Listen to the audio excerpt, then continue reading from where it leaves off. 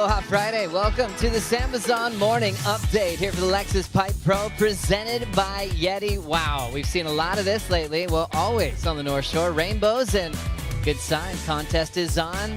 Apple Watch is being distributed. Caitlin Simmers coming through with a free surf. And how about this moment in surfing history? High fives for the legendary human being named Carissa Moore. Five-time world champ, Olympic gold medalist, is stepping away from competition, and she will be in the first heat. The elimination round featuring herself, Betty Lou Sakura Johnson, and also Isabella Nichols. Thanks so much for being with us. We missed you on the late eight. Joe Turpel with Felicity Palmatier, CT Standout, Big Wave Charger. Flick, the conditions are unbelievable. It's truly paradise right now. Oh, it is. It's as good as it gets. The water is so crystal clear blue. I think I've seen about 5, 6, 7 rainbows this morning. No rain, no rainbows. It's been a beautiful start to the morning, and I'm ready to get some action underway. Yeah, some crazy sandbar sessions for the world's best last couple days, but let's get down to business. Get the official report and update from our Chief of Sport, Jessie Miley-Dyer with AJ McCord. Thanks so much, Joe. Yeah, Jessie, all right, give us the rundown here today. Who's in the water and what can we expect? Yeah, so we're going to have the women's elimination round straight up, and then we're going into women's round of 16. So we've actually got a full afternoon ahead, and the waves are looking pretty fun. It's definitely going to continue to pick up throughout the afternoon. We know that, and we've kind of been eyeing off that swell, and we've waited as long as we can to be able to start and to be able to finish today. And then moving into tomorrow, the last day of the window, what can we look forward to? So tomorrow, I can tell you guys for sure, is definitely finals day. We'll be crowning men's and women's champions tomorrow. It's the last day of our event window, and it'll be a big day of competition for us. It's a full day. So we'll have men's and women's quarters tomorrow on to the finals, and we've really backed into what we needed to do this afternoon to take advantage of this swell as it continues to pick up and coming into tomorrow. Looking forward to it, Jessie. Joe, we'll send it back to you and Flick in the booth to call the action. I love it, AJ. You can tell. Jessie said that call so fast. She's like, you can tell, she's like, let's go, let's go. It's on, finals, champions. Jessie gets really excited for moments like this. Thanks so much for all she's done all week and for pro surfing. Former world junior champ Jessie Miley-Dyer spent a long time on tour. Got to be on tour, and Carissa Moore began her reign. And Carissa, the number 2 seed heading into this year, could do a lot of things this year with her life. Can kind of change gears a bit. Remember, she's going to be still competitive a touch. From here at Pipeline, we're thankful for that. We'll see her in Tahiti as well, and also looking to defend her gold medal in Paris 2024. How about all those seasons? Calling herself the best surfer in the world. Pretty magical looking back, Flick. Oh, it is. I mean, Carissa is definitely, when I think of women's professional surfing, I think she's just pushed that level of progression so much in her time on tour, and I think more so than that, obviously her surfing accolades, they speak for themselves. She's had so many event CT wins on tour, but more than that, we speak about it a lot, but it's how she shows up in life and how she chooses to connect with people and how she leaves people, the feelings that people have once they leave a conversation with Carissa. She's just an amazing person. There's a lot of people here on the beach that are hoping for this fairy tale ending to come true. Let's see how Carissa feels about it. You know what? I'd let go of the fairy tale ending because I think I put too much pressure on that going into the 2023 finals. I was like, oh my gosh, here I am. I'm ready to redeem myself. I want to win this thing. I'm going to get the title, and then I'm going to walk away, and it's all going to be good, and I'm going to have peace. But then I realized, the outcome doesn't give you peace. It's in your own mind. And so I think for me, it's I just really want to enjoy this event. I want to enjoy it with my family and friends. I want to enjoy it with my tour family. I just want to share my heart. I want to perform well. Hopefully I get a really good barrel. That would make me super stoked. But just to really not be in my own way. I just want to be free, and I want to surf from my heart. So that to me would be the fairy tale ending. So wonderfully said. And you can hear the thought process of also not putting too much pressure on this moment as well. And I think we felt that at the start of the season as she was so gracious with her interviews, but she was kind of trying to fend off any celebrations that might really make this moment bigger than she wants it to be. It's impossible to avoid with her legacy and all of her titles and the things she's done for so many people around the world. It's fitting that you really look forward to celebrating a champion and a human being like like Riss. Oh, for sure. I don't think she was ever just going to slip out the back door without everyone wanting to celebrate her, you know. But I think it was beautiful what she said, that she, you know, obviously you want that fairy tale ending, and maybe she could have finished it off with a world title. But, you know, you think too far in the future like that, and you start, you know, trying to visualize how this all happens, but you get so lost and forget about what she's already achieved, you know. And sometimes, you know, just looking back and having this great appreciation for everything that she's done. I mean, what more is there to do? So I just love her attitude going into this, and yeah, I'd love to see her get a couple of nice barrels. Carissa Moore started her life on tour in 2010 full-time, but we saw her as a wild card even before that at 14, finishing runner-up at Snapper Rocks. As we check out all the big numbers there, the titles, youngest to ever win a world title, still holds that record when she was just 18. Graduated Punahou School, which is in town in Manoa, and then was already traveling around the world as a huge threat. 28 championship tour event wins, with a few of them from last season, as she was wearing yellow up until the WSL finals. 2020 won gold for Hawaii, for the USA, and 2010 she was Rookie of the Year. So with that 10 number there, she chose the number 10 for her jersey because of that big accomplishment of graduating high school in that year, but also because she's always striving for perfection. And she certainly has been quite perfect for a very long time. I'm really enjoying this, though, too, Flick, because Betty Lou looks up to Carissa a lot, but she seems to be more aggressive against Riss than any other competitor on tour. Even just looking at where she's sitting right now with no priority, she is right next to her hero. Oh, for sure. And, you know, obviously Betty has a lot of respect for Carissa, and, you know, Betty's probably met Carissa when she was only about so high, like a few feet high, you know, and obviously looked up to her for so many years. But there comes that time, you know, Betty is now qualified for the tour, and, you know, Carissa, who she was looking up to for so many years, she probably had posters of Carissa on her bedroom wall. She's now competing against her. As we look at this cute little moment here, and this is a photo. Betty actually posted this on Instagram and is saying she met her Carissa Moore, her idol, today.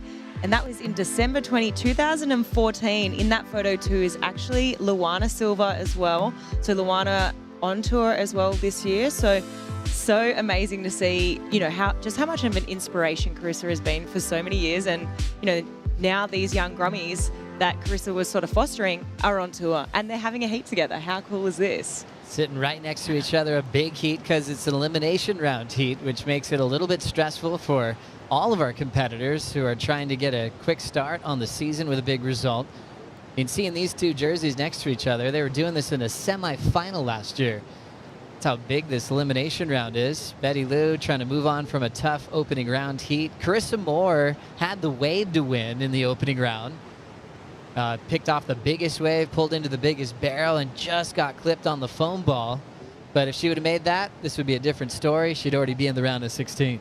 For sure. I think Carissa's game plan was great, and she's looking really on point. I don't think it was anything to do with her surfing as why she didn't get through that heat. You know, maybe positioning as she took off, if she was just that little bit wider, she would have easily made that. It would have been one of the best scores of the whole round, of that opening round. So she's looking on point. I don't even think this is getting to her too much. It doesn't seem like that to me. She's obviously in a really good space mentally. And, yeah, I think the ocean cooperates a bit. I think we're going to see some fireworks. Looking at the conditions we have today, we've got the swell and the buoys that's been there since yesterday, and we're anticipating it to just get better and better throughout the afternoon. Tomorrow is finals day. We're in the end of our waiting period tomorrow, so we can guaranteed to crown our champions tomorrow in some really solid surf. It'll be building throughout today and tomorrow. Looks like a lot of backdoor tomorrow. Should be a balance of both in today's competition. But the flawless conditions have been really celebrated the last couple of days here in Hawaii, because we've had a lot of rain, a lot of weather, a lot of Kona winds that have shredded the lineup. So the last few days, it's just been absolute paradise. People are really happy coming out of the ocean, having some really fun free surfs on our lay day yesterday. And right now we'll see if we can get an opener fairly soon. It could go down to turns in these first couple of heats. We saw a lot of that in the warm-up before the first horn went off. Yeah, I'm predicting that. I'm predicting that especially these early heats right now. Like you said, the swell is supposed to be starting to fill in throughout the afternoon. So I think these first few heats, when you're going out there, I don't think you can have that mentality of I'm looking for 2 backdoor barrels right now. I feel like you could get caught sitting there for a really long time if you're just watching for that. But back to those free surfs, last night I saw a clip Isabel Nichols posted, and she actually got an amazing wave out of backdoor. It was so sick. She came out with the spit. So I was really happy to see that, because Bella, during her opening round heat, she came in from a heat. I was kind of talking to her. She's like, maybe I should have gone to turns. I was just looking for that barrel, but she ended up getting a barrel. Best call ever. Smart move. Isabella Nichols in the lineup now, looking to move on to the round of 16, as we'll check in with Surfline just today and tomorrow, left in the waiting period for the Lexus Pipe Pro, presented by YETI. Jonathan Moore has been helping us out quite a bit, letting us know this new northwest swell will slowly build in this afternoon, also peaking tomorrow, and that's the best part. Offshore east winds, magic day. So starting off fairly small, 4 to 6 feet this afternoon. Wind should pick up just a little bit as well, but with that real favorable direction. Sun's out. Great beach day to enjoy the action, especially tomorrow. Even bigger. We'll wake up to 8 to 10 foot faces. It'll drop maybe a touch, but basically holding true throughout finals day tomorrow. Thank you very much to Surfline for helping us out and being the official forecaster of the World Surf League Championship Tour. Still quiet in the lineup now, Flick. It's interesting as a competitor. What can be going through your mind? And also when you're trying to position yourself against the rest of the crew.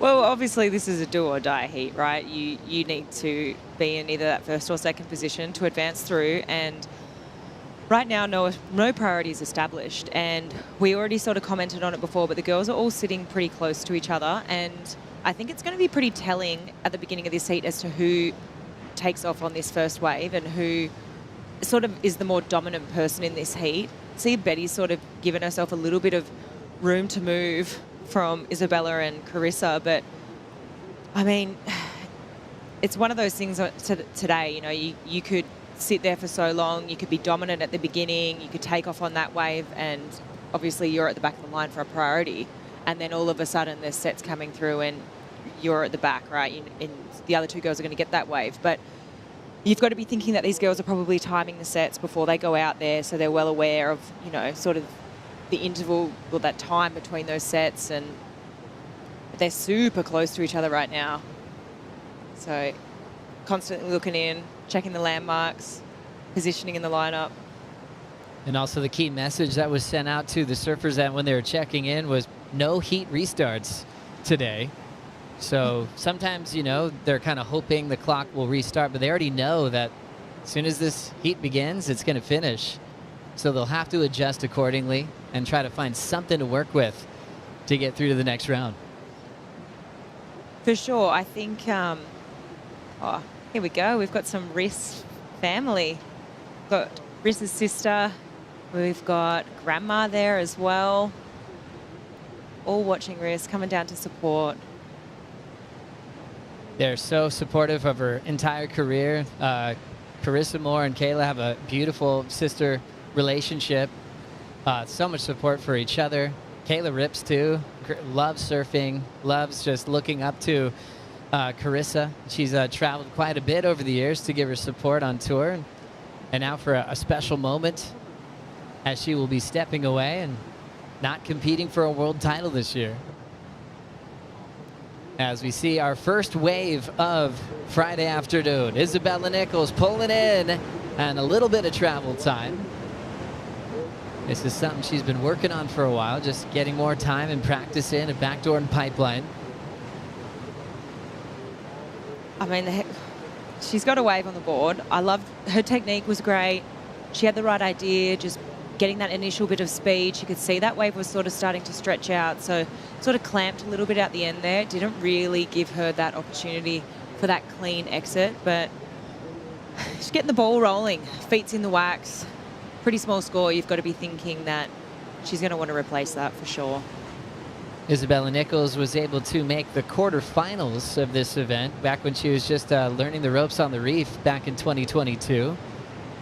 typically favors these running right to back door. What'd you think here? Yeah, she just got that initial bit of speed first. Like, she had a great line, and then a couple of little speed pumps in the barrel. Yeah, she had to get that little bit of initial speed. Sort of just ran off without her and didn't really have that clean open exit. That wave was a bit of a smaller one, so she's got third priority now. So I wonder if she's going to give herself a little bit of space from the other two girls. I'm assuming she will. And now it's just down to Carissa and Betty sort of dueling it out. It's going to be pretty exciting, I think, because Betty's coming to this event pretty fired up. Yeah. She's showing a lot of tenacity there at the beginning of her round one heat. Watching Lakey Peterson prepare for elimination round heat number 2 with her husband Thomas and also her coach Shane Doran. I mean, what a coach really to have for Pipeline, right? Wow. So good, so much knowledge. I was even just, picking Shane's brains this morning because there's a lot of swell on the horizon forecasted for the next couple of weeks. And what do you think about this? And what do you think about that? And wow, he's just such a wealth of knowledge. And just said a few things I just had never even thought about or contemplated this morning. And I just, that's what you get when you're 51 years old and just surfed every wave on the planet and every big wave and put so much time into places like here and Pipeline as well. It's so cool. He's just reached this place in his career of just total guru status, and he's calm. He's more fit than he's ever been in his entire life, and just so in love with pro surfing and now passing on the knowledge. I think it's like really rewarding for guys like Shane and Ross Williams, who in this heat he's coaching Betty Lou. Like for them to actually they lived a life, figured a lot of things out on their own, but also through their peer group, and then they're translating it into really amazing coaching programs. And I think it's just as rewarding as them getting a good barrel themselves or a heat win. They live for good moments for their athletes, as we see a backside turn from Betty Lou. First time she left Carissa's side, and she got a turn off, so she'll probably be ahead of Isabella Nichols since Isabella went down. We'll wait to see how the judges react to that clean little backhand wrap. It's a 1.5 as we take another look. Yeah, you could see she was really looking to go backdoor then, and then, obviously saw that wave stretched out in front of her. So just the one turn, I think she's going to want to improve on that. But now Carissa's going to have a pick of where she wants to sit. As we see Betty having another look again. Betty Lou rolling in on her forehand this time. Nice clean wrapping cut back, and she hops out of there. So opened up with a 1.5. She'll have her top 2 scores, helping out her lead at the moment, making some good adjustments as we pass the 15-minute mark. Yeah, she's just trying to keep herself busy, and she figures that obviously Carissa's got So obviously Carissa must have had a look at a wave there because she's lost priority. And Bella's now got priority, so something's happened here. So this is the moment. So Carissa had priority, she paddles, she pulled back. Isabella put her hand up straight away like, yo, she lost that. I've got priority now, and sure enough, so maybe just a little bit of an error there, And especially just with 14 minutes on the clock. right, love the passion as well from Isabella. Playing the game well, but yeah, tough one. Carissa Moore losing first priority. She'll have priority underneath Bella and over Betty Lou. And Riss still just needs a 1.01. So basically connecting with one section would change things around. But you could tell for Isabella and Betty Lou, they're not getting carried away emotionally with Carissa Moore's send-off as we check out Betty Lou's last wave. Yeah, this was nice turn there. Sort of slid the fins at the end. But, you've got to be thinking that she's wanting more for sure. I think even when I was watching it earlier, there were waves out there that were offering more than just that one turn. So a couple of scores on the board for Betty. But back to what your point about, obviously these girls are not going to get carried away in that sort of whole emotional roller coaster with Carissa. They've looked up to her whole life. But in my opinion, it'd almost be disrespectful to Carissa to not actually give it to her, because that's you are showing more respect by, hey, I really respect you as a competitor, and I'm sure Carissa would feel the same way. You can see Betty's put a lot of space between her and the other two competitors at the moment, having a look more down towards almost off the wall at the moment. Now looking at 12:50 on the clock as we say good afternoon to Strider Wazalewski. Waz at the start of this heat, back basically the first 10 minutes all three surfers didn't really leave each other's side. Now making some changes with 12:40 to go. What are you seeing? Yeah, well, just a slow roll. Swell's coming in, and it's taking its time. So when you do that, you're going to be waiting for those waves, and you don't want to miss them. Everybody kind of jockeying for that first wave. Betty Lou down here at Aints. It ain't backdoor and it ain't off the wall. Aints Bowl. So there's a nice little nugget right down here where there's a deep spot in the reef that creates this little doggy door. You can come out where you see those guys come out of the barrel and the girls come out of the barrel right at the end. So hopefully she can find something down here while she's not in priority. You know, there's a few good waves coming. They look like closeouts. And then once you get that little deep spot, it opens up just a little bit in order to break through the lip or jump out of the barrel. So that's what they're going to look for down here at Aints Bowl. Good man, Strider. Nice little breakdown there. Betty Lou out in front with a 2 and a 1.5. So ton of the story to tell of elimination round heat number 1 towards the back end of this heat. Still waiting for Carissa Moore to get an opening ride, which is just how she started off her opening round heat. Very selective, and we're all waiting in anticipation to see what she's going to do for us. We'll be right back after this.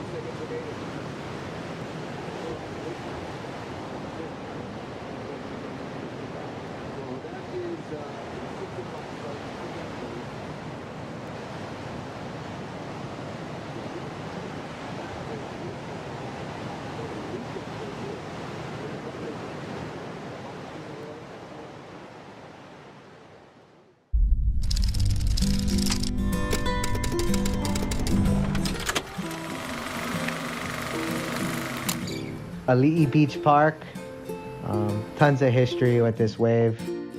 You know, I think back to the families that paved the way and all the kids on the North Shore. They learned how to surf at Haleiwa. They do the Haleiwa Menehune, which is the best Grom event around. Been going on for 40 plus years. As you get a little better, you can kind of graduate to the outside and surf some of the biggest waves of your life.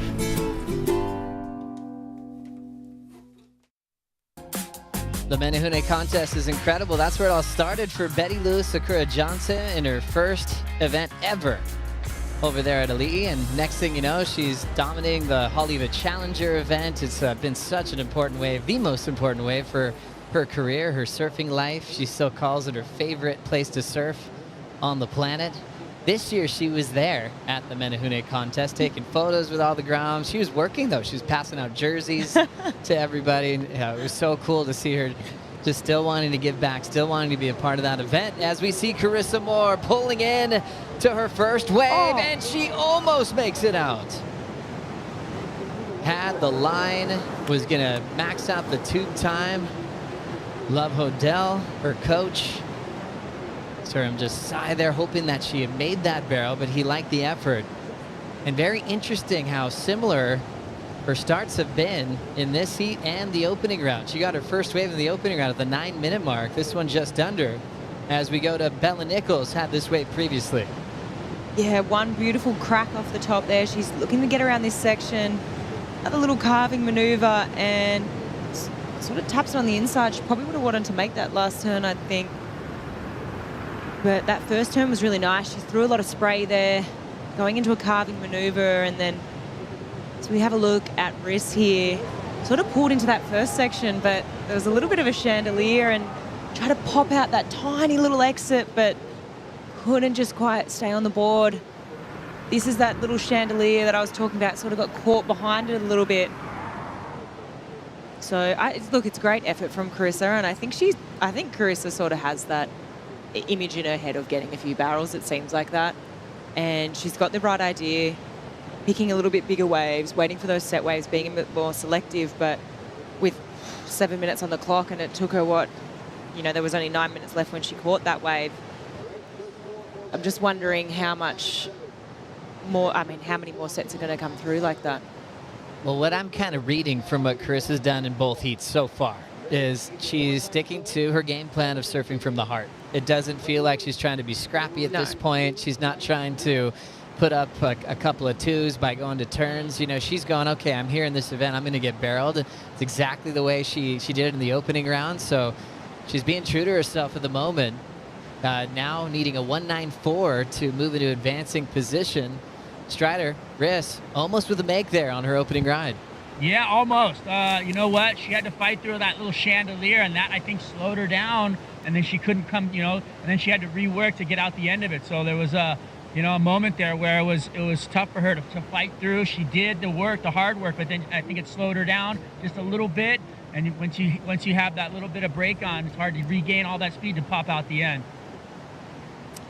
Nice pickup, Strider. And we saw Carissa trying to push through that section. Betty Lou hanging out on top of that wave, and we'll see if that really affected the make.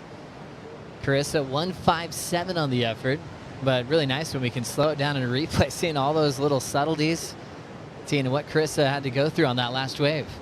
Yeah, there was a little bit to contend with. There was a couple of little things that she sort of had to battle with. So she did the best she could, and yeah, I think I've just got to echo what you said, Joe. I think she really is surfing from the heart, and I don't think we could be wrong, but I don't feel the need that she's going to get scrappy. I just don't see it. I am envisioning a couple of bigger waves for her and a couple of bigger barrels. Yeah, definitely living by her game plan here of just waiting for some quality waves, trying to find some space, because it's been very competitive just to try to get room out here, even with our priority system.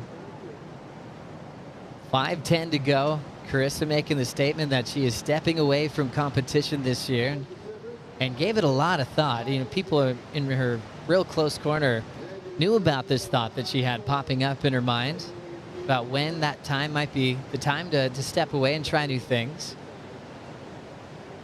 And we're really looking forward to seeing what she comes up with. Looking forward to just seeing what kind of surf trip she goes on, if any, and I'm looking forward to the next few years. I think it's going to be pretty surprising, and I think we're going to see a sort of different Carissa. I like that. Let's say a big good afternoon to Jesse Mendez. Jesse, let's focus on wave selection from your point of view here in heat number 1 of the elimination round. Yeah, Joe, this is very tricky today. We got very clean conditions, so when the wave comes, is very nice, and mostly for backdoor. There's that nice little teepee wave with some volume from the new swell building in. So you want to get that wave, but do you pull the trigger to wait for that? Because sometimes it takes about 15 minutes for it to come. Or you just start scrambling, trying to scratch something, find stuff underneath, and then go and wait for that. So it's just a chess game out there today. It's very tricky to pull the trigger. I'm sure the nerves to being on elimination round, no one wants to lose that early. So yeah, a challenging day for them in the water right now. Also, Jesse, from today, surfers had to be prepared for an early start. 7:30 call, but then after multiple holds, finally out there right at 12 o'clock noon. How do you manage that time as a competitor? Yeah, I think personally for me, I would like to go home and rest, have a good breakfast, maybe take a nap. It's different for each person, each individual. I saw some people paddling out. I saw Tyler paddling out right after they call it off. Who else? Gabby, Brian, I saw it out. So it's different for each of them. But ideally, it's such a long day, they probably woke up about 5 a.m. and they might go all the way to 4 o'clock. So you want to take a rest and kind of regain, get the energy reset, and come back here and be ready and not be overtired from being watching at the waves all day, sunburn, whatever, Thanks so much, Jesse. Great view there where he's standing in the Red Bull Athlete Zone, where all the competitors, coaches, shapers, Carissa's grandma can hang out. We've got exercise bikes, workout equipment. There's a sauna. There's a big YETI back there filled with ice if you want to do that as well for the ice bath. Here comes an important wave for the heat. Bella Nichols, second turn, a beautiful wrap. And the former world junior champ steps off. She'll better a 1-point ride, and now Betty Lou, Sakura Johnson has the flow. Riding a 5.6.5 from Channel Islands, belting it. Nice clean finishing move there. Shinobu always by Betty Lou's side. Always talks about her mom as her hero, who she really looks up to. Happy that she recovered from her shoulder injury that took her out of competition in Tahiti. And she is really inspired for another great year against the world's best, and seeing this as a big opportunity to be in the water with Carissa Moore in such a emotional event for surf fans, but also for the Moore family. Numbers coming in as we see Luke on the right there, Carissa's husband, and that's Love Hodel, the coach, whistling there. Carissa has priority now, needs a 3.86. Bella Nichols locked in a 2.6 on her last wave, and Betty Lou into the 4 range, 4.33. Minute 22 to go. Carissa's smart there. You know, she forced Isabella to go that wave because she was sitting in third priority, right? She had no choice of any wave. She had to force Bella to go, which she did. She's now got priority, and she's chasing a 3.86. Totally in her wheelhouse. Carissa making a move, about a minute on the clock. Gets a little bit speed out in front. She pulls into the first section, but she can't come out. She goes down, chasing a 3.86, 52 seconds remaining. Wow, you could just tell that, you could see she was really looking at it, like, do I go for this barrel or do I not go? And, I mean, right now you can see Isabella just moving straight down towards Carissa. And Rios is going to paddle straight past her, but you got to be thinking that Bella's probably going to stick on her. Such a hard decision at this size of backdoor. You know, when do you pull in and when do you just go for some big power turns? Well, kind of, you know, it's so easy to sit here and say that, but it kind of was asking for turns, but I guess Riz sort of had that idea. You could see her looking for the barrel. I mean, she got in there, but it just was that, it wasn't really letting her out. None of these little barrels today that the girls have pulled into, they've just all been really crumbly. So not really having that clear exit. And we're going to count this one down. All surf fans hoping to see that fairy tale story of seeing her back in a final here at Pipeline, but it will be an elimination round loss for the 5-time world champion. We're going to be thanking Riz all event long, all year, for all she's done for pro surfing and for all of us as an incredible human being. But a tough loss there for Carissa Moore. Staying in third, didn't get started till about the 8.5-minute mark in this heat. Wanted to surf with her heart, wanted to get barreled, and the ocean just didn't provide this time. Bella Nichols and Betty Lou moving on to the next round as we have Lakey Peterson taking on Tatiana and India Robinson coming up next.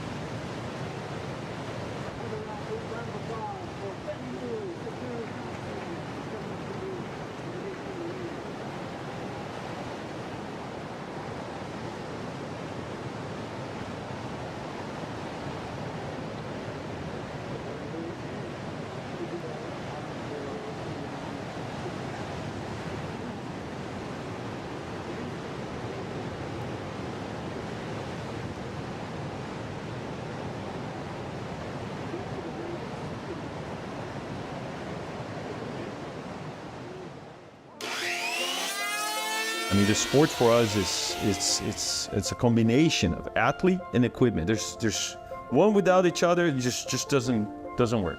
And I think that's important for the WSL or for all the events that try to promote the media in general, to really raise awareness that the equipment is important. It's something that we need to look up to. I would say Pat Rawson, Tom Carroll's guns. Because I remember even the board. Rawson, we did some boards for Rawson here, so I remember the guns. And you can see him like flipping around, late takeoff, putting in the pocket, turning, and just, he was riding like a shortboard. And that thing was like probably a 7.6. We won Chopel with Jack, and we won the titles, the finals. And what else we did? Oh, we won J-Bay. We won everything, and we got second. So I don't know what else to do. Carissa Moore being greeted by her husband, Luke. Tough loss in the elimination round, but she's right where she wants to be. Wishing her all the best in this beautiful transition this year in her life. We definitely want to see more Carissa, but we always feel that way. She's set the bar for so many years. Hopefully she sticks around this event so we can catch up a little bit more. Now we're inviting in Laura Enever to join us here on the host set. Laura, a pretty big moment for surfing, seeing Carissa getting knocked out this early, knowing that she has different plans this season. Yeah, absolutely crushed for her, but on the other hand, really excited for her to go and, pursue all these other areas of her life that she, obviously cannot wait to go jump into. And so, yeah, it was heartbreaking and crushing. Like, my heart was beating out of my chest then. I just, she's had so many waves the last couple of days that she's just not squeaked out of, and it would, the results would have been very different if she had of. But that's surfing, and unfortunately, yeah, there just wasn't a lot of opportunity for her out there or the other ladies. So one thing my coach always told me was, whenever it starts raining, when it's in your heat, it's when you have to get a bit nervous, because somehow the rain just stops the waves. It happens here. Interesting. Yeah, an interesting moment, Flick. Your thoughts on that last heat for Riss? I'm crushed for her, like Laura. However, she has done so much, and I just don't think she can forget about that too quickly. And also, there's more to come. There is more on the way. I feel like this next year is probably going to be one of the best years of her life for different reasons, finally being able to do things she hasn't been able to pursue for so long. And yeah, it's upsetting, but I think there's so much goodness on the horizon for her, and the best is yet to come. She just doesn't get results like that when we look back over the years, as we now start a brand new heat. Tatiana Weston Webb, big bowling section, attacks it and rides away with a solid backhand hack. Really enjoy that from Tati. Sometimes you think she's just focused on barrel riding, but clean to get that nice backhand turn. India Robinson, meanwhile, had a bit of travel time before going down on her openers. So unlike the last heat, we've got some waves ridden early, priority established early. Lakey will have first priority now with 25 minutes to go. Another one of those crazy heats where Lakey's been in back-to-back semifinals at this event, seeing her in the elimination round. India Robinson, great to have her back on tour. She actually went out on social media and said how frustrated she was, with her opening round performance. Saw her for a little bit today, and she looks so confident. She just wanted to clear the air about that performance, and she's ready to take on the world's best again. How'd you like her run through the Challenger Series last year, Laura? Oh, absolutely amazing. So dominant, and just was so cool to see her come out on top and get back to this place. We obviously all know India's story when she qualified for the tour a couple of years ago. She was struggling with a head injury, and it just really, she wasn't able to compete at her best. And now she's back and she's ready. So I'm just so excited to see her have this opportunity again, and yeah, get a nice early wave. I mean, she obviously didn't make it out of that barrel, but it would have just felt nice to get some tube time. 24 on the clock as you can check out the reef from above. Still dangerous no matter what the size of pipe and backdoor. A lot of injuries on the smaller days as well, because you tend to have a lot more confidence. A lot of bins get busted out, trying to dry dock an end section hack as we see Tati winding up again. And wow, she has been doing really well with these end section turns. She wanted to really show the judges she had control. Her wave previous turned into a 4.5. That was just for one solid maneuver. Yeah, those are the turns that we love to see from Tatiana. When I think of those big end turns. I said it the other day, but I think a Margaret River end section on dry reef, she's just not afraid. I think she's face planted on that reef. What's it called? The surgeon's table? Is it? Yeah, or the bricks on the right. Yeah. Yeah. But Tati's just so powerful on her backhand, straight up into the lip. And sort of got a little bit bucked off there. You can see she's really trying to say, hey, this is a make. But 4.5 for that first big one turn. So you've got to be thinking, she's like, all right, 4.5, great. I will do that. 2 4.5s. Yeah, I feel like if she'd been able to ride out of that last turn as well, that could have gone 5 and above, because that was a really committed turn. Let's hear from the winner of the last heat. Betty Lou is with AJ. That's right, Betty Lou making it out of the elimination round into the round of 16. Betty, what did it take for you to get that done? Wow, well, it was really grindy out there, but me and Ross, we had a game plan, and I kind of just stuck with it and kind of went with what the ocean was providing for us, and yeah, happy to get away from that round. And how important is it for you coming into 2024 with the big goals, coming off that injury, to get through this and sort of just prove to yourself that you can? Yes, it's totally huge to be back here from my injury, and with the time that I've had, I'm really happy with my progress. To be back here in the water and be able to surf pipe and backdoor and get ready for the whole season and just stay strong throughout the whole year. And of course, I can't imagine it's easy ever to go up against a hero like Carissa Moore, but especially knowing that she's stepping away from competition the way she is this year. How did you put that aside and also maybe relish a moment to surf with Carissa? Yes, totally. I mean, it's always an honor to be in the water with Carissa, and yeah, it's just weird. I feel like I haven't really felt that she's leaving yet, and I don't think we will realize that till we, eventually leave home. And but yeah, I just wish the waves were better for her. It's definitely hard to go out when the waves aren't the best. But yeah, hopefully maybe someday she'll want to come back, and who knows. But yeah, it's been nonetheless it's been an honor to watch her grow and watch me eventually maybe build up to be a quarter of what she's done in her career. And yeah, if I could accomplish something like she did, I'd be really happy. Well, already off to a good start here at Pipeline. See you in the round of 16. Thank you, AJ.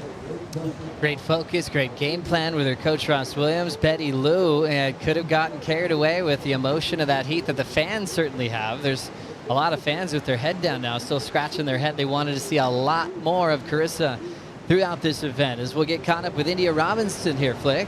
Yeah, she absolutely carved through that first turn. Another little quick carve and straight up into that third maneuver. So 3 quick maneuvers there from India. This is definitely going to be her best ride. But you could just see it was a bit shallow there in the end. It kind of seemed like she could have given it a bit more. And now Tati on the backhand again. Clean whip. She might be able to combo this one up. Second move, backhand float over the dry reef. Stomping those turns quite well. Just to give you an update, remember the snap she did earlier deemed incomplete. So judges didn't give her credit for the previous one because she didn't ride away with control. They always are looking at that. And a good call from the panel, but she will improve on that second scoring ride with now a 3.0 and extend her lead. And 81 CT events, Laura, that's clearly veteran status these days. It's so wild. I still just I look at Tati and I don't see a veteran yet. She's so young and lively, and yeah, but she's a vet. She's 81 CTs and she qualified so young, and she's just here to do damage. And I feel like this is going to be her year. This was smart. I mean, she has the 4.5, just wants to back it up, finish it off here on the inside, and she just doesn't want to get herself in a situation like obviously watching Carissa in the last heat, just scratching for a low score at the end. So getting busy here, really smart. She's going to put herself out in the front, and the other ladies need 3 5s, 4s, which is at the moment kind of hard. It's kind of promising too, and oftentimes you can pass the torch of confidence when you also work with Ross Williams. The game plan for Betty Lou was effective, and they probably have a lot of similar things they're going to be looking for in this heat for Tatiana Weston Webb. So sometimes it's your little sparring crew that can really celebrate success with each other, because they're doing those mock heats in the off season. They know what's working for each other. So for Coach Ross, he's trying to go back to back with these 2 heats, Flick. Yeah, for sure. I think obviously Tati would have been watching that heat too and just identified, wow, okay, Betty got through basically with a total of 6.33. That's incredibly low. the bar's low right now. Like, let's not keep looking for 8-point rides right now, because I don't know how many realistically is there that is going to come through. Well, not yet. The swell is on its way, so we know it's coming, but just these first heats are just going to be so tricky to call, because, even if there's one set every, half an hour, that's a really good one, you just can't expect that you're going to be there in the right place, right time to be able to be in position. So to get, quick starts and build that confidence is smart for these ladies right now. Yeah, staying present, right? You almost don't want to look into the forecast, because you can't. Oh, maybe one of those first sets will arrive at this certain time in my heat. You could get carried away, drop an anchor out the back. Lakey Peterson got a nice little runway into this right. From Santa Barbara, California, throws down a wrapping cutback, chips it really quickly in the pocket. Third maneuver, she'll step on the float and get out of there. I like that.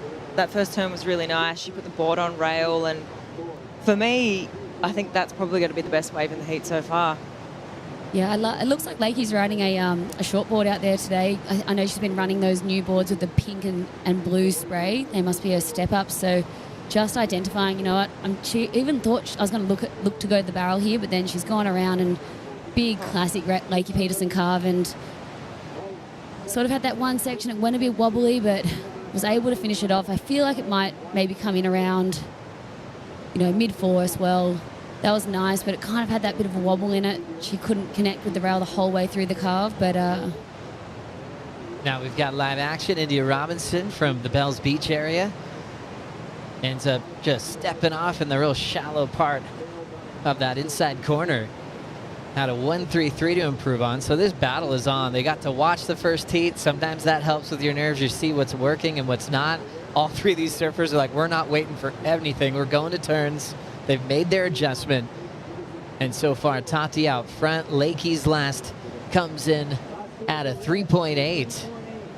So they probably saw the same thing you saw, Laura, getting a little caught on that opening carve. She's actually riding a 5.9 CI Pro. And that's been a big part of her life, the Channel Islands family, for a very long time. Kind of nice for those Santa Barbara surfers having a big brand like that in their backyard. They tend to get good, and then CI's knocking on the door saying, yep, you're really good, we're going to help you out. And that was the case for Lakey. Well, just think about how many years she's had to refine her quiver, with just, it's just incredible, right? Since she was such a little grom, and with all the different tour stops as well, and Channel Islands obviously shaping boards for all these different tour stops for so many years. All those dimensions are on file, the certain rockers for different waves. So it's pretty incredible, like the relationship that she's formed now as well with her shaper. And, her boards and her quiver have just got to be so refined, and she would have that dialed by now. You've got to be thinking, obviously slight little different tweaks depending on, maybe she's changing things in her technique, her style, ever so slightly, but you've got to be thinking she's got that dialed. Yeah, it's really cool. I think she's actually part owner of the whole company. No it was way. a cool opportunity for a lot of team riders to buy the brand back. And Britt Merrick is the head shaper, obviously son of Al Merrick. A long time ago, they sold the brand to Burton, and they always had a great relationship there. And they were like, hey, do you guys want to buy it back? Obviously wanted to give it back to the family, kind of have a grassroots feel to it. And Lakey was able to be like, yep, let's get on board. Let's make it about us. And it's kind of a rad journey they've been through, with that amazing surfboard company. Yeah, that's really cool. I feel like there was a moment last year where Lakey, actually could have been the year before, when we went to El Salvador, and Lakey had this board there, and it was like she just clicked with her equipment again. She'd been having some rough results on tour, and then she gets to El Salvador, she's got this board, and I was just watching her free serve going, that's the Lakey. Like, she was just absolutely on fire, and she ended up getting a really good result in that event, and I feel like her board outlines have slightly changed since the board then. on ice. Yeah. Well, for Lakey, it was interesting. Watching her last year compete, had the semifinal here and then had to wait till Jeffreys Bay for another big result. It was a huge one. She ended up winning the event, but it was much more emotional than it had been when she was winning all the time, like in 2018, 2019. 2018 was the year she finished runner-up in the world, but when you don't win for a while, it can get emotional, and it was great to see her get started off with a third place here at this event. Always loving the backdoor rights with turns or barrels. and looked like she was going to be running away with the world title race after a performance like that, Flick. Yeah, for sure. And I think I've just got to echo what you said as well, Joe. I really did notice that that win meant so much more than any other win that or any moment in her career. It seemed like it said, and I was listening to some of the interviews she'd done, and she just said that things just were not clicking for a long time, and you sort of start to lose belief in yourself and, is it my ability? Like, do I even maybe belong here? And so to have a moment like that after quite a few years is really sentimental, and I think it's probably put a new fire in her belly, and I'm excited to see what she does this year on tour. Yeah, what a great career for Lakey Peterson, and even focusing just on this venue. I mean, talk about a wild card type feeling for all of their careers when all of a sudden, hey, we're putting Pipeline on your schedule. And a lot of them had never surfed out there before, and you just got to look at it head on. And Lakey was like, all right, let's try this. She was open in her career about saying big waves were really scary. Remember those big days at Cloudbreak, Big Margaret River, but having great coaches and friends like Mike Parsons, they were able to look at that and turn it into a strength. And I think when Lakey proved herself at Margaret River and won when it was big, everyone knew the journey she had gone on. We were there for her when she said it was tough and frightening, and then we got to celebrate with her when she was like, yep, it took a long way to get here, and it was really special to see her actually be willing to go through that growth in front of our eyes. Totally. She turned that vulnerability into a strength, really, because she firstly accepted it and was like, I do not feel comfortable in these waves. And then she said, now that I've accepted it, let's work on it and find all the different ways and chip away. And even seeing her in Tahiti last year and the year before, obviously, when the women went back there, it was just really cool to see just, every surf, just that little bit more comfort. And then, having that moment and being in the barrel. And, she had that amazing, heat where she got tubed, and it was really cool. It's hard not to think about big waves when you're on the North Shore, especially with you two around checking the Surfline maps kind of more frequently in the last couple of days, because something looks kind of wild next week. We'll give you more of that in a second here. A little running right for Lakey Peterson.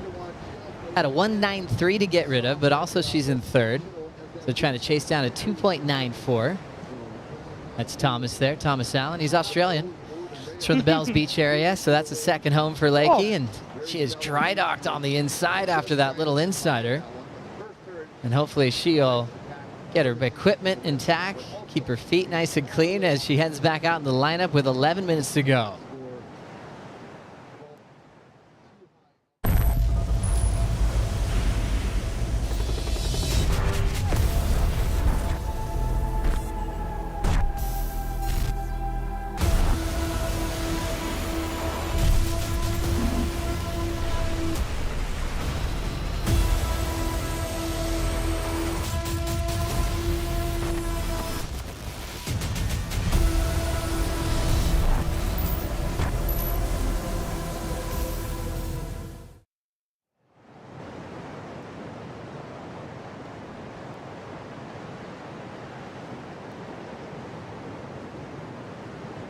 Bit of that breeze starting to pick up, and create a little texture on the surface of the ocean. Spray coming off the top of the wave.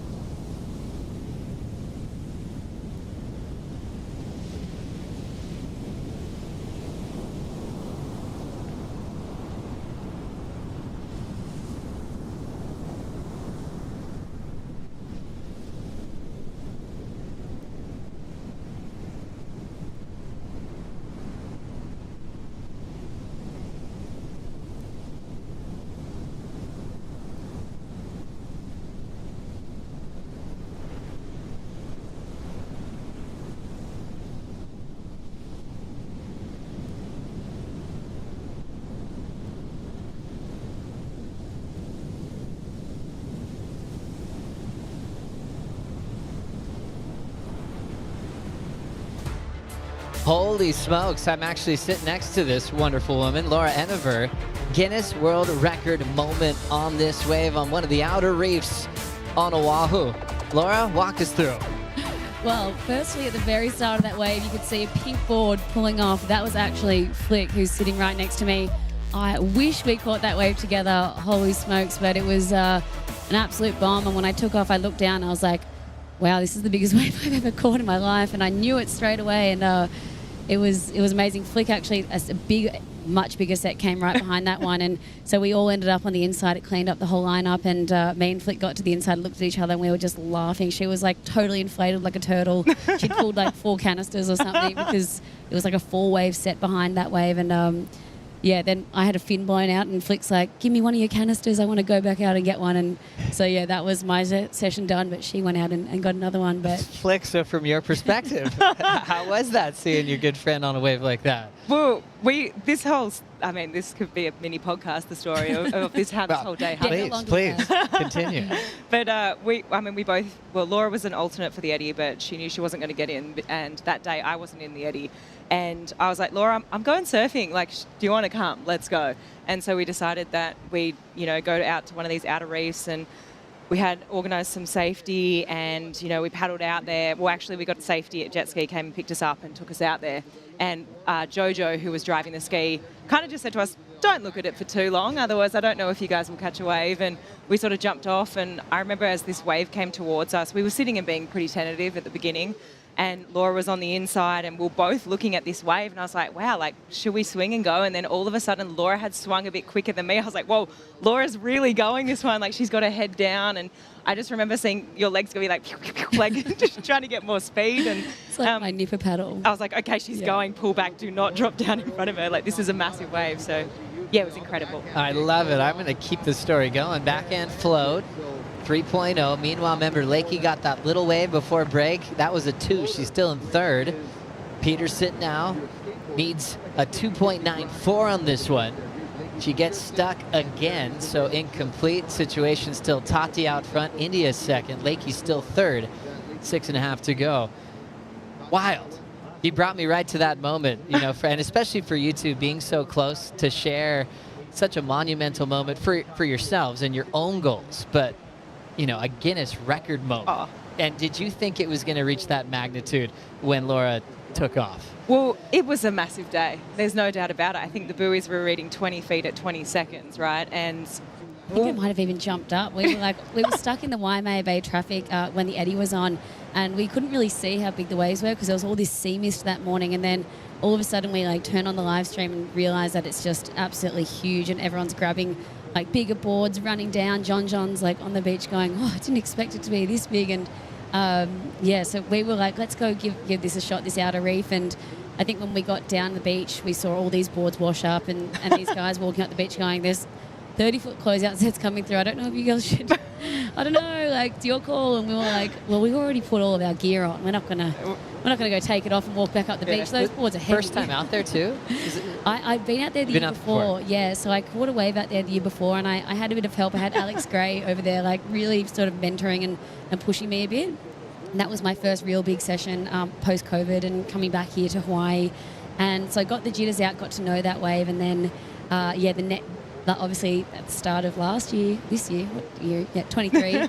That huge swell came, and it was just unbelievable. But me and Flick went out alone, and I feel like I don't know, we always just hype each other up, and when that wave came, I think I'm just most proud because I didn't have anyone yelling at me to go. I just had so much trust in myself to just be like, this is it. This is my wave. Let's go.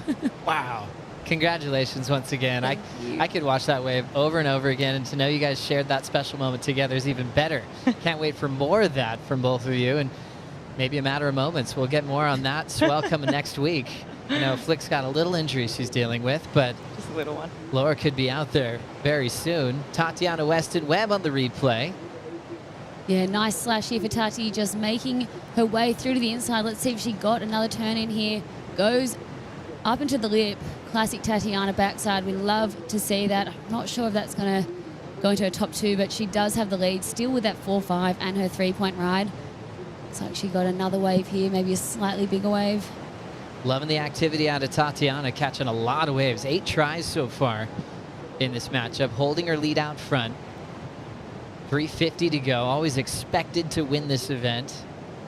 And always a favorite in Tahiti. She'll be a favorite in Cloud Break. She's that kind of surfer that absolutely loves it, but she's really adjusting to a very smart game plan in these smaller conditions today. 4.5 and a 3.0 out front.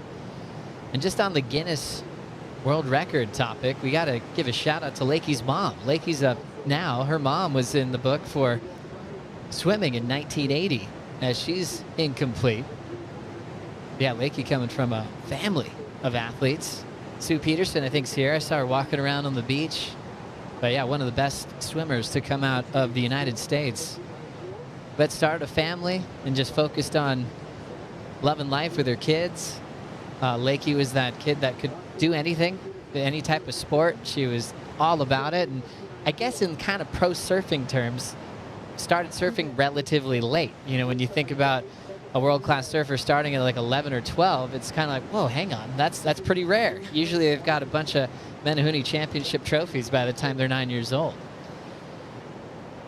For sure. I think, but Lakey, I remember the first time I actually ever saw Lakey was footage of her during school, so naughty of me, but I went off onto a computer and I started Googling because my dad had sent me a message being like, you've got to go online and check out Lakey Peterson. She just did an air in, I think it was the NSA or something like that. And you're in class. Yeah, I was in class and I was like, I've got to see this. And I remember just being blown away by her progression. India Robinson pulling in for a moment, getting clipped at now 2:10 to go. She's in second, but let's dive into this one a little bit more with some detail, as we'll do a heat check here of elimination round heat number 2. It's right there. You can see Tatiana Weston Webb, incredibly active. You always scored on your best 2 waves. Those are highlighted in green.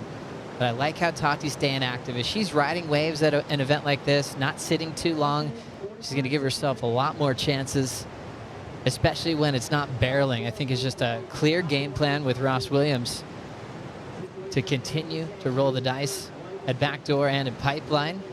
Also, you can see the international panel of judges we have on hand. They drop the high and the low, average the middle 3. As you focus on the top scores for all 3 of these athletes, it's Tati's 4.5, India's 4, and a Lakey with a 3.8. And that's positions from 1, 2 to 3. You don't want to be third. We just had Carissa eliminated from the event. Now we're entering the final minute. Tati, the heat leader, trying a backhand carve, and that one will send her over the falls. She's been connecting with that section throughout this heat, though, and it's keeping her out in front flick. For sure. She's just got... Tatiana, I remember also when she first got on tour, even when she was doing the qualifying series, I always thought to myself that she's the kind of surfer that she's going to always put it all on the line. We'll get back to that. Lakey Peterson trying to save her spot in the event. One turn moment, needing a 2.94. There's the Lakey support crew. Guy with the beard, Britt Merrick. Yeah, I think they know that that's most likely not going to be enough for Lakey there. Only the one turn, it was really small waves, so...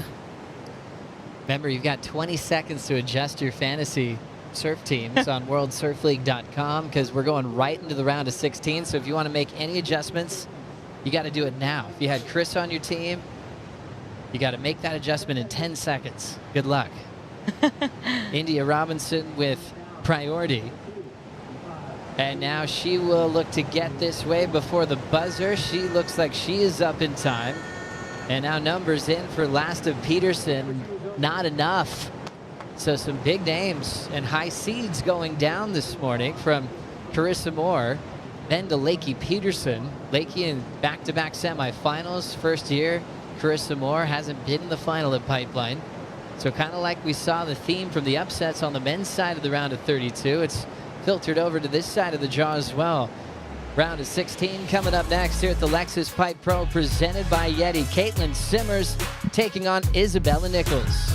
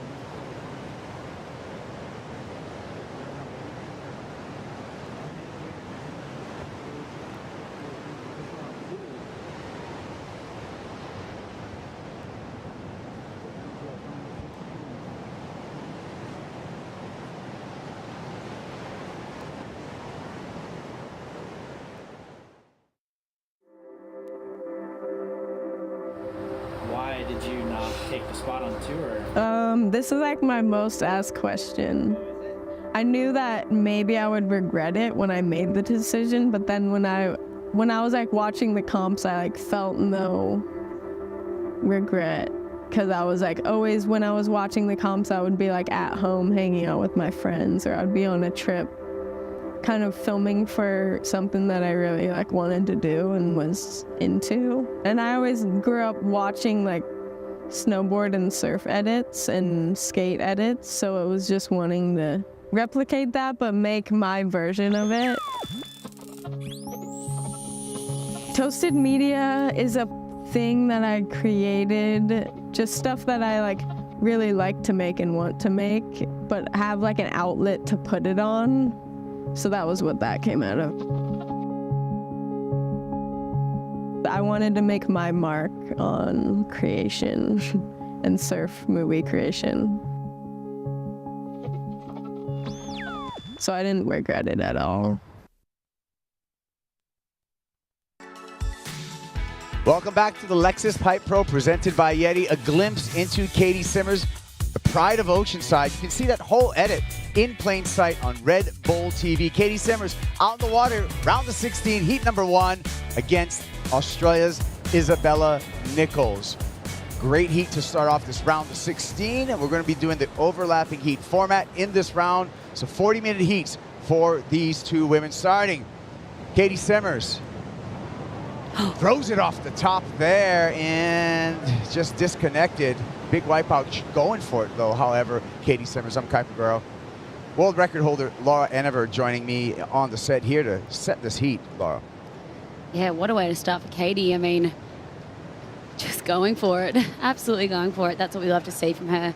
She'll be throwing her fins left, right and center today.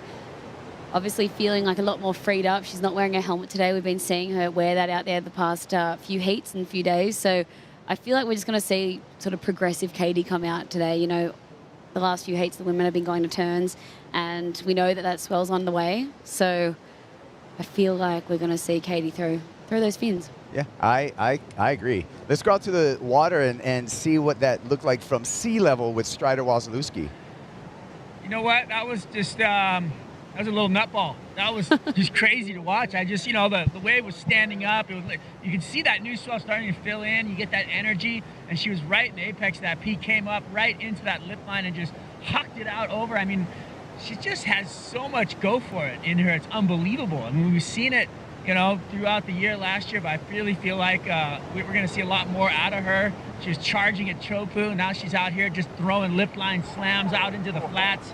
She's a real go for it attitude, and my hat's off. I mean, I think maybe she feels like she's skating or something, and the cement doesn't scare her, because that's what it looks like right under the water. It's like that deep in cement. So That actually looked like a skate fall there. You know, she knew how to eject, like just jump off right at the end to get that pin drop, not land on the board.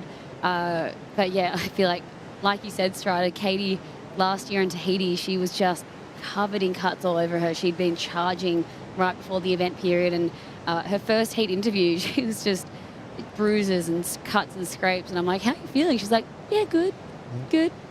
Little sore. Well, I mean, Katie Simmers, an avid skateboarder as well, so she knows how to tumble on the concrete. So she's actually a great skater herself, and interestingly enough, her board shaper, Chris Borse, is also a former professional skateboarder. For all you skate nerds out there, remember Animal Chin and the visit to Chris's ramp by the Bones Brigade. That takes us back many, many years, but that's for the skate nerds. Screaming down here, we got an Eva Bird's view of the lineup. Back to Isabella Nichols here. Bella goes complete, and the Australian will take an early advantage, Laura.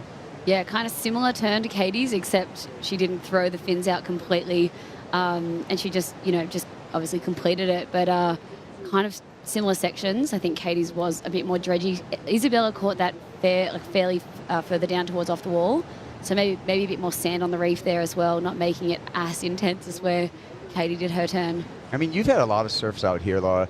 Is the wave a little bit softer or maybe more manageable, more towards Aints versus deeper? Well, there is a lot of sand on the reef at the moment, so it is fairly different, but there is see Isabella here, a bit further down here, and just wanted to make that lift line floater, and after seeing Tatiana, the last heat, I feel like that's where Isabella's sort of gone and lined up with, just catching those waves towards the off-the-wall section, because there is that bit more sand there, and it is a bit more forgiving when you're doing a turn off the end. And you can see her, again, just staying busy. Isabella Nichols, wave number 2. She opened up with a 2.5. She'll just get a fractional backup score there with 35 minutes on the clock. Priority with Caitlin Simmers. You can see Caitlin Simmers in the back there. The red jersey with the number 76 on it. 76 is, Katie said, that's the closest I could get to 760, which is the area code of her beloved Oceanside. Love that. A lot of cool stuff in Oceanside. The West Coast's longest wooden pier is the Oceanside Pier. Yeah, I feel like Oceanside gets super fun as well. I've surfed down there a few times. And yeah, obviously we've got the Supergirl Pro over there, the QS, and yeah, peaks all up and down. And I feel like it's so crazy seeing how well Katie has just been able to, improve in her progressive surfing, in her barrels and everything. And, there's so many different types of waves around there. Yeah, it's a great surf town. Well, Tatiana Weston-Webb, she's on to the round of 16. Let's hear from Tatiana with AJ. Yeah, Tachi, very happy to be moving on to the round of 16. Elimination round, always one that has a lot of pressure. How did you manage it? Yeah, I just, I had a game plan with Ross, and we try to just stick to it. There's little end turns on that 8th section. Honestly, it's really scary doing turns on that section. I tried to actually do early turns and avoid the lip most of the time, because it's like 1 foot shallow there. So just tried to make smart choices, and yeah, just really quickly want to give a shout out to Greg. Hi Greg, if you're watching. We all miss you, we love you, and yeah, you're the best. Certainly wishing Greg a speedy recovery and all the best. Tachi, this is the first time we got a chance to talk to you in the jersey this year. Walk me through how you prepared for the season. Yeah, this season obviously is different because we're also chasing an Olympic gold medal and also a world title. And I think with the announcement of Carissa being off tour, I think a lot of doors open, and also Stephanie. So yeah, I didn't know obviously about Carissa and Steph, but I prepared like I was gonna try to win a gold medal and a title. So yeah, I'm really excited to be doing what I love to do, and I'm very, very grateful. We're excited to see you back. And now em português, como você preparara para o início da temporada aqui em Pipeline? Eu preparei começando em novembro, né? A gente começou treinando muito. Queria agradecer todo mundo do Comitê Olímpico Brasileiro, Yane, né? A gente está treinando muito, o Dr. Tiago, minha nutricionista Renata. E, pô, tem muitas pessoas mais para agradecer, mas vocês sabem quanto eu preparei para esse momento, e vamos continuar firme e forte. Muito obrigada. We'll see you in the next round. Valeu, obrigada. Yeah, we're going to see Tatiana Weston-Webb actually really soon, because she's going to be in heat number 2 of this round of 16. So she's right back in the water, overlapping heat format. Tatiana coming up against Sally Fitzgibbons. And just to quantify the shout out there that Tati gave to Greg, that it's Greg Browning that she's giving the shout out to. And Greg Browning, her filmer, great professional surfer, one part of the Momentum generation. And yeah, we want to shout out and send our love to Greg Browning. Yeah, all our love to Greg. Yeah, Tati's out there very soon, though. I mean, next heat. Wonder Right. if she knows. Wax the board. Get out there. She'll be in the same jersey. No. Since she will be in blue for the next heat, but then we changed the type of jerseys we have for overlapping heats in the barrel, however, and Isabella Nichols looked like she was on her way to a big number. Yeah, wow, that was an amazing ride for Bella. That would have been an excellent score. That would have been the best score we've seen today, and so awesome to see. Looks like that energy is pushing through as she's going to try and make her way out through the backdoor section. But yeah, good signs for us. Barrels, let's go. I know that Bella the other afternoon when the event was called off way in the afternoon, she went out there and it turned on. Yeah. And she was able to finally she said her best barrel that she's had in years, and she was so pumped. She put on socials. But this was an amazing ride for her. Pulled in an epic line. Fortunately, just clamped at the very end there. It looked like she was possibly going to be able to sneak out of that, but loved the way she rode that. Yeah. Isabella Nichols again, one more time.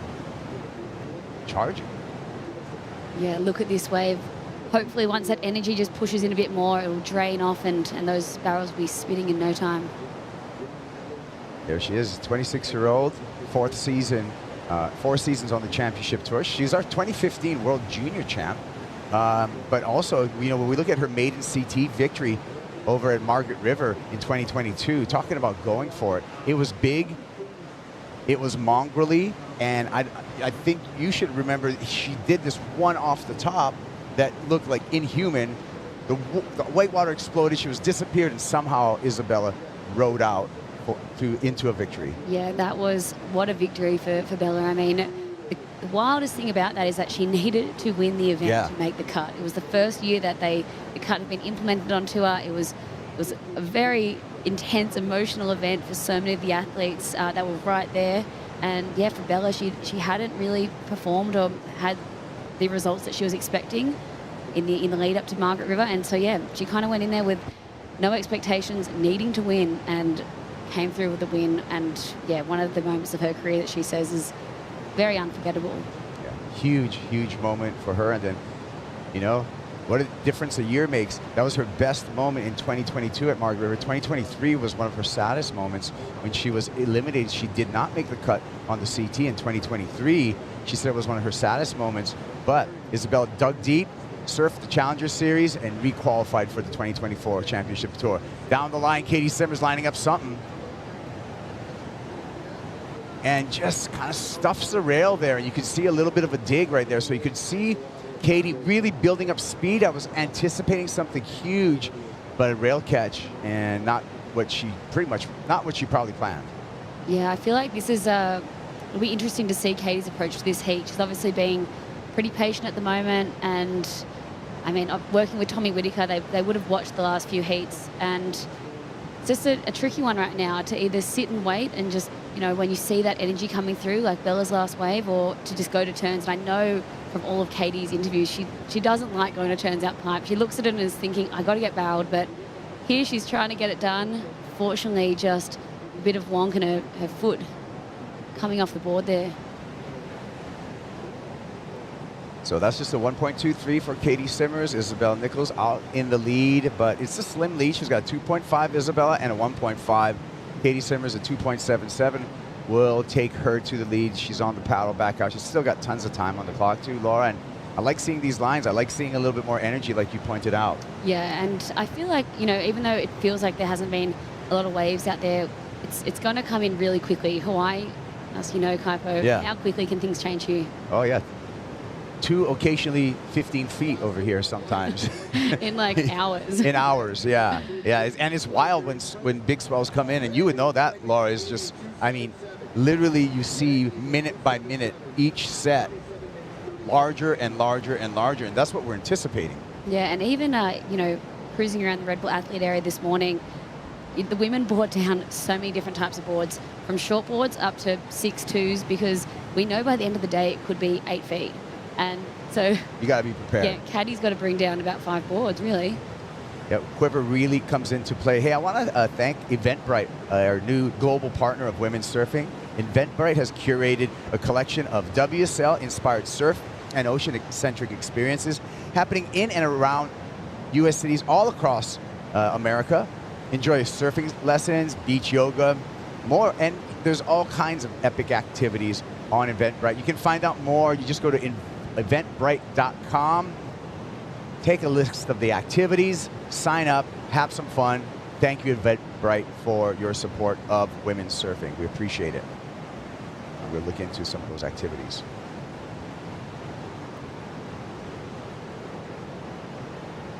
"26 minutes, 25 seconds on the countdown. And, we got a deep conversation here between Darren Hanley from DHD and Channel Islands, Brit America. Wonder what they're talking about. I'm sure it's not lunch. I'm sure it's about either fins, rockers, bottom contours, foam densities, glass layups, different types of resins, fin systems, leash plug installations. What else do shot and shapers talk about? Good sanders, bad sanders. Dust. weight of cloth. Yeah. Even though I went 4.5, I don't know. I really haven't discovered this 5-ounce cloth that's been working really good. Yeah, it's a hexagonal weave. It's a triaxle weave. You like the triaxle weave? Yeah, the triaxle weave has more bias to it. How the athletes never called them back. Two classic characters, though. I mean, those are some fun conversations. I love talking. You know, I come from a bit of a manufacturing background myself, and I love talking shop with these guys just because they're so good and they're so into it, and they're like the surfing professors, really. They are. They're like our crazy scientists. Yeah. Like, let's go. Let's just put another channel over here and another fin over here. Well, that was Simon Anderson's idea, actually, the third fin. But yeah, these guys always just equipment is constantly evolving, and it must be so fun for them.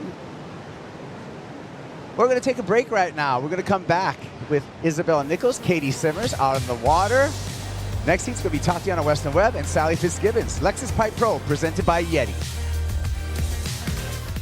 The Lexus Pipe Pro, presented by YETI, is brought to you by Lexus. Experience amazing.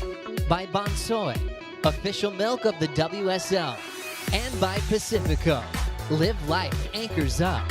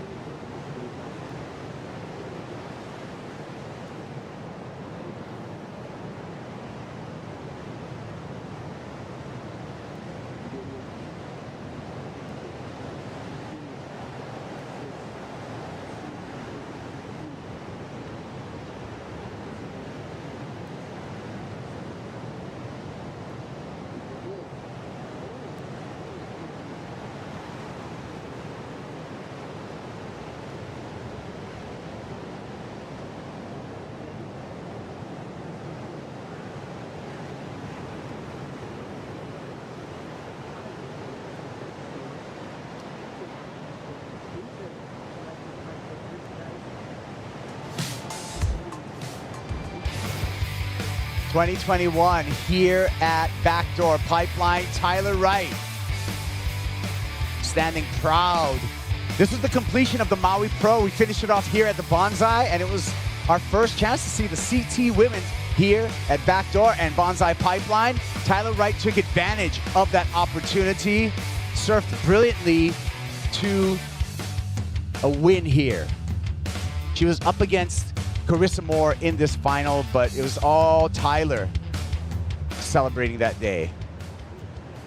And since 2021, we've had the women here to start off the season, which has been just a great thing, Laura. Yeah, and then obviously going into that first, as we see ride out the back, Katie gets a little tube time there, pocket ride.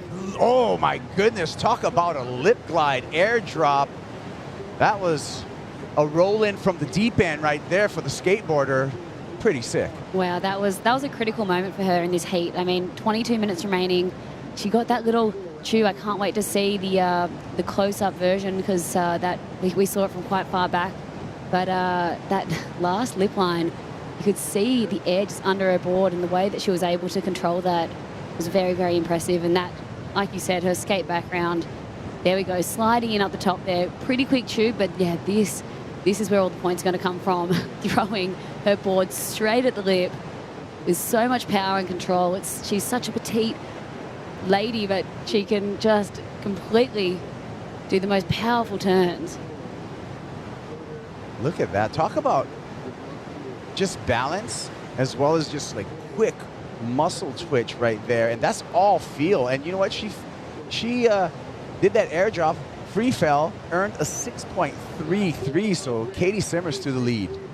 Yeah, and that's one of the best scores we've seen in the last few heats, so good signs coming, and obviously the judges showing that if you're going to put your board up into one of those lips there and also have a little barrel up into the mid-sixes, so that'll feel good for her.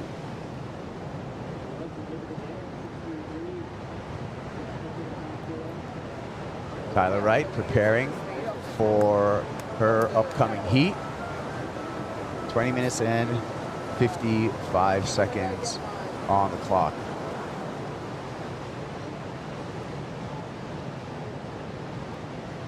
Working with Kiko Bacalso, Bam, he's always awesome to have in your corner. Such good energy. Knows this wave. Seen him get absolute crazy tubes out here at the Bonkers back out door. here, right? Yeah. Kiko Bam Bacalso, I think he's a 2008 World Junior Champ. He's a champion here on Oahu. Talk about knows this wave. He actually knows, Laura, Kiko Bacalso knows every single spot on this island. There he is sitting down with the gray Rip Curl shirt. So maybe he'll tell you, maybe he won't, but he literally knows every single surf spot on this entire island. Yeah, and Andy King there, Tyler's coach in the back, as well as Richard Dogmarsh. So love to hear that banter at the moment as we see Bella.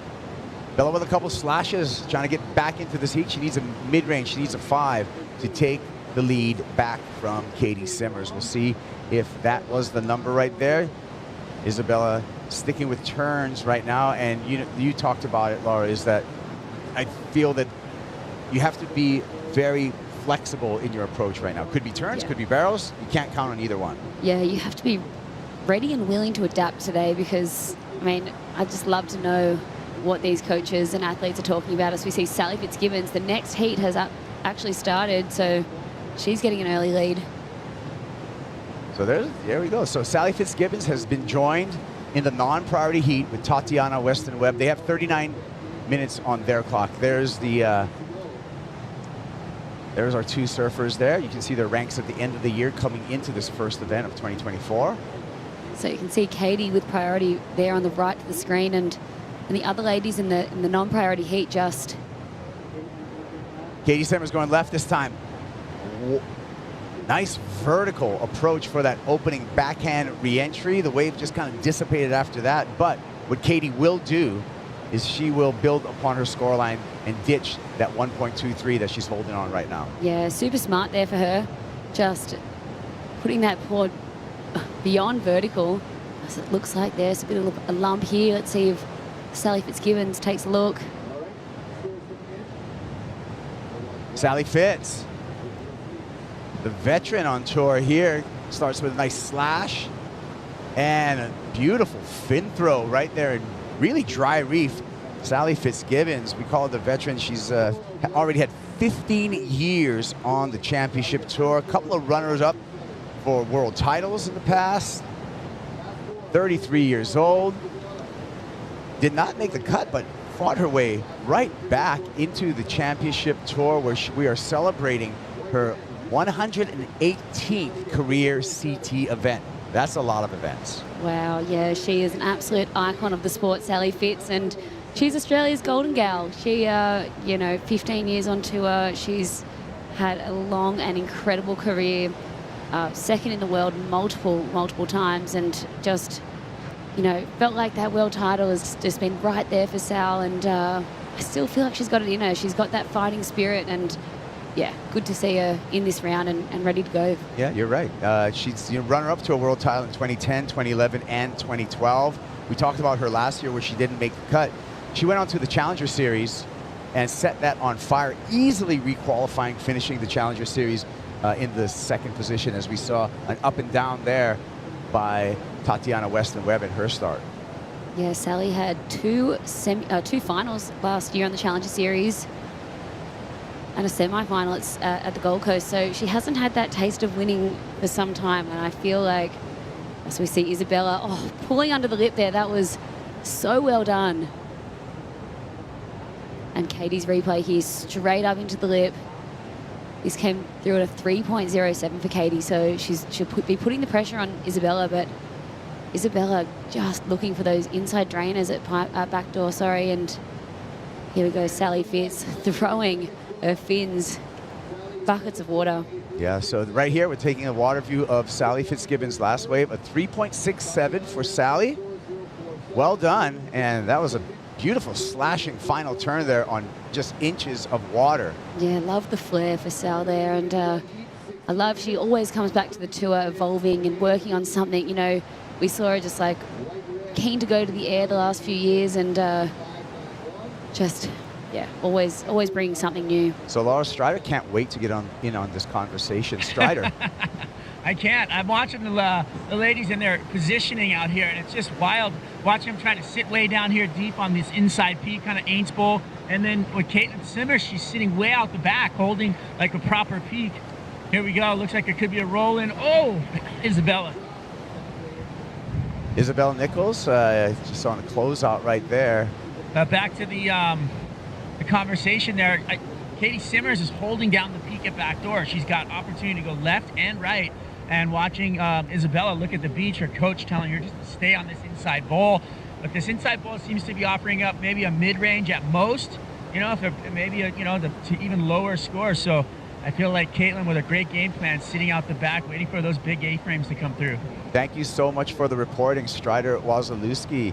Yeah, Katie Simmers in the priority heat with heat control, the lead and priority over the entire field. Sally Fitzgibbons surfing here under priority, not much on hand for Fitzgibbons, but she's just having some swings at it being in the non-priority heat and second priority in the non-priority heat. So that's last in line. Yeah, pretty impressed by Bella's barrel riding at the moment. That last wave unfortunately closed out, but I love to see her packing these waves because, just that comfort level is rising every time she gets to surf out here, and her forehand barrel riding is looking very, very strong. So, Laura, as we're above here on this shot, do you look at any cracks in the reef, or are all your landmarks on land, or a combination of the two? Yeah, it's a bit of a combination, and obviously on the bigger days when pipe is, breaking in the proper spot, there's the boils out the back that you can really, line up with, and they make themselves pretty present when that swell energy is going over them. But right now, for these small backdoor days, you'll see probably a little boil pop up. There's obviously that rip running out, the paddle out to pipeline on the right there, but left, whatever way you're looking at it. But obviously trees on the beach, lining up with houses. Everyone's got a different lineup. Have you been given advice from any other kind of veteran pipe surfers as far as a couple of key places to look? Yeah, I mean, I paddled out pipe on some big days with, Mackay McNamara and a lot of, the pipe chargers. Anthony Walsh has told me a few lineups. He's always been really welcoming out there, and also just, all the pipe guys. I think the more you paddle out and the more you want to give it a crack, the more you can just really get to know and see and identify where the takeoff spot is. Because when you're out there and all the guys aren't out there, the crowd's not there, it can be very daunting for the first time. And so you have to be super aware of where you're sitting. And I haven't competed in this contest, but I've been out there when an event's been on, and it's just, it's tricky, and you have to really, really trust your lineups and your positioning. Yeah, it's a different world, right? Yeah, totally. Because you can't just kind of look at the key characters like a Walshy or something like that. Okay, I'm going to sit kind of next to him, but not in his way, a little wide from him, but I know he's there for a reason, right? Totally. And all of these guys, all these pipe specialists and chargers have been surfing this wave for so long, and they've got their little zones, and whether they're paddling out to second reef to try and get a roll in, or coming in and shifting around the lineup, going deeper towards off the wall and getting those deep pipe waves. It's like everyone's got their different little sweet spot out there. Yeah, those Wakita specials and right then, there. Yeah, and obviously more recently, Billy Kemper, Moana Jones-Wong, they sit right there on the boil, and they'll be out there for days. They will be out there for days usually, and for sometimes 6 hours, 8 hours without catching a wave before finally getting that gem from their spot. And it's trust, it's patience, and it's pipeline. Yeah, it's sure. I mean, I have an old friend, Randall Paulson, and I would always be blown away with Randall because he would sometimes get some of the best pipe waves, but he would tell me he'd literally sit out there in that lineup for 5 hours to catch one wave. Gets to his feet one time, but that one time was, a few winters would be that iconic pipe wave. Yeah, you're absolutely dreaming if you're paddling out pipe and you've only got an hour to surf. That's just, I mean, unless you're one of the top dogs, but still tricky. Yeah. You need about 6 hours spare. Here we go with Tatiana. She's going to turns, whipping a backhand reel right there really quick. One more time, lip glide, and puts it down. So Tatiana is now in the game against Sally Fitzgibbons. Katie Simmers catches a rail and uses priority. Priority now to Isabella Nichols. Isabella in that heat with an opportunity. 5.91 is what Isabella needs to take the lead and earn herself a quarterfinal spot. Yeah, interesting couple waves there. Looks like Tati got on the board. Let's have a look at her wave. Taking off up into the lip there. Unfortunately, that wave going a bit flat, but it re-bowls up here on the inside and just gets a really critical lip line float in. You can almost see the reef popping out of the ocean there, and this was important for her. I feel like the judge is going to really love that score and that commitment because it goes absolutely dry there, and you can even see it, the warble in the wave, and yeah, getting nice and low and compressed. That shallow right there, it seems like that's even more motivation to land on your board and pull that, because that was, that you pointed out, Laura, that was inches of water on that finish. It's really shallow, and Tatiana even said that in her last interview. She was like, it's so shallow, it's shallower than you can even see, and we know there is a lot of sand out there, but when it gets to that really, inside section of backdoor, it goes dry. And you can see that crack in the reef right there. Sometimes it offers you a little bit of a not, I wouldn't say nothing safe out there, but less dangerous zone. And that's the waves that you see that kind of go flat, and then they re-ball up on that inside section and just go dry. So lots of crevices out there. So anticipating the score for Tatiana Weston Webb and how that will affect the non-priority heat. In the priority heat again, Katie Simmers in the lead, but opportunity to Isabella Nichols with priority. And in a framework of surfing pipeline, plenty of time with 9 minutes and 15 seconds to just get a mid-range score. And this is another beautiful thing about Hawaii, is this clear crystal water. But no matter how clear and beautiful the water is, there's a lot of danger here. And the guys that are overlooking everyone and keeping everyone safe is our city and county lifeguards. AJ's tracked down one of them. Yeah, we're here with Ian Bachman of the North Shore Lifeguards, who have an amazing reputation all around the world, really, of being amazing watermen and waterwomen guarding here on the North Shore. Ian, walk us through just how proud you are to be a member of this organization.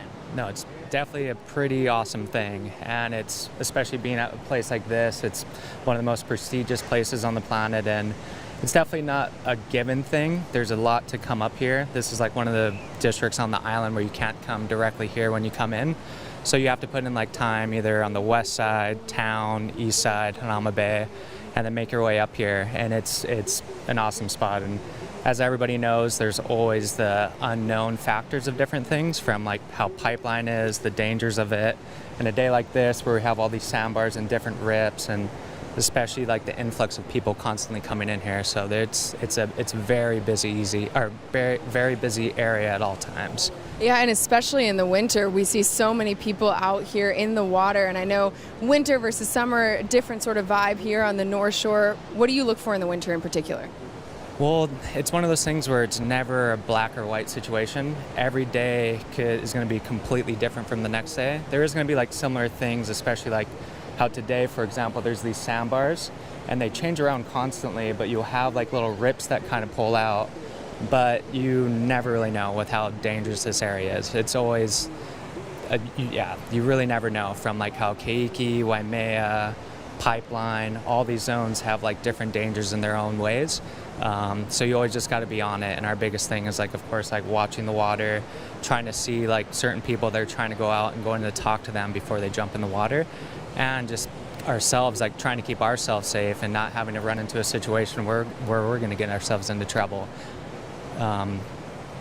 But yeah, no, it's you never know what you're going to come into on the day of work, for sure. And with some of those conversations you try to have with beachgoers, what do you share with them before they get in the water? You just kind of see like what their plan is, and usually you can kind of tell if it is a tourist, and you never want to be mean, of course. You just want to kind of go and be like, if they have kids with them, just tell them, hey, this isn't a safe area. There is other beaches just down the road where it is safer for you. But of course, too, sometimes when you're on vacation, I'd be a hypocrite if I said I wasn't, but when you're on vacation, sometimes your common sense isn't there. Like the whole saying, like common sense isn't so common. So you got to just kind of just see what their game plan is, see where they want to go. And for some reason, most of the time, people always want to go in the most dangerous areas. So you got to kind of do it in a polite way and make sure they're not going to get bummed out on the situation. But yeah, just kind of give them guidance and see exactly what their whole plan is. Awesome. Ian, thank you so much for giving that guidance, watching here on the North Shore. We know you never turn your back on the water, and we're grateful for it. Thanks for being with us. No, of course. Yeah, and another thing, too, is if there is anybody coming out here going to the water for the first time in Hawaii, just always go to like lifeguarded beaches where there's a lifeguard around them and try to go up and ask them questions. We're public servants, so we want to help in any way we can. And two, if you do see a situation, immediately call 911 and there'll be help there as soon as possible. Awesome. Thanks for the advice. We'll send it back to you guys in the booth.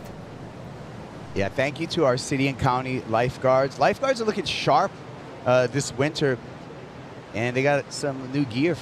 Florence decking out the North Shore Lifeguard Association, so they got some good UV protected tops and some cool boardies there as well.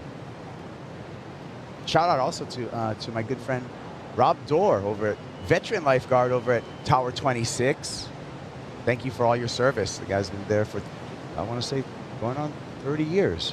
Where's Tower 26? Right here. Oh, cool. Yeah. Yeah, that one. Love it.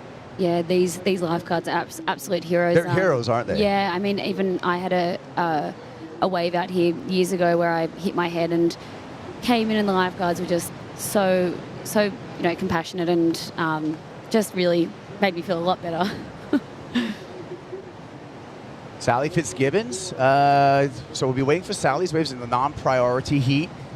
During that interview, the score came in for Tatiana Weston Webb on a couple of backhand slashes, especially that critical section on the inside. Weston Webb with a 4-point ride.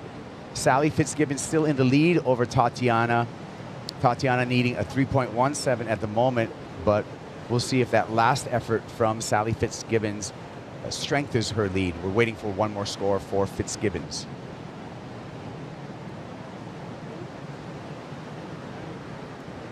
Yeah, let's have a look at this one for Sally. Pumping down the line. Little nice inside drainer, and she gets the completion. Just going higher than her 3.5 at 3.67, so she's chipping away at her lead. Just slowly trying to put a bit more pressure on Tatiana. Obviously 3 minutes and 30 seconds to go in the priority heat. Katie Simmers stalls, waits, patient for the barrel, gets a little shampoo there for Simmers, looking to top a 3.07. She's in the lead over Isabella Nichols right now with just over 3 minutes remaining, and we'll see how that score, and if it does improve her situation. Isabella being very patient, looking to turn this heat in the final 3 minutes, Laura. Yeah, she needs a 5.91, so when you think of that, you think that she's going to have to look for a barrel or just a really, really gnarly turn. So Isabella, I think she's going to have to really either try wait for just a bigger set, as we see these fan picks right here. 32% for you on the Pacifico fan picks goes with Sally Fitzgibbons. 68% of you going with Tatiana Weston Webb. You can go to worldsurfleague.com and make your picks. Looking at the history between these two surfers, the fan picks actually reflect the matchup history. They've matched up, Sally and Tati have matched up 10 times. 2 victories for Sally, 8 victories in head-to-head matchups for Tatiana Weston Webb. So fan picks, the actual stats kind of matching up right there. Yeah, just looking through these matchups, there's some absolute doozies. These two bring out the best in each other. Look at this, Laura. We got some bigger sets coming through. Yeah. I feel like a matchup that stands out to me is Sally and Tati just going head-to-head at Margaret River. Goofy footer versus regular footer.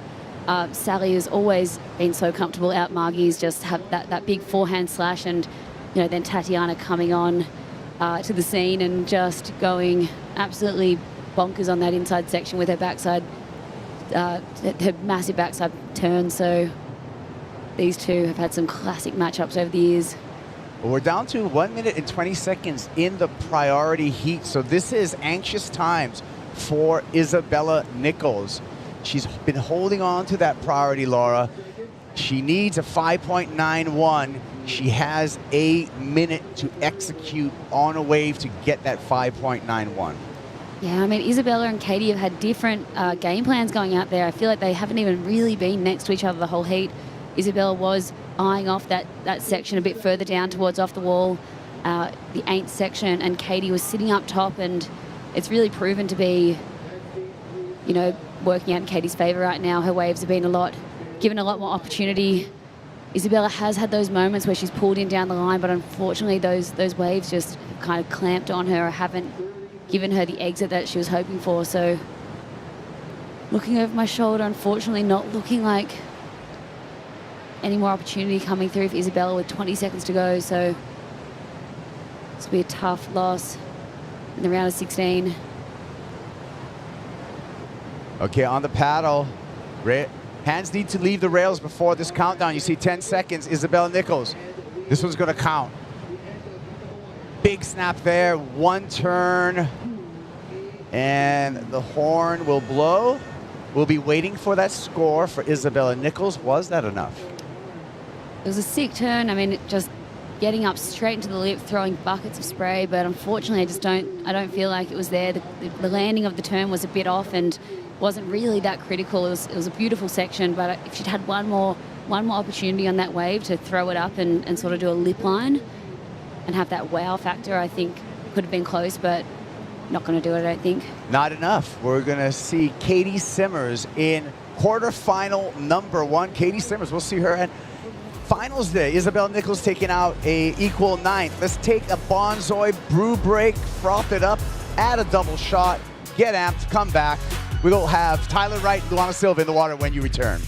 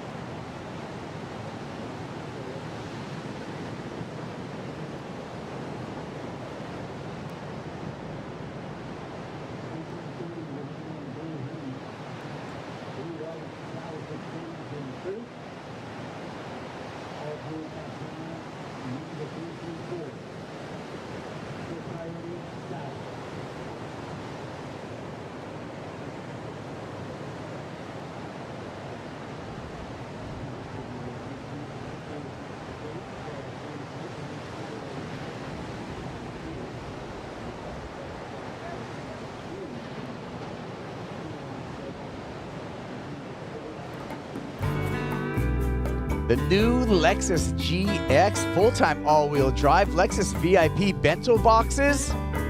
Delicious cuisine, beautiful sleek lines on the GX. Take it anywhere. It's a dream to drive. Thank you to Lexus. We're at the Lexus Pipe Pro presented by YETI. I'm Kuiper Burrow along with Laura Enever. Hope you're enjoying this Hawaiian music right now this afternoon. We got a new heat out in the water, Laura. Tyler Wright coming again up against the teenager Luana Silva. Yeah, this is an exciting one. I feel like, you know, Luana is going to really suit these waves out here today.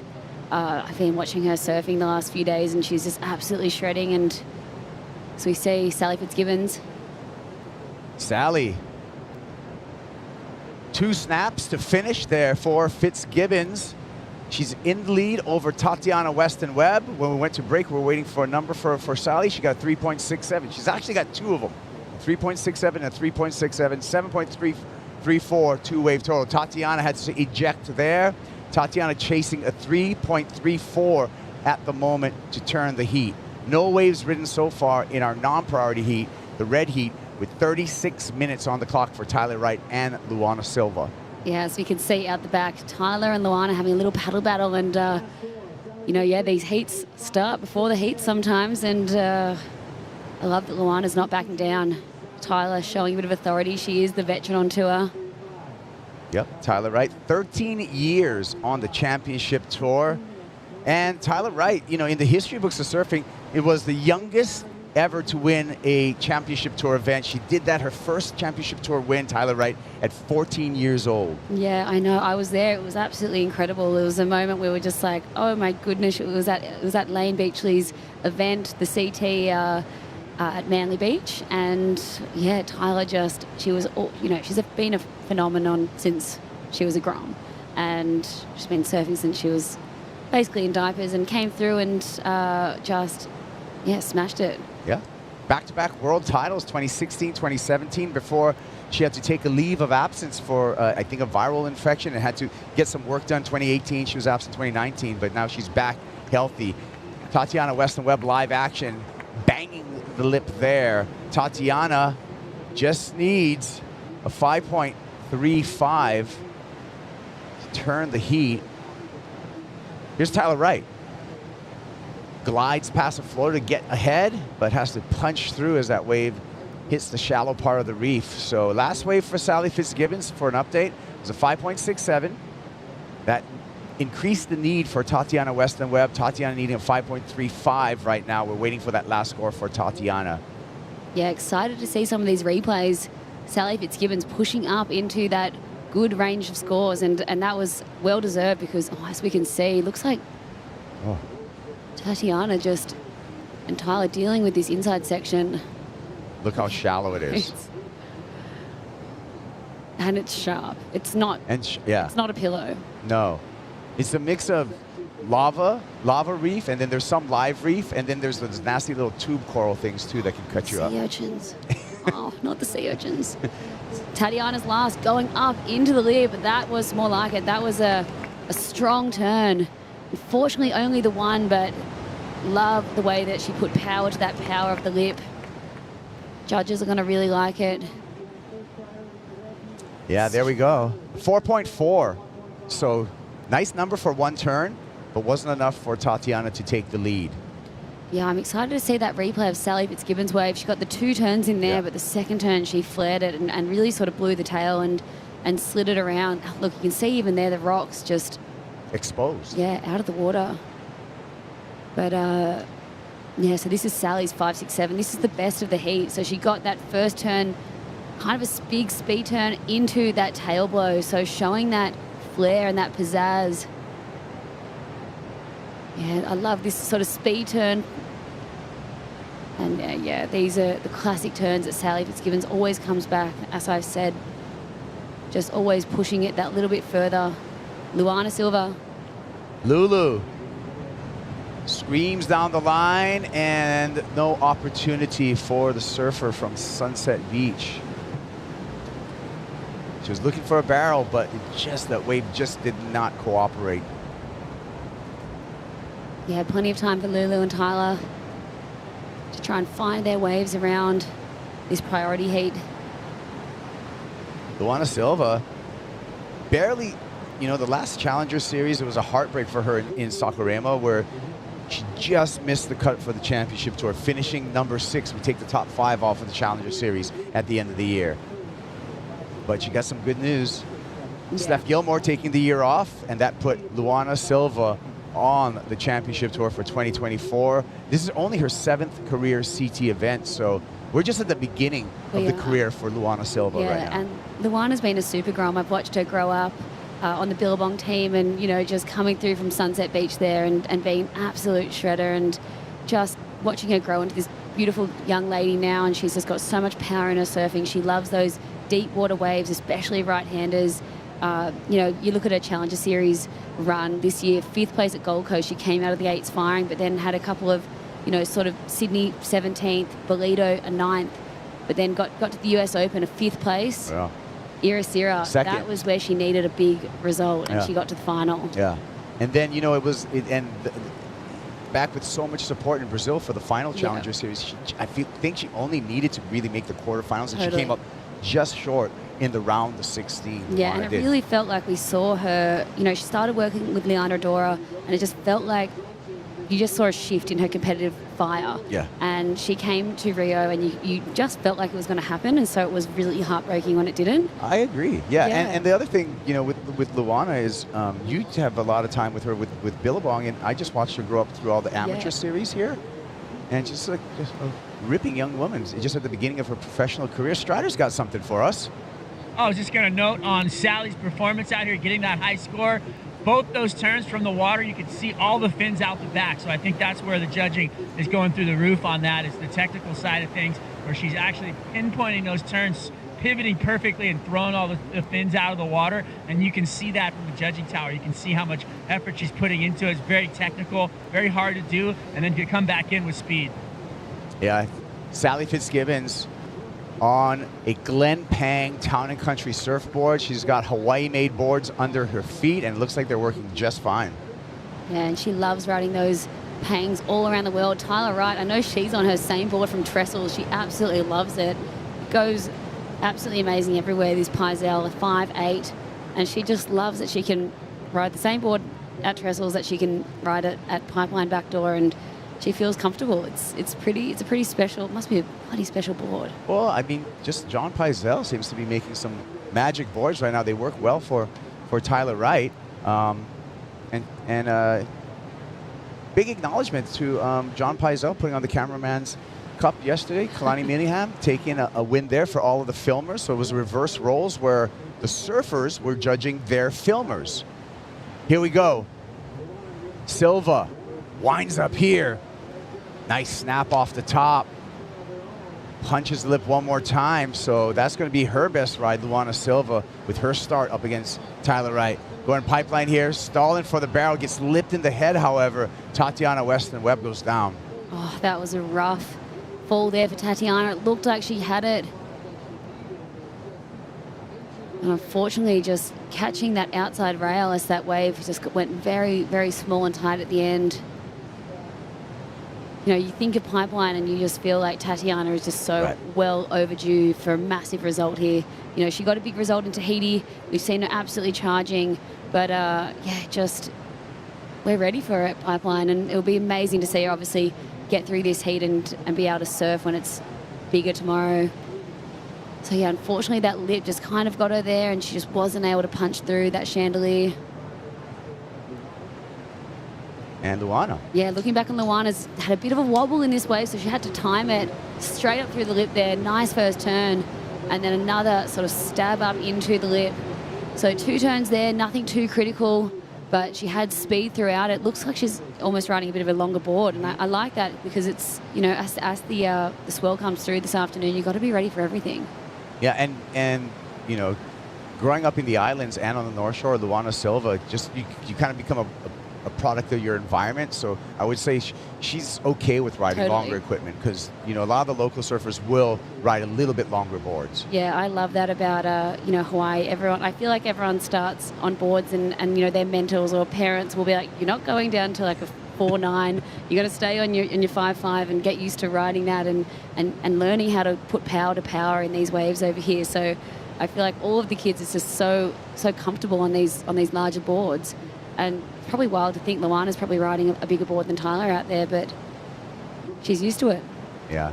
And when we look at the next stop number 2 on the championship tour, the Hurley Sunset Pro, I think that's when we're really going to see surfers looking into riding bigger boards, because that's a location, that's a playing field where you can get away with a longer board. Yeah, and if you go check out the Surfline forecast at the moment, there is a lot of swell on the horizon. So I've been glued to it the last few days. Yep. Getting some butterflies already. What? Eddie's on yellow right now, Yeah. Laura, and you're on the invite list. So talk about butterflies. I understand why you have some butterflies right now. Yeah, straight to some breath hold training after this. Yeah, I would imagine. Jeez. But that is, we'll see how it plays out. You know, I guess we got this big incoming swell.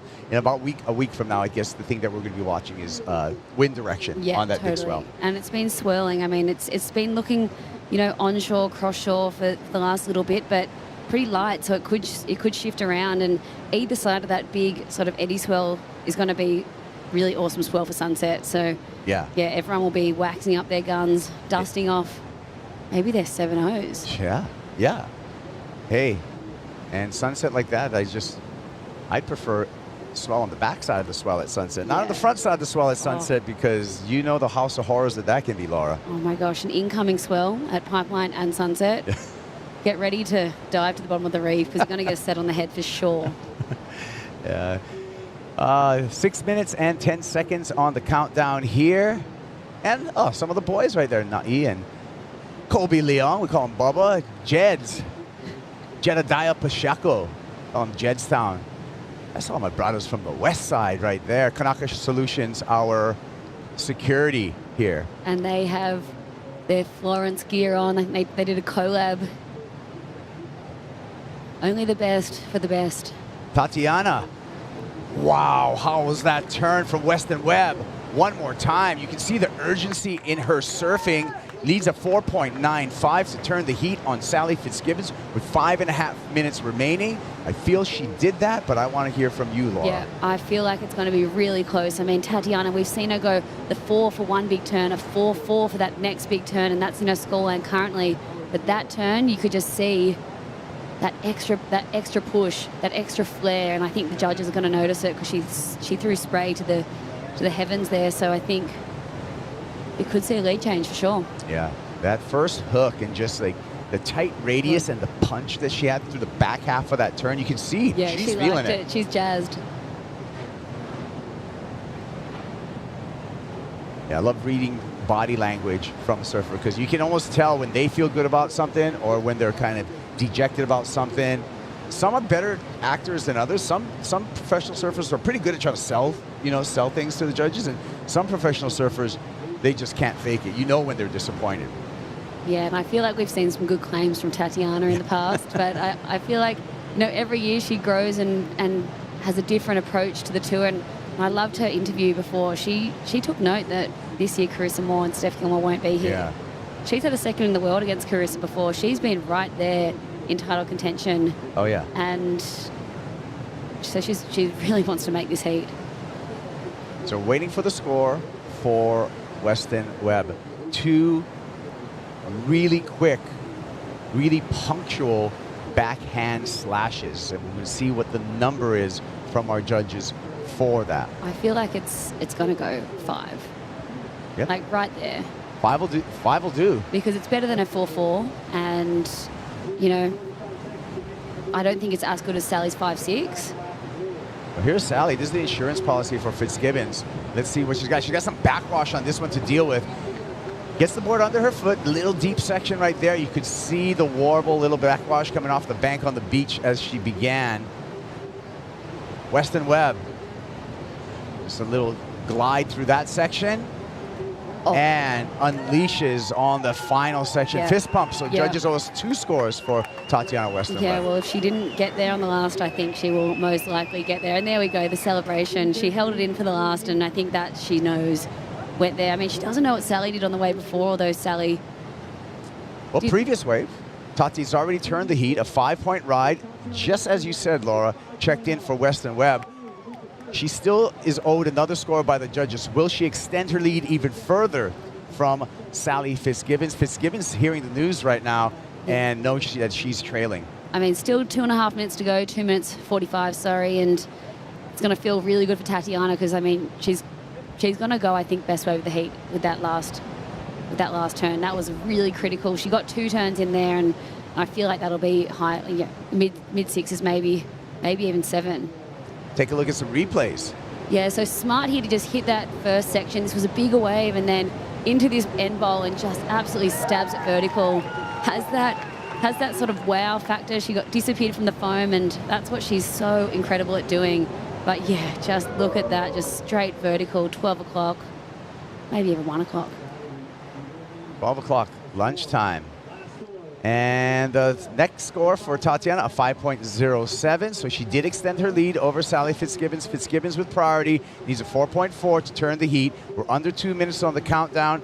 Weston Webb really trailing for the majority of this matchup. Totally. But she made it happen in her last 2 waves. Yeah, she pretty much just surfed a 3-minute heat, Tatiana, to get her 2 5s, and Sally only needing a 4.4, so super doable. Let's see what's going to go down here. Luana's looking, but Sally with the priority. Fitzgibbons scoots around that section, banks off the top there, needs something pretty spectacular here, eases through a carve, nice snap, selling it to the judges. Could be on the line, could be right on the line. She needs a 4.4. There was some disconnection in that wave. Tatiana Weston-Webb uses her priority in the priority heat. Doesn't want to take any chances. Flares up again on the backhand. Looking to improve upon a 5-point ride. And gives it all that she can muster, riding the wave all the way through near to the beach.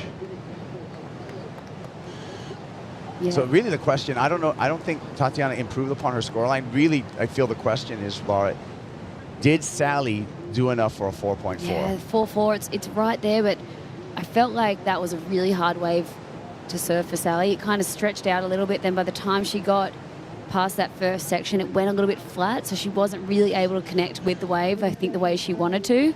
Let's have a look, though. So she had a lot of speed here. Had a bit of whitewash on the face, too. That first turn was nice. She threw a lot of spray. This next turn is when it went a little bit soft and just got to finish it. She was dealing with so much bump and wobble at the end of that wave, and I think that whitewash just made it pretty tricky, but yeah, sort of speed snap there. The judges did love her doing the speed snap on the last wave. Just, yeah, it's gonna be a tough one. Here's Tati. Yeah, Tati going into the lip again. That was a really nice turn by Tati, but unfortunately nothing else after really that I think is going to score. So all of the points on that wave will be from that first turn. Had a really nice bowl that wave.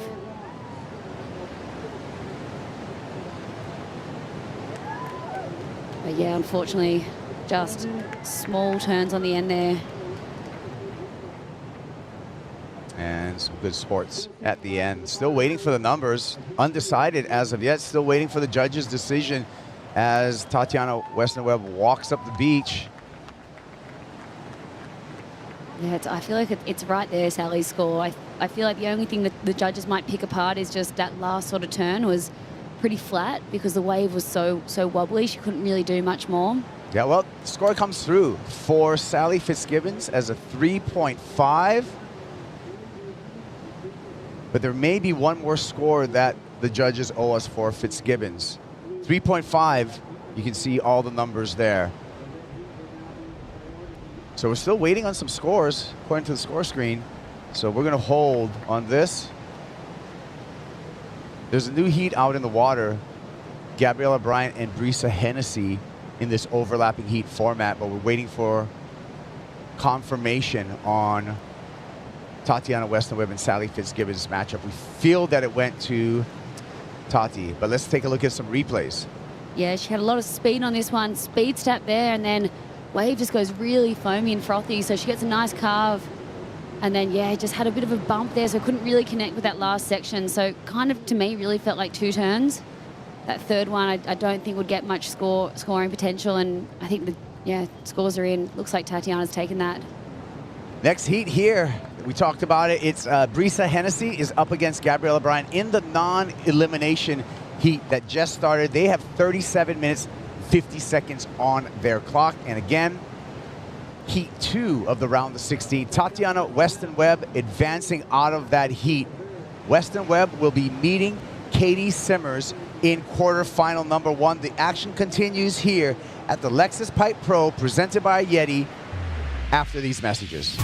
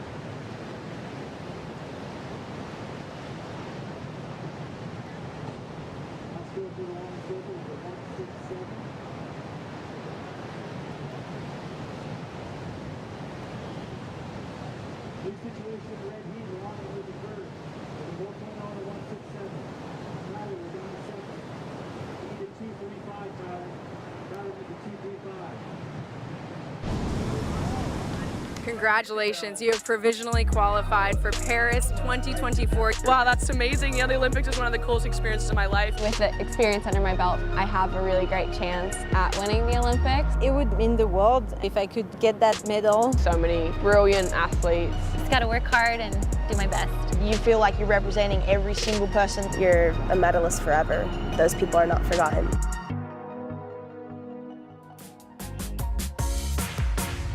Tahiti Bound. Follow the journey with Tahiti Bound champion by Shiseido on WorldSurfLeague.com. As the round of 16 continues here at Pipeline, Gabrielle O'Brien taking on Carissa Hennessy. This is just going to be a power battle, especially on that forehand power carve. I saw this crazy gouge that Richard Dog Marsh posted on his Instagram. He's coaching Gabby Bryan. It's one of the raddest turns I've seen in a long time. She just put everything she had into it and then gave it a little bit more. Brisa also did that big fin throw thing the other day. It is on. I'm Joe. This is Flick. Jesse, getting through this one in the overlapping format. We just had Tatiana Weston Webb, an absolute battle with Sally Fitzgibbons. You could tell they had a big hug at the end. They've known each other for a long time, and that one is really just decided on the sand. Both trading fives for the majority of that matchup. For sure, and it all came down to the sort of those last exchanges there, and Tati obviously just getting the better of it. But her backhand was just looking so critical and so crisp, and yeah, it's just the way the cookie crumbled. Winners moving into the quarterfinals. Let's get caught up what's going on in the water right now as we're getting into an exciting part of the draw now. You can see all competitors are shifting gears, knowing it's all about maneuvers, as we have Gabrielle O'Brien attacking on the backhand, Jesse. Yeah, great effort for her. The tough thing about Pipeline when it's that small, I think we see Brisa up and riding as well. That was a little bit more clean and critical, and nice finish there. Oh, actually, she might get a bonus section right here. No, that was about it. The tricky thing about, I guess you can walk this through. So many waves. Tyler with a little float and just an in and out. I guess what I was trying to say is that when pipe is that small, the wave kind of runs bends out to sea.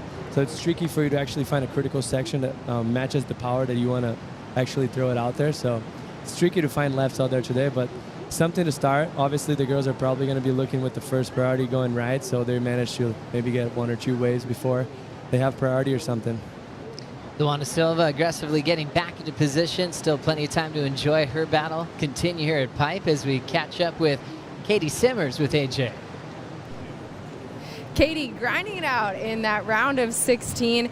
Know you have to get a little compy out there. What was your strategy? Pismo Beach mindset. That's my strategy.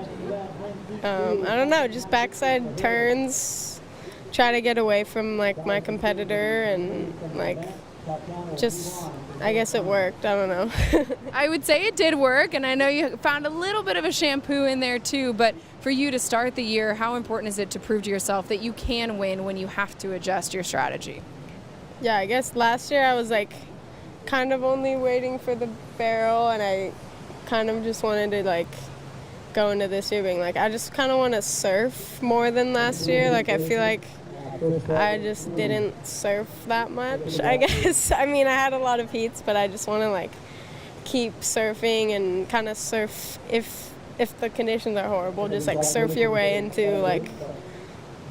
the lead, I guess. I don't know. Try to find a wave, and I'm really glad I found a little tube, but maybe tomorrow we'll get actual tubes. So. You surfed your way into finals day. How excited are you to get to your first chance to surf on finals day of 2024? Yeah, I'm hyped. Started the year last year way worse, so I'm really excited. Hopefully we get some waves and it's a good day. Looking forward to see you then. Thanks, Katie. Yeah, thank you. I always know what she means, like just her flow, her personality. She can kind of just cruise through life because it's working. Don't change a thing, Katie Simmers. Remember last year she had that goal of not saying I don't know, and then she said it about 80 times. She couldn't stop cracking herself up. She has a sense of humor about this whole Dream Tour thing and being a pro surfer, and doesn't take herself too seriously. As we got a racetrack, finally a wide open pit, and oh my goodness, the lip just took away the surfboard from Luana Silva. But boy, that was just such a treat to watch a solid wave like that run through, and all the speed that she had inside the barrel. And then, of course, backdoor and pipeline always showing off some crazy wipeouts. Flick, let's watch it again. Wow, this was amazing. This was a bigger wave. This is maybe the start of that swell. We're starting to see she was doing everything right. Looked like all the hard work was done, and then she just got exploded off her board as that lip landed right on her fin, like right at the tail of her board. That was just insane. This was the biggest, most perfect wave I've seen come through today, and she read it really well. You can see her really pumping the board there, getting so much speed. All the hard work's done. She comes out, but you can see the lip literally broke straight on top of her board, and it just shot her out into oblivion. I know, that's such a bummer because that was a great read, like you mentioned, so hard, and we see Gabby up and riding. Gabby Bryan up and out. She's in the non-priority heat with Brisa Hennessy. But wow, we're still just wondering what would have happened number-wise if Luana could have ridden away from that racetrack section. Strider, how did it look for you? Wow, the swell, it was a riding right then. You could see the whole thing. There were some whistles from the beach, so there was a lot of movement happening in the lineup and people looking back and looking out at the sets coming. We could see them, and the wave actually hit the apex of the peak and was grinding all the way down, so Lulu had to look into that thing before she took off. And I think we had a rider happening over here, but it was insane. Oh, big snap for Brisa right there. Nice turn. Sorry, but Lulu, great effort. Doggy door, got the lip to the board. Unfortunate for you on that one, but there's more coming. The swell has arrived. There we go, Strider. What a great announcement to make. The swell has arrived. We were hoping it would be here at about 11. Worth the wait. If we'll get more tubes like that, at least attempts for Luana, she's going to have more tries in 9 minutes and 30 seconds to go. Such a talented surfer. Came onto the Dream Tour, qualified with Betty Lou, and then had to get back on tour as we see that ability to drive in the barrel, Jesse. Yeah, that was beautiful. I love that first bump. It's something so hard to do. It's so easy for you to just freeze and kind of be mirrors made by the barrel, you know, and then she was able to drive through that thing. And as soon as she was dog dooring, which was perfect because he kind of hit that middle section that he clamps, and she just got buckled right there, unfortunately. Floating it off the top is a two-time world champ, Tyler Wright. Flowing through the end section with a nice finishing move, and Tyler will get rid of a 1.83. She's in the heat with Luana Silva. Kind of looked like to me, Tyler on that wave was kind of waiting for the timing the whole time. It looked like she almost could have gone a bit harder on that first turn, but because you could see it on the face of that wave, it was a little bit wobbly. She obviously right through to the inside as she came down from that first turn. She was really looking for, like, I need to really time this last turn well, and it kind of, here we go, we got Lulu again. Lulu now setting up a turn section. Throws the carve and slips up on a turn she usually lands quite often, but she'll have now 8 minutes and 10 seconds to keep her lead over Tyler Wright, but plenty of scores coming through. Yes, and I totally agree with what Flick said. She looked a little bit hesitating right there. Tyler on her last wave. It was a tricky wave to ride, like you mentioned. It was a little bit wobbly, a little bit of whitewash as well, but a big missed opportunity there for Luana to capitalize. Mostly when you're against someone that good like Tyler, and it's a two-time world champ. If they're not completely warmed up yet, take advantage of it, because as soon as they warm up, it's almost impossible to catch them. So that's very true. Take advantage of that moment, and right there was a little bit of a missed opportunity. Hopefully she can regroup and capitalize, but now Tyler has priority, so yeah, she's going to have the right away. It's interesting the things you can learn when you're surfing against some of the most decorated athletes on tour, like Jesse's mentioning, Flick. It's like when you see a little door open, you don't get those opportunities too often against world champions. We'll see if Lulu can capitalize here. Yeah, there's 7 minutes on the clock, and I mean, we already saw from that last bigger set that came through, I hope that's a sign of, better things to come, and hopefully that is that swell starting to fill in, because, I mean, if she gets another crack at it, I mean, she's looking really on fire. Her, barrel riding technique's looking good. She's looking confident. It was just unfortunate that that lip just broke on the back of her board, because I think that would have been definitely the highest score of the day. And, yeah, I mean, she would have Tyler on the ropes right now. So now she's just got to try and find another one of those waves. Just having a look. Priority is with Tyler. She will take it, heading on her forehand on this wave. Quick, precision carve in the pocket. Tries to meet the lip line to go for the float, and she'll celebrate. You can see how important it is to kind of switch gears when you kind of are looking, okay, she's going to do a snap, but then she also knows it's really, really shallow. And that's why I think we're seeing those placement lip line floats. It's all about, one, getting the score, but also making sure you stay in one piece. Yeah, and it gets very shallow. So what that does, as you see right here, and this is like 60% Tyler, but see how powerful that turn is and how critical and sharp. And right here, she adjusts because it gets so shallow that that foam gets you stuck on it. So you want to ride it out clean so the judges would reward you. So that's very smart for her to adapt on that. And great surfing. Like I mentioned, she's gonna start warming up, and it gets more critical and harder to beat those type of athletes. It's amazing how many versions of Tyler we've seen. One, because she was a phenom as a little kid. We remember her first win at 14 at the CT level with Lulu. Some room to move on her forehand.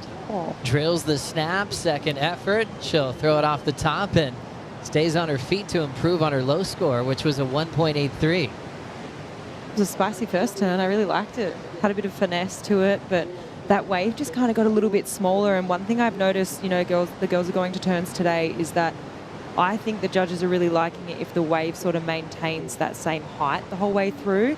Like those sort of bigger scores are coming through when that wave continues the same size as what it started, Whereas that one just got a little bit smaller, and I'm sure she was probably hoping for something a bit bigger just to hit. It just looks a bit more dramatic, a bit more of an exclamation mark. Yeah, they love that. They love that like dollar section finish for sure. This is great surfing from Lula. She looks so sharp. That was a big snap right there. But just like you mentioned, what happened is when it gets smaller, it loses power, right? So the judges want that power to make that more critical, and you can reward more. And but that was great surfing from her. See a bit of Malia Manuel in her surfing?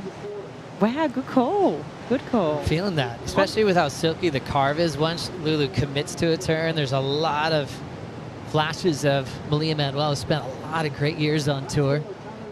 She's enjoying life these days, Malia, having fun, making movies, having just a lot of fun being at home, for long periods of time, but still could jump back on tour. She actually was representing the Kauai board riders down at the big showdown at Snapper Rocks in Australia and picked up a win in the women's division. As we look at an airdrop from Tyler, but that's going to put her behind. So priority's neutral now with Lulu getting back into position 2. Tyler did get a lead change on her wave previous. The one she was excited about where she finished off with a float. 377 did flip it on Lulu, but now Last of Silva will be coming in.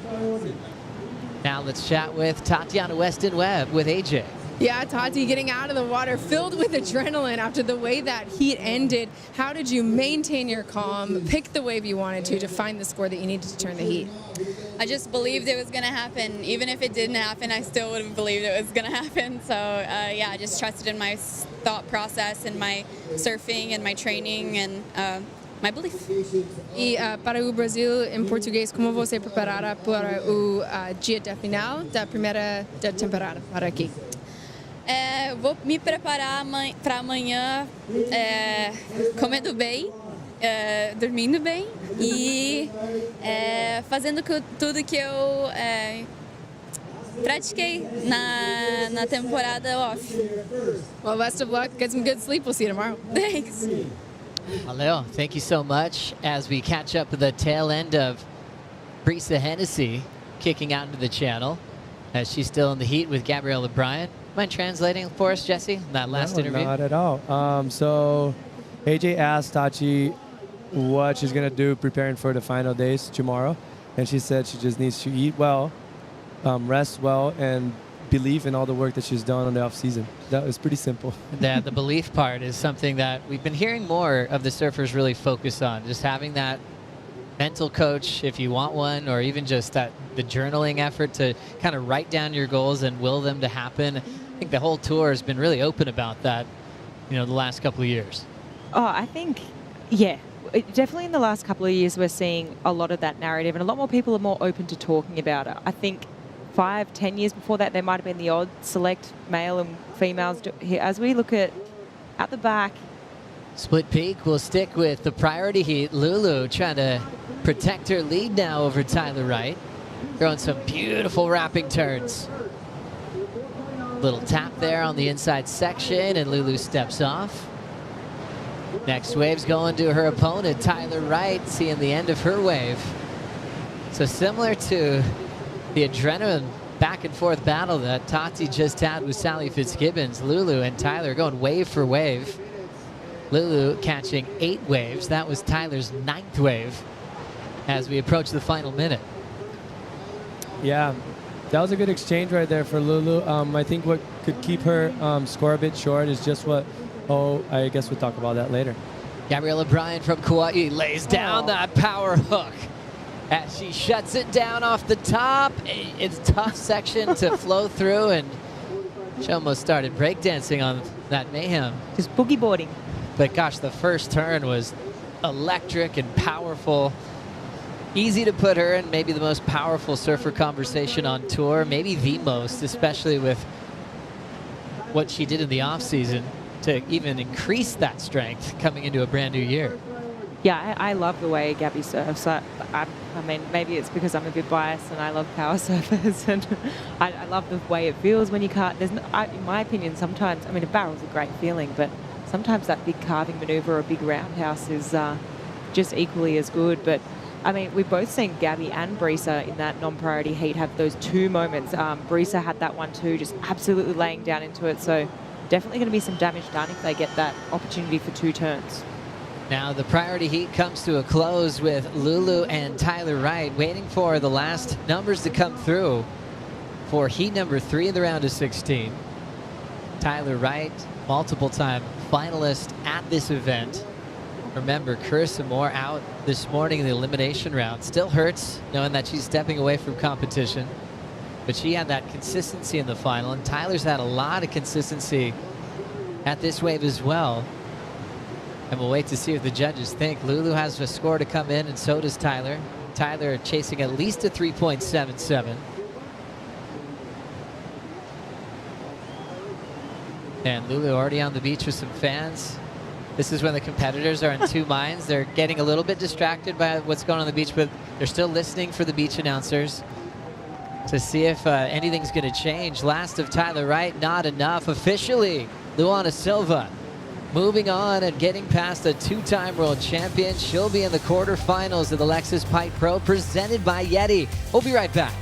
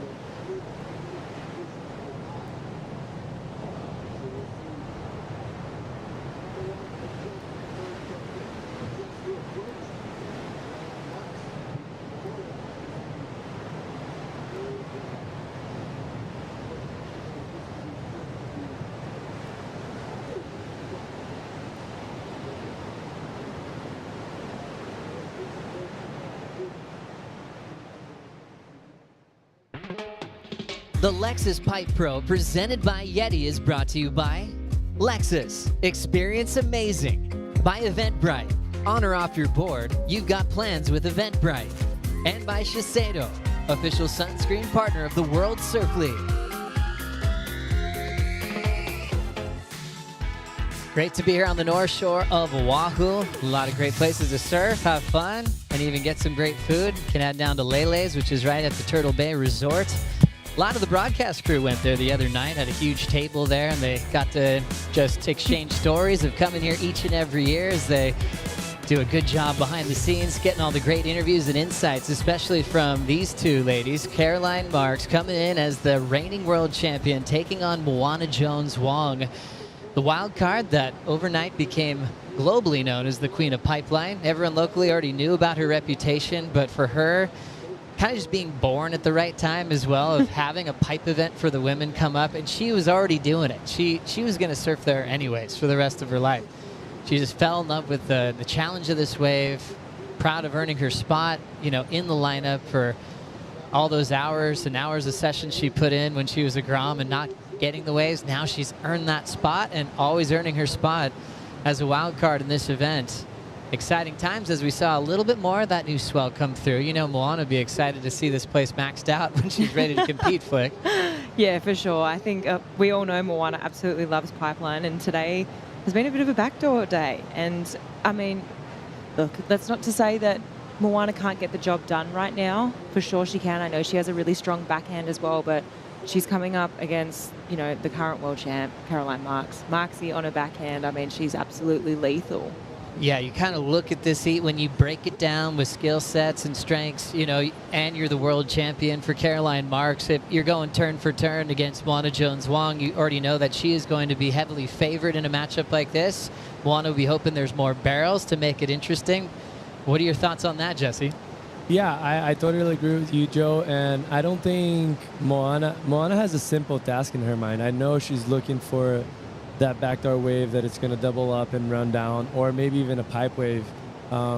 If there's someone that can actually find a barrel here today on the woman's side, that would be her. You know, she knows the spot so well. You see that she's sitting a little bit further up than everyone. So, like, I have a lot of, I think she's really, like, looking for those types of waves because she's going to have it's going to be a point of difference in everyone else. And I guess to go deeper with Moana's story, you know, she grew up like all the great surfers do on the island of Oahu. She was doing all the local amateur events, winning a lot growing up. So she's really well-rounded, you know, I think now famously for what she does in the barrel, but always loved competing, always loved putting the jersey on. So it's not kind of like too extreme for her to be back in a jersey again. She has a lot of reps behind her, even started doing some trips internationally, kind of following her big pipe win. As she was getting called up to some big events in Australia. She's been traveling a bit more than she had been. It's a great time to be Moana Jones-Wong. For sure. And I mean, I've known Moana, and I remember the first time I met her, she was just this little micro grommy, and I remember thinking, wow, she is amazing, and she's going to be a really, really good surfer one day. And she was very, very progressive back then when she was about 12 years old. And I remember, like, she would win every single event, and then she sort of, you know, she lost her sponsor at the time, took a few years off, sort of shifted focus and got a degree at university, met her husband, and then sort of resurfaced. And I guess she just started logging all that time with her friends, like Makana Pang at Pipe, and it was just like second nature for her. You know, it wasn't not a normal thing to do. Surfing pipe was just like, oh, all my mates are doing it, like I'm just going to go do it too. Yeah, so she then did that and just started like getting the reps on the board and so many amazing waves. But last year I got to see her actually. She put together a couple of nice heats on the Challenger Series at Snapper Rocks, and she was looking really on fire on her backhand there. So yeah, she's still definitely got that competitive streak. So fun looking back at the vision of Moana Jones-Wong becoming officially the queen of Pipeline, taking on the best surfers in the world on her home break. And just pulling into barrel after barrel. First round heat was with Carissa Moore and Brisa. She won that, then got past Tatiana in the next round, then Isabella Nichols, then to Tyler Wright, and then ended up just taking over the final with Carissa Moore. 14.34 combined total. There was a lot of celebrations happening right here on the North Shore. And becoming the queen of Pipeline in front of our eyes. It's a moment that we will never forget.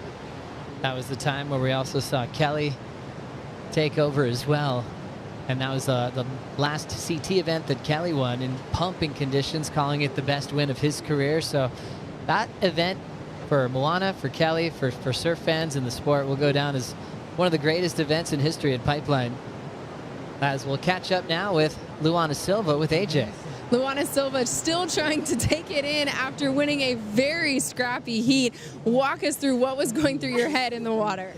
Yeah, that was the most scrappy heat, like unorganized heat ever. I don't think I have any much words after that heat. Just really grateful to make it, I guess. Yeah. As you should be, because you've punched your ticket to finals day, your first quarterfinals here at Pipeline. How much does that just give you the confidence that all the work you've put in to be ready for this 2024 championship tour is paying off?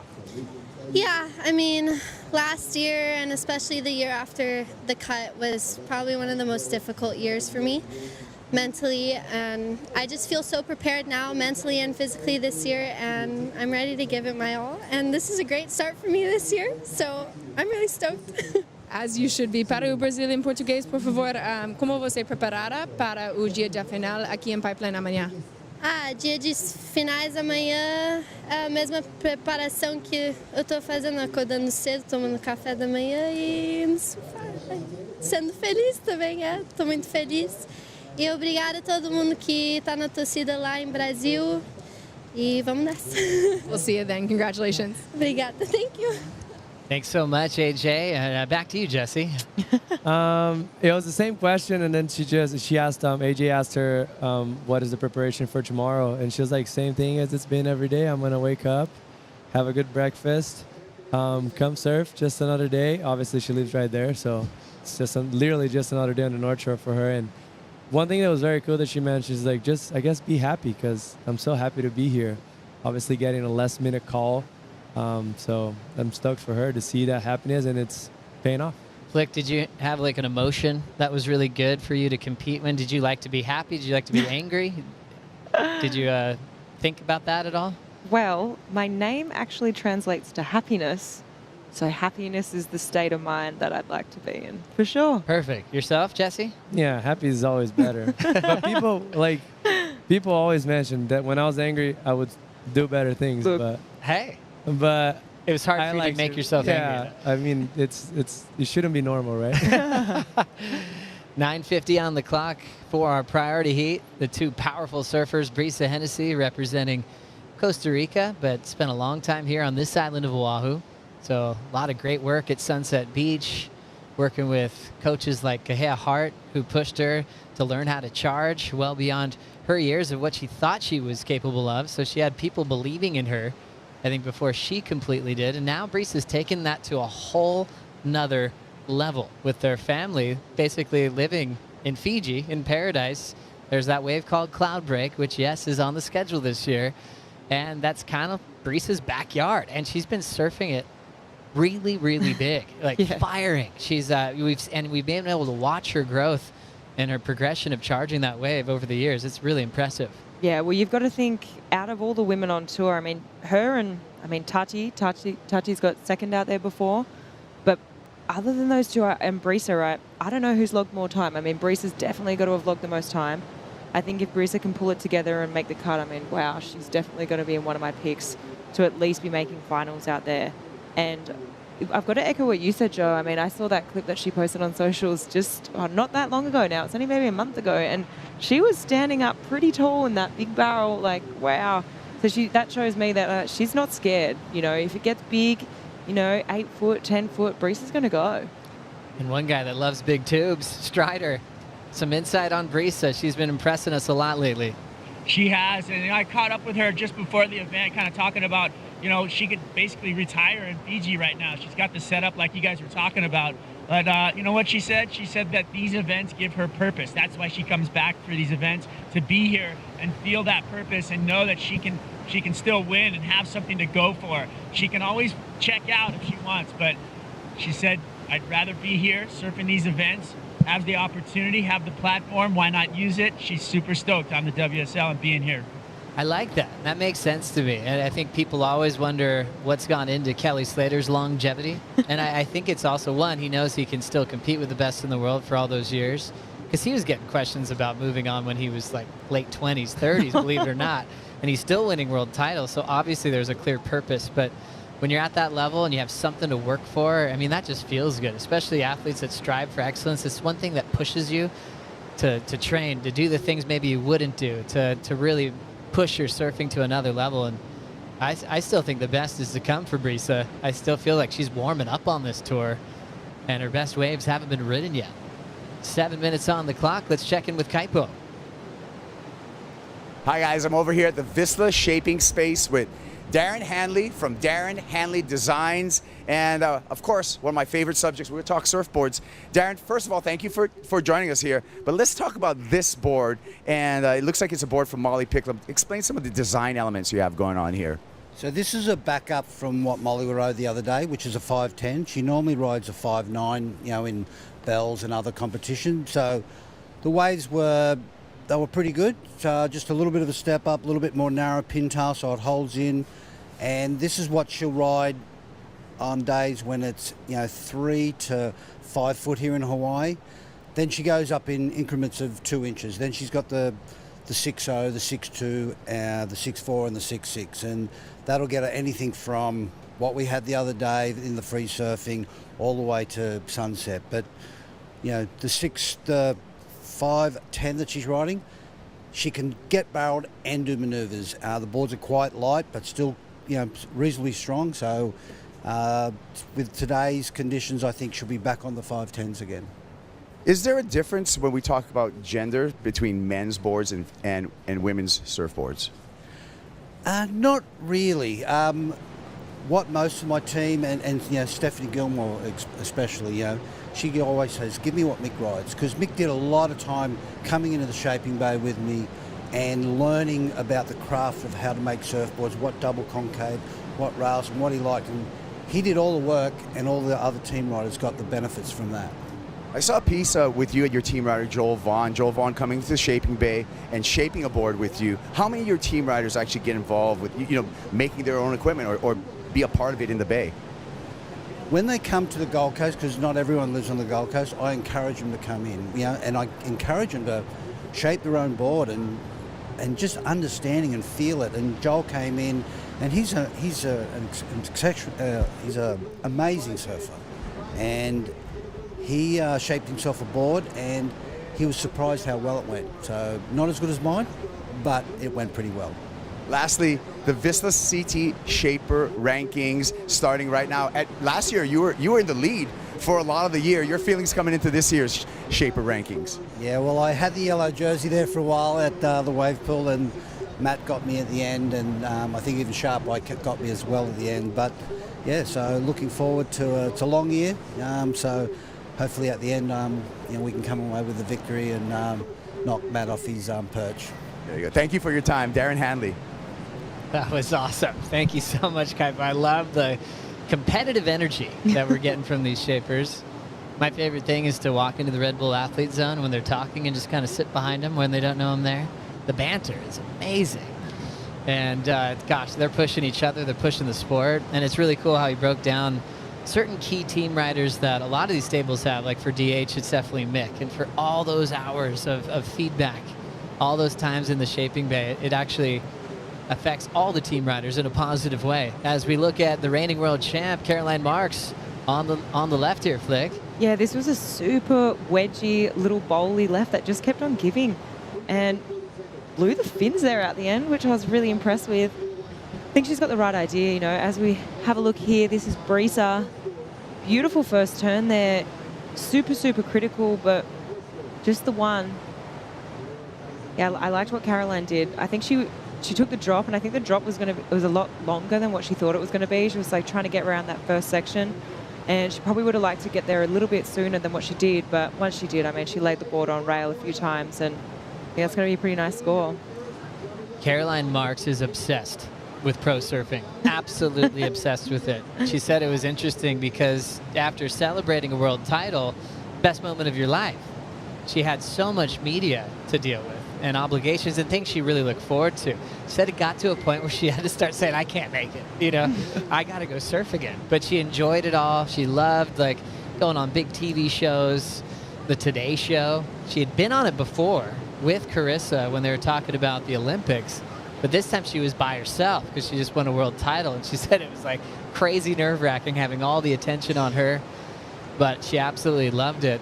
Thing was, a lot of people were telling her, like Luke Egan, her coach, was like, hey, at some point you're going to feel it. You're going to want to get back to work. And she remembers that moment of she couldn't wait to start preparing. She loves this so much. She actually didn't want to take too long of a break. She loves getting excited and really start focusing on her boards, or what she calls obsessing about them, and riding new equipment, preparing her airbrushes, and everything that goes into another year on tour. She still has that grommet type energy in her, and her motivation is sky high, because you never know how that's going to go after your first title. If you're going to celebrate and relax, I think she's more motivated than ever. For sure, because she's also very young age, so she has so much fire inside of her, and mostly All those guys, like obviously, if you go someone that is a little bit older, is going to be a different story. But in that age, they're just striving to get better. Like everything is so exciting and everything feels new. So every chance of improvement that they have in their hands, they're going to do everything they possibly can to actually achieve it. So as soon as that goal was done to win the world title, it was already, the page was turned and she was ready to go. And that's what makes her so special and so talented and so good at what she does. Approaching the final minute for Brisa and Gabriella Bryan. Brisa Hennessy working with Leandro Dora this year. Gabriella Bryan still with Richard Dogmarsh. Gabby's the one with priority. Now checking out the left, needing a 3.34. First turn, solid. There's the combination of maneuvers. Looking for a third, fading little cutback as this wave gets full. 3 maneuvers to try to flip the score with 40 seconds on the clock. Oh, I reckon it's going to be close. I reckon it's going to be really, really close. I'm not sure. 3.34. What do you think, Jesse? I think it's going to be under. She surfed well, but the wave really died out a little bit. Like he hadn't much to offer after that first turn. So you nailed it. 2.53, not enough. Hennessy still with the lead and now priority, and we're going to close this one out in 10 seconds. Brisa's not too close to Gabby Bryan, and Bryan's just on the inside and unable to catch another wave. Good effort from Gabriella on her final wave, but it will beat Brisa Hennessy, getting the win and moving on into the quarterfinals. Smart move just getting that wave. There's nothing else that came in, so she had to get that final wave, but not enough to get past the Costa Rican. We're going to take a Bonsoy brew break. Back for more action here at the Lexus Pipe Pro presented by YETI.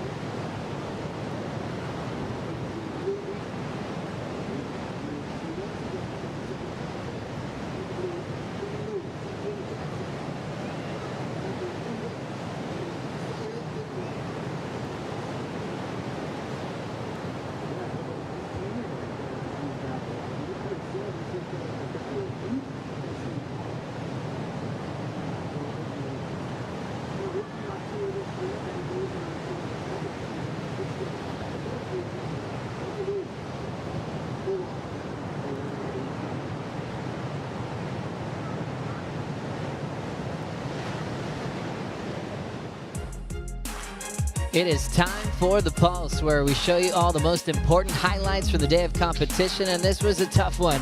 Carissa Moore paddling out for her elimination round heat today, and everyone just wanted to celebrate her running all the way through to the finals day like we always see her do throughout her career.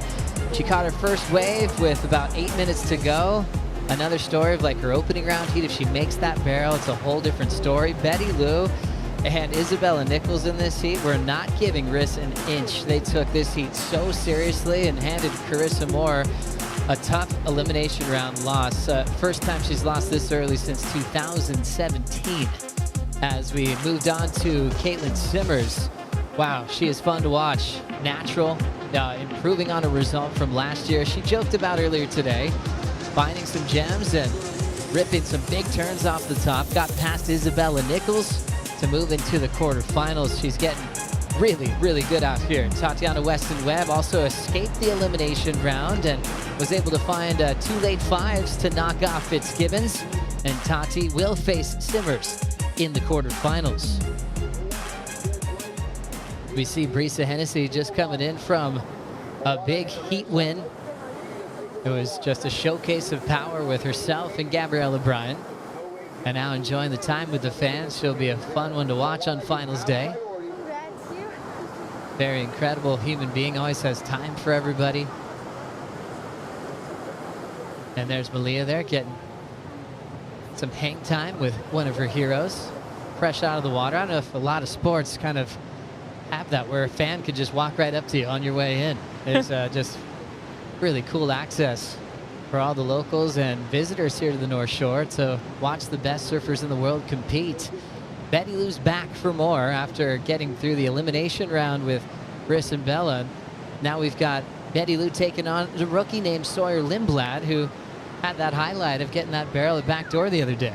Yeah, I've loved what I've seen from Sawyer. That barrel at backdoor was really well surfed, and that just her wave selection, and it wasn't an easy thing to do the couple of days ago. I mean, those barrels were really tight, really small, and you know, we weren't seeing a lot of that. I mean, Tachi had that one moment where she pulled into that really nice one, couldn't find the way out.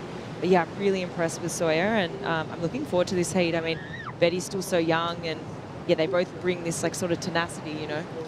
Betty Lou rolling in on her forehand. There's a big turn on a closeout. Tough enough to get there before it shuts down, so she'll start off with a completion against Sawyer Lindblad.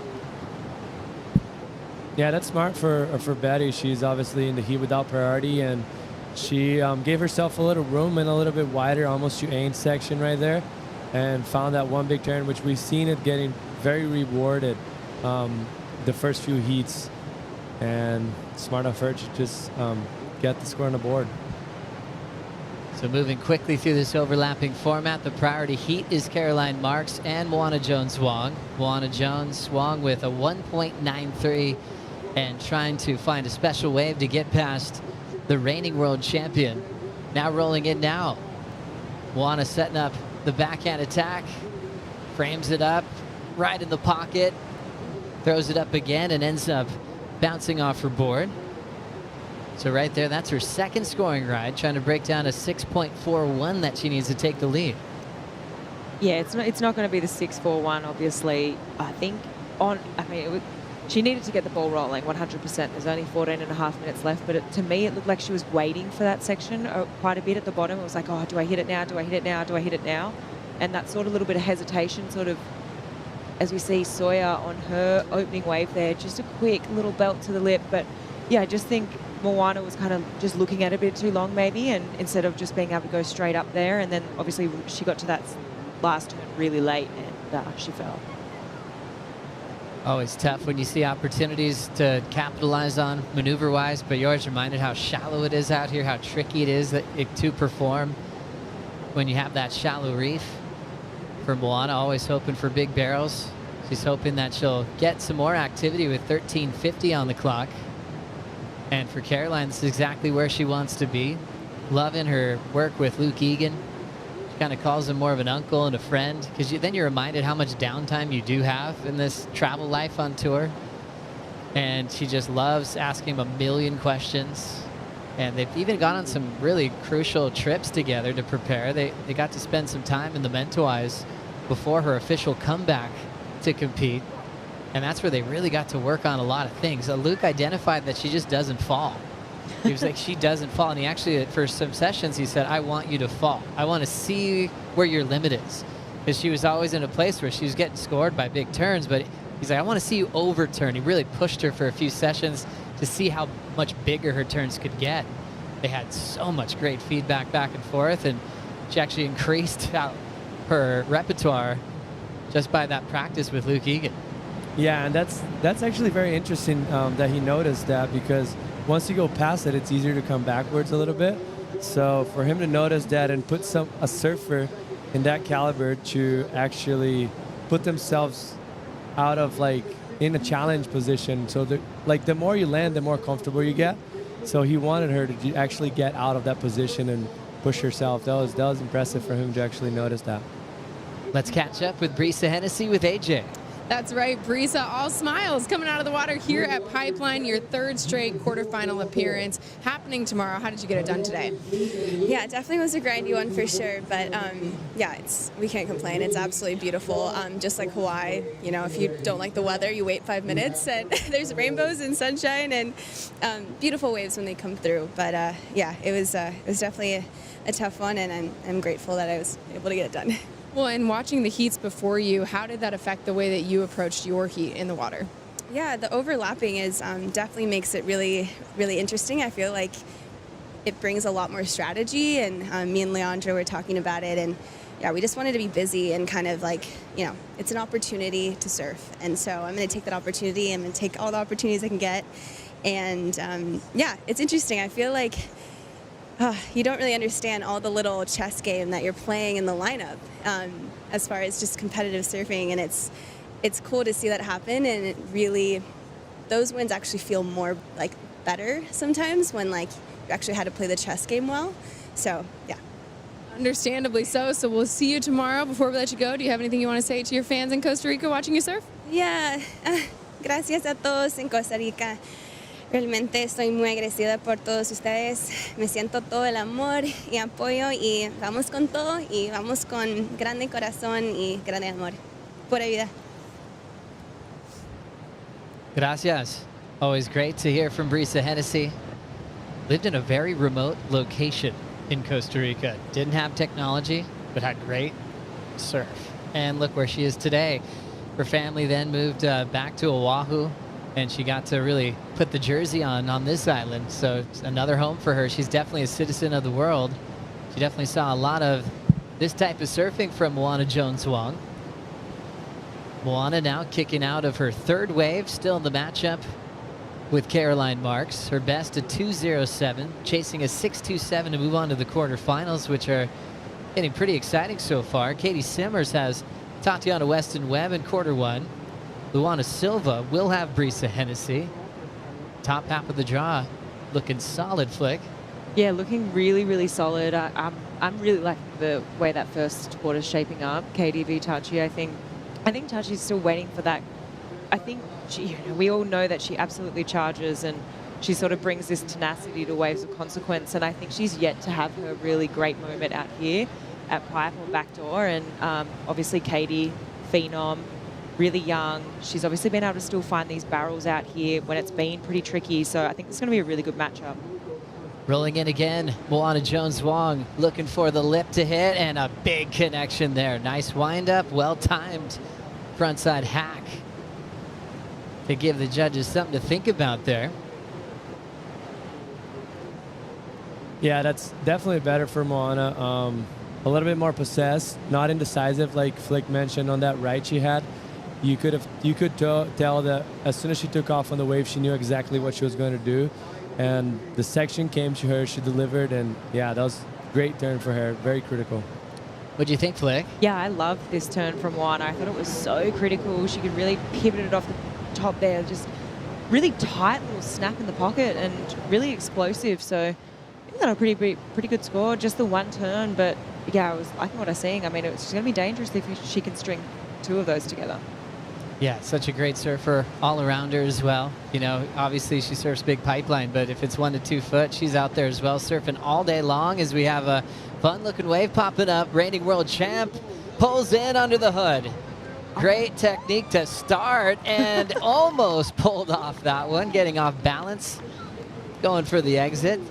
But her read in the beginning was perfect. Just up and under, got a little caught up with a higher line, and she'll be incomplete. And we'll see what happened on the split in just a moment. Now with 8 minutes to go in the priority heat. Caroline always looking left, but on the right. Here we go with Betty Lou, Jesse. Yeah, that was a great effort for Betty Lou right there, and exactly almost as similar as Luana's wave, but she was able to actually knife it a little bit more on that doggy door and able to exit. And that's going to be a great score. That's the best barrel we've seen in the last few heats, so she's going to get rewarded on that. See that first pump right there? Second one, and just setting up a nice line, get covered, and as soon as the wave was going to close out, disappears, and that almost like a turn, almost like a carve down right there for you to actually exit that. And it needs a lot of tenacity to actually pull that off. And then Caroline, what happened on that one, Flick? Wow, I mean, obviously it was a beautiful little barrel there. She pulled straight in, but just a little bit low there, and just kind of clipped her in the head. She kind of made it out, but interesting, even before, you know, the initial part of that wave, she was looking left, and Betty went right, and Betty's in that non-priority heat. So Caroline actually had priority over Betty. If she wanted to take that backdoor wave, she could have. I mean, she was obviously a bit deep, but she just had the goofy foot head on. She's just looking left. Look, I don't blame her. And also you see where Betty Lou had to kick out of, like, when it closed out on your backhand even deeper. It definitely would have been pretty challenging from where Caroline was sitting. But all the points in favor of Betty Lou, who's just being a smart surfer as well. Non-priority side of her heat. She knows Caroline is in a different heat, but she knew she'd be ready for a split. So in the right spot, the right time. And Sakura Johnson just hoping a 2.5. Pretty exciting times to be watching the World Surf League Championship Tour. Now there are more ways to watch than ever. You can also watch on the go. For all the fans in the U.S., you can now watch every event live on ESPN+. Also in the U.S., starting at the quarterfinals, all the action is now streaming exclusively on WorldSurfLeague.com, the WSL app, and ESPN+. To find all the ways to watch, scan the QR code or go to WorldSurfLeague.com/ways to watch. It's going to be a great year on tour, always kicking off in an exciting fashion here at Pipeline, right into Sunset Beach, then heading to Europe, going over to Super Tubos in Portugal, and then back to Bells Beach and Margaret River before we get to the cut, and then a whole nother list of excitement. Tahiti moving up on the schedule. We'll get there nice and early, post-cut. I think everyone's still talking about the excitement of Cloud Break, which will be really fun to watch the world's best kind of get reacquainted with one of the best waves in the world. Yes, and one thing I also like to mention about this heat, that was so smart of her. She has 3 goofies on the heat. So for Sakura right now, it's actually smart of her to be looking for rights because we have an incoming swell. So what that does, the new swell has a smaller period. And you see right here, this wave is very straight. So it's very hard to identify on your backhand.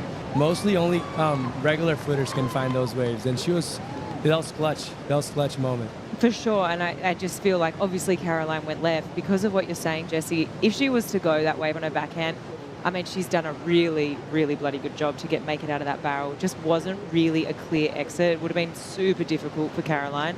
But yeah, that's a great point. I mean, Betty just identifying, wow, okay, 3 goofies in this heat. Let's go. Yeah, Let's this go is my back. chance. I like that. There's the score for Betty Lou, 6.83.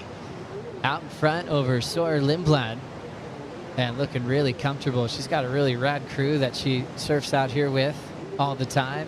They push each other. They got a cool little pack out there encouraging each other out here. And just happy to see her shoulder feeling great, doing her exercises all the time and asking a lot of questions to big wave champion Billy Kemper. If you guys follow Billy, you know how in tune to his workout program is and nutrition and a healthy lifestyle. And also, he's gone through a lot of injuries, so he's acquired a ton of knowledge. And Betty Lou's just been a sponge, asking Billy questions and learning a lot. She loves hanging out with Barron as well, but Barron had the same injury, but he didn't do his PT very well, and he actually had to get the surgery again. What? Then he was very focused on it, but it took his shoulder even longer to recover. So a lot of these surfers are learning about how their job in the ocean to perform is just as important as what they do on land, Jesse. Yes, and we have a few athletes on our sport that did that very well and actually started that. So you really got to put your A game outside of the water as well in order to minimize all your injuries and also better your performance, you know? 3 minutes on the clock. Priority with Moana Jones-Wong. And we've got Betty Lou up again. Racetrack section, and this one's really moving quickly down the line. She'll get caught. But it's really fun watching her attempt these waves. She's actually on the same board from Channel Islands that she rode earlier this morning. And quick closeout look there. Up and down from Moana Jones-Wong. Looks like maybe the back of Moana's husband there. And right next to Matt Bemrose, who's one of the biggest practical jokers on tour. Oftentimes, Bemmy tells you something, you always have to go, really? Did that really happen? Happy guy, super fun. Almost qualified for the tour a couple of years back. But he said it came down to karma. He would make things up in the water. He would scream at competitors when they're doing a turn to throw him off. Here goes Caroline. Takes a higher line this time. Kind of a second look at a very similar type of wave, but she gets caught in the same moment. Yeah, those same 3 waves just sort of bending back out to sea and not really finding that exit point. And now stepping into this one, Moana Jones up and out. Remember that little left she had with the hack? That was the 3.23. That's Moana's best so far. Now needing a 5.11 to catch up to Caroline Marks. So requirement has decreased a bit, but she's down to 90 seconds. Yeah, it's definitely going to be a tough ask. I mean, there could be one more set maybe on the horizon, one more little pulse. But, yeah, Moana needing a 5.11. I mean, it'd have to be the highest score of the heat, so it's got to be the best wave so far. I mean, so it's got to be better than those 3 turns that Caroline put together on that first wave that she took off on. So, and look, I looked at that first wave that Caroline got, and I thought that was a pretty good wave for today's standards. Totally. It's very hard to get that type of score, the mid-range score today. It's tough because you can't really find a barrel, but so they got to put the scale down because the barrel actually is what you're looking for out here. And unfortunately for Moana, I almost feel like the waves that Caroline went on the last 2 are the waves actually that shaped the best for Moana, because it had that high little barrel that she could have really maximized that opportunity right there. But just that priority exchange made her kind of come into different waves, and yeah, bad luck for her there. So true, Jesse. Well said. You're kind of thinking in this heat, if she can get a wave to really show off how good she is in the tube, that would have been a huge point of difference against anybody on tour. That is Moana's strength. Meaning one of the best barrel riders on the planet, especially right here at Pipeline. Down to 10 seconds. Moana with priority already has a big happy smile as she looks towards Caroline Marks. Moana, an incredible human being, takes care of her friends well, very loyal human being, and she will be moving on from this one, and Caroline Marks will be moving on to protect that yellow jersey into the quarterfinals here at the Lexus Pipe Pro, presented by YETI.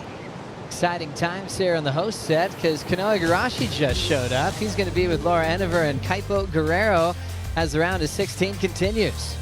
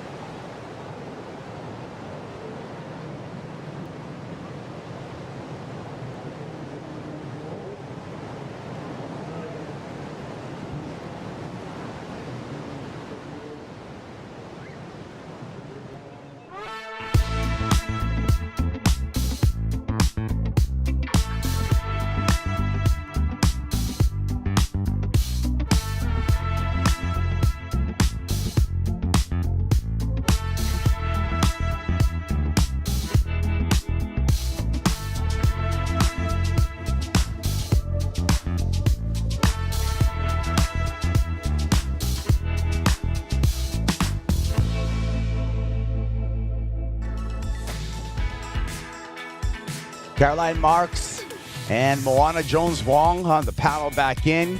The reigning world champ, she's on to the quarterfinals with a victory over Moana Jones-Wong, a former winner out here at Pipeline. The action continues here at the Lexus Pipe Pro, presented by YETI. We got some guests for you. I'm Kaipo Guerrero, Laura Enever, the world record holder, and Kanoa Igarashi. Thanks you for joining us, Kanoa, here. And again, we're at Pipeline. What a way to begin the year.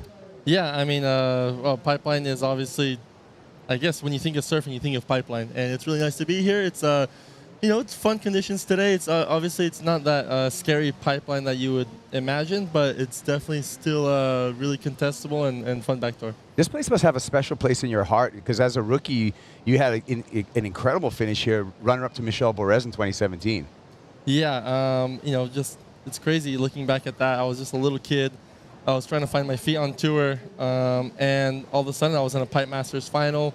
It was I mean, a little bit different than this, but it kind of today reminds me of that day. A lot of backdoor. The swell was a bit north. There's a lot of sand.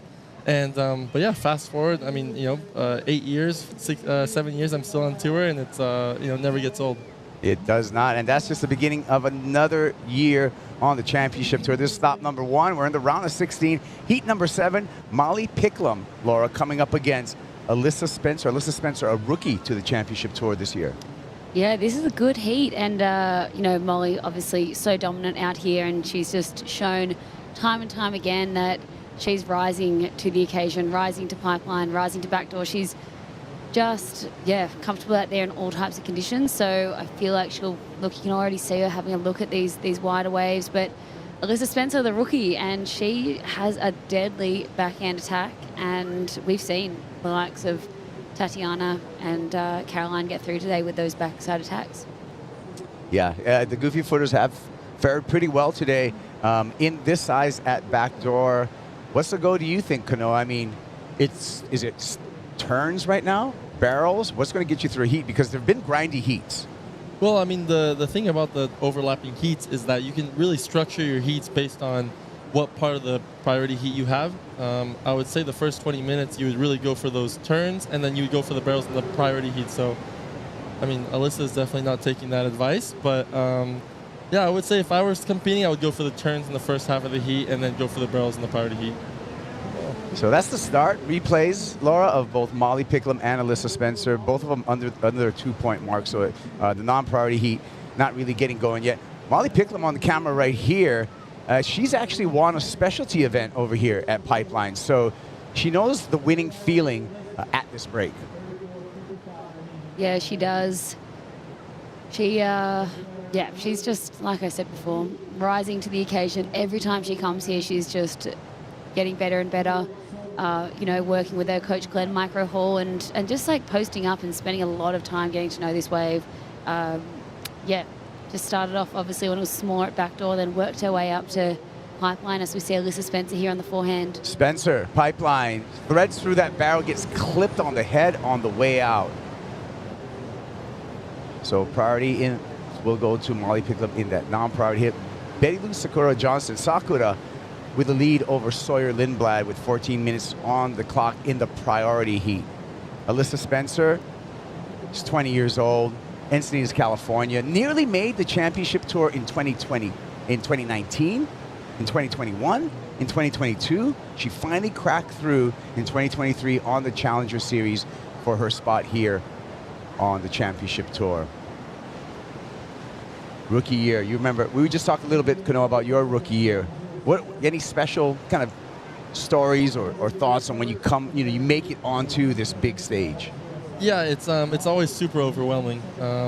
You feel like you can get on tour, and obviously the level is so high on the Challenger Series that you could go onto the CT and kind of adapt on the fly, but it's actually nothing like that. And the tour has a whole different feel to it, a big atmosphere. So no matter how prepared you are, you're always kind of caught off guard. I definitely was caught off guard for the first few years I was on tour. Yeah. I think Strider out of the water wants to join in on the conversation. What do you got for us, Strider? Oh, loving the conversation. It's kind of a question for Kanoa. I saw Molly Picklum as she's riding this wave right now. She's kind of snuck on this inside corner, big sweep, and then she's going to have to get out of that one. But she paddled out from off the wall, so her opponent would have been kind of thinking, like, where's Molly? Where's my opponent? Is that something that kind of you guys play with a little bit, Kanoa? Is that something that goes through your mind if you don't see your opponent? Does that mess with you a little? No, I don't think so. It looks like Alyssa's super set on her strategy. She looks like she's only looking for pipe waves.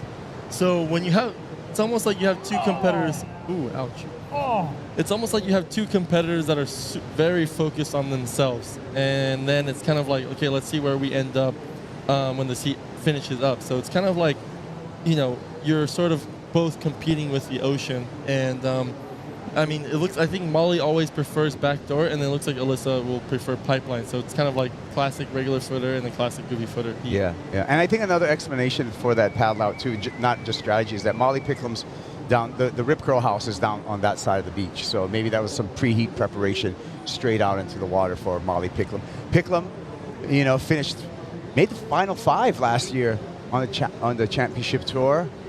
It's the start of the road for you, Kanoa, to the final 5.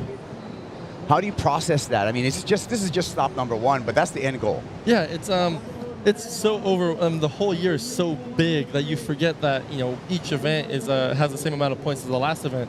And I had a bad result here, but I remember last year coming out of Pipeline with a bad result, and I brought myself so far down. But then I realized after the 3rd event and the 4th event that it's like, hey, you have to kind of reset after every event, because you can fight back no matter where you are on the tour. All it takes is a win or 2 wins to just kind of catapult yourself into that position. So for me, it's last year was a huge year of growth and maturity, and I just want to kind of transition that into this year and try and piece it all together. How's this, Laura? Oh, Sawyer, unfortunately, just a bit too late into this wave and had to do the elevator drop over the falls. I think we've all had one of those, and here we have the tap on the head. That means she's telling the Hawaiian Water Patrol that she is A-OK. She's sweet. You can actually tell they kind of came in to check her out and make sure she was fine, but looks like she's going to have a go at her backside now. There she goes, Sawyer Lindblad. Remember, she got a 7-point ride at back to her previous day of competition. She's going to turns here. A couple of carves on the backhand for the San Clemente surfer. Working it over. Lindblad finishes it off. Needs a 6.9, however, to overtake Sakura. Yeah, it felt like that last set that came through, you really felt the Northwest energy. There was a bunch of those pipeline barrels that just spat. Sawyer's one was a really nice hollow one, and then there was one right behind that Betty Lou was unfortunately just a little bit out of position for. But that big Northwest swirl that we're expecting is here, and even on this wave, you can see the energy. Almost, Sawyer's board looks like it could be slightly too small. Obviously going to turns here, just needs a... Well, she needs a 6.9, so she'll be chipping away here. I feel like the judges might hold back on that score as there was nothing too really connected. That was a nice first sort of speed snap. And then the wave sort of went foamy, so I feel like this will stay down in sort of 4-point range. But just wanting to build, she's only got a 2.93 and a 2.6 at the moment. Score comes in, Sawyer Lindblad, a 4.67. She still trails Betty Lou Sakura Johnson. Has reduced the need to a 5.17 in the priority heat. Molly Picklum ahead of Alyssa Spencer in the non-priority heat. And here goes Pickles. Molly Picklum looking down the line, gets a pump in. She's behind the current, traveling through that one. And the door remained closed at back door for Molly Picklum. Yeah, Pickles, she actually got stuck on the inside for quite some time there. Just had to wear those sets on the head, but she stuck to her game plan of trying to sneak out through the back door section there. And as soon as she paddled back out, that wave came, so she swung. So she hasn't had really time to catch her breath, but that was a really cool attempt. Just slightly too deep, I feel like, for that one. I guess, Kanoa, if you were heading out there for a heat this afternoon, knowing that this swell is building, what sort of things would you be looking out for? I mean, you can kind of see it already. I feel like the waves are getting a little bit angrier. It seems like, earlier today was it was really clean and pristine, but now you can tell that it's the waves are kind of growing teeth in a way. I mean, you can see here. Maybe took a bite out of Sawyer's board. Yeah, maybe she wants a bigger board after hearing Laura. But yeah, you can definitely feel the energy here in Hawaii when the swell's picking up. The period starts getting longer, and the reef kind of starts showing a little bit more. So here's one. Alyssa Spencer. Alyssa, she's going to go to turns too. That wave, a little slow at the start. There we go, a nice carve on the second turn, and stays busy with a whitewater bank. Actually going to melt this wave all the way to the beach, and comes disconnected in the final. We saw the board trade with Sawyer Lindblad and Shane Dorian coaching Sawyer Lindblad. You're back together with your old coach. Yes. Kanoa, with the snake. Yes, I'm back with Jake Patterson. We're staying together, and it's so nice to be working with him again.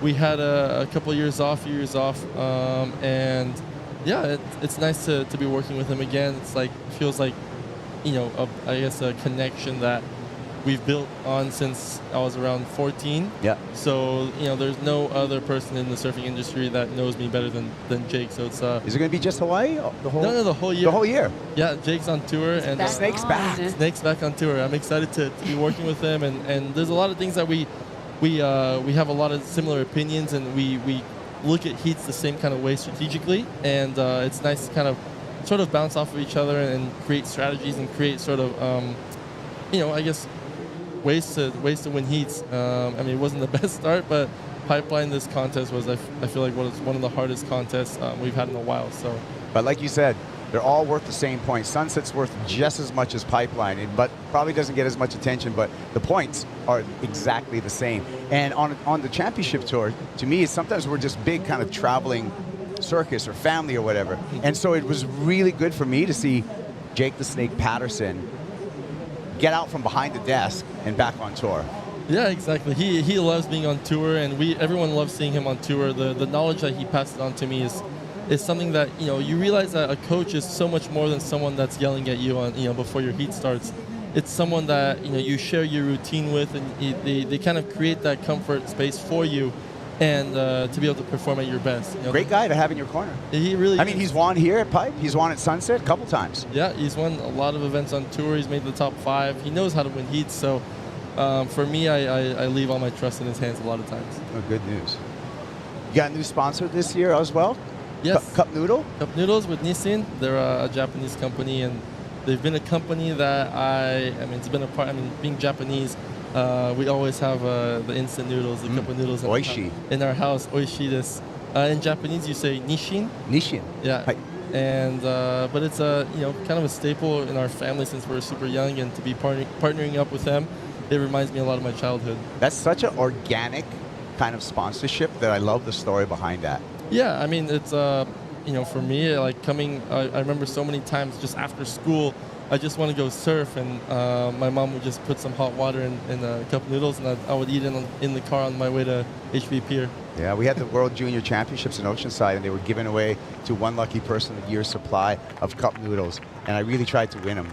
I came up short because I can talk to some people. Okay, yeah, I promise you, I'll use every bit of that. No, but it's my family loves it. I love it.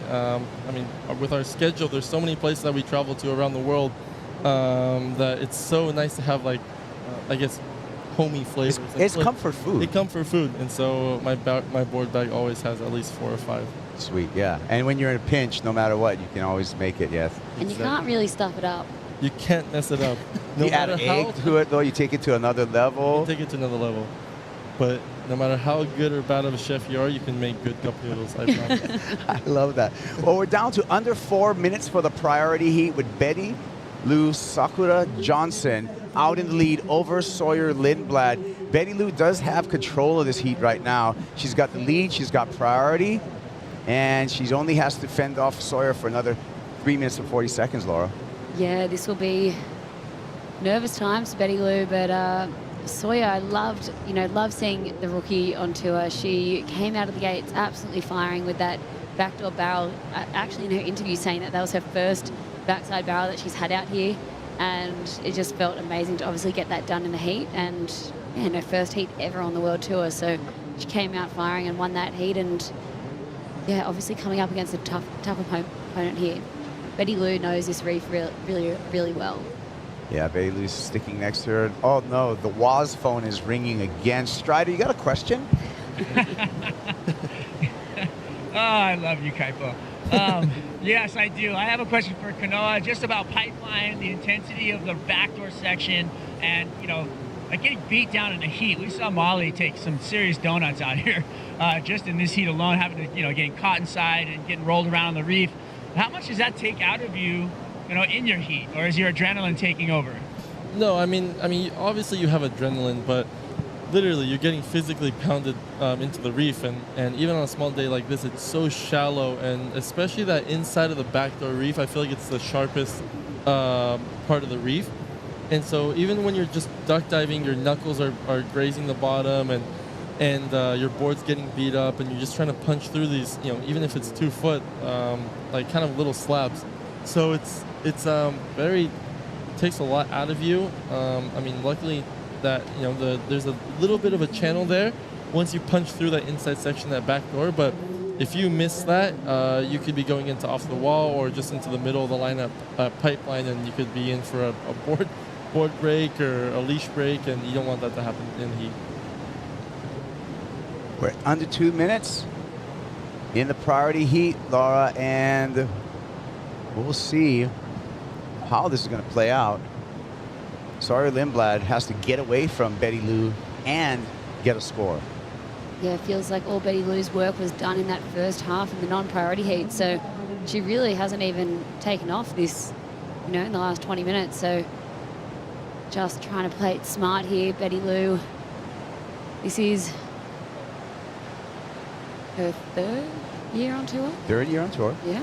For Sakura, and had to, had to do the long way around after being a victim of the cut, I think in 2022, and then had to do the long way around, fight her way back to the Challenger Series, back right onto the Championship Tour. So, I mean, that's actually the reality right now is you don't make the cut, you got to get busy on the Challenger Series, and a number of surfers have shown that they can do exactly that. Molly Picklum did the same as well. So there's a road. There's a second chance if you do not make it past Margaret River. Yeah, and obviously just coming back from her injury as well, her surgery, it'll feel really good for her to land herself into the quarterfinals. Yeah. It's a really good way to start off the year for Betty Lou. Yeah, Sakura's been working hard with the physical therapist over there at Physiotherapy Hawaii, Barton crew over there. She's been putting in the work. I mean, I've been at the same place, and I see her a couple of times a week really putting in the work to rehab the shoulder that she's had work done on. So, yeah, she's done the work. It's paying off right now. She's got 10 seconds to the quarterfinals. Yeah, I'm excited to see what tomorrow brings, because we know the swell will be hitting, and I think Betty Lou will be really dangerous at heavy backdoor and pipeline. Well, there you go. Sakura Johnson on to the quarterfinals. We're going to be on to a break, but stick around. We got more coming your way. More conversation with Kanoa Igarashi, more action from Pipeline.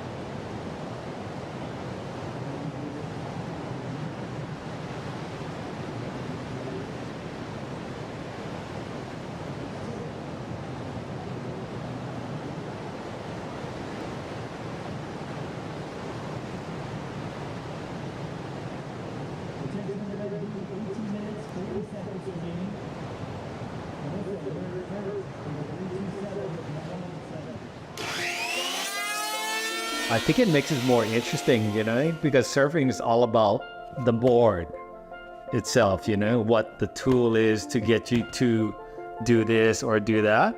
It's pretty interesting to see what the surfers are actually riding and who shapes their boards, I think the most memorable board was probably Tom Carroll on a Rawson doing that big carve, because something different, right? Pipe is all about the barrel, but doing that big carve off the top was such a different move, especially at Pipeline. There's a bunch of guys, but I don't want, like I said, I don't want to put them on the spot and, have the shapers get I think it's because we live here and we know the waves better than guys who don't live here. You know what I mean? Same like if you go to another country or wherever, the local shapers know what works best for the waves that you're surfing. Glenn Pang, legendary shaper for Town and Country. Legendary artwork in those colors by Gavin Hasagawa, who's been doing those sprays ever since the pot spray way back in the day, 1989 world champ. New heat out in the water, Joanne DeFay and India Robinson. In Heat 8 of the round of 16, winner goes into quarterfinal number 4. Kanoa Igarashi's with myself and Laura Enever. Kanoa, you know about Glenn Pang. I think you've gotten a couple of boards from him before. Yes, he definitely knows how to shape a surfboard. You know, it's great. Like exactly what he mentioned there before. You know, these Hawaiian shapers, they really know.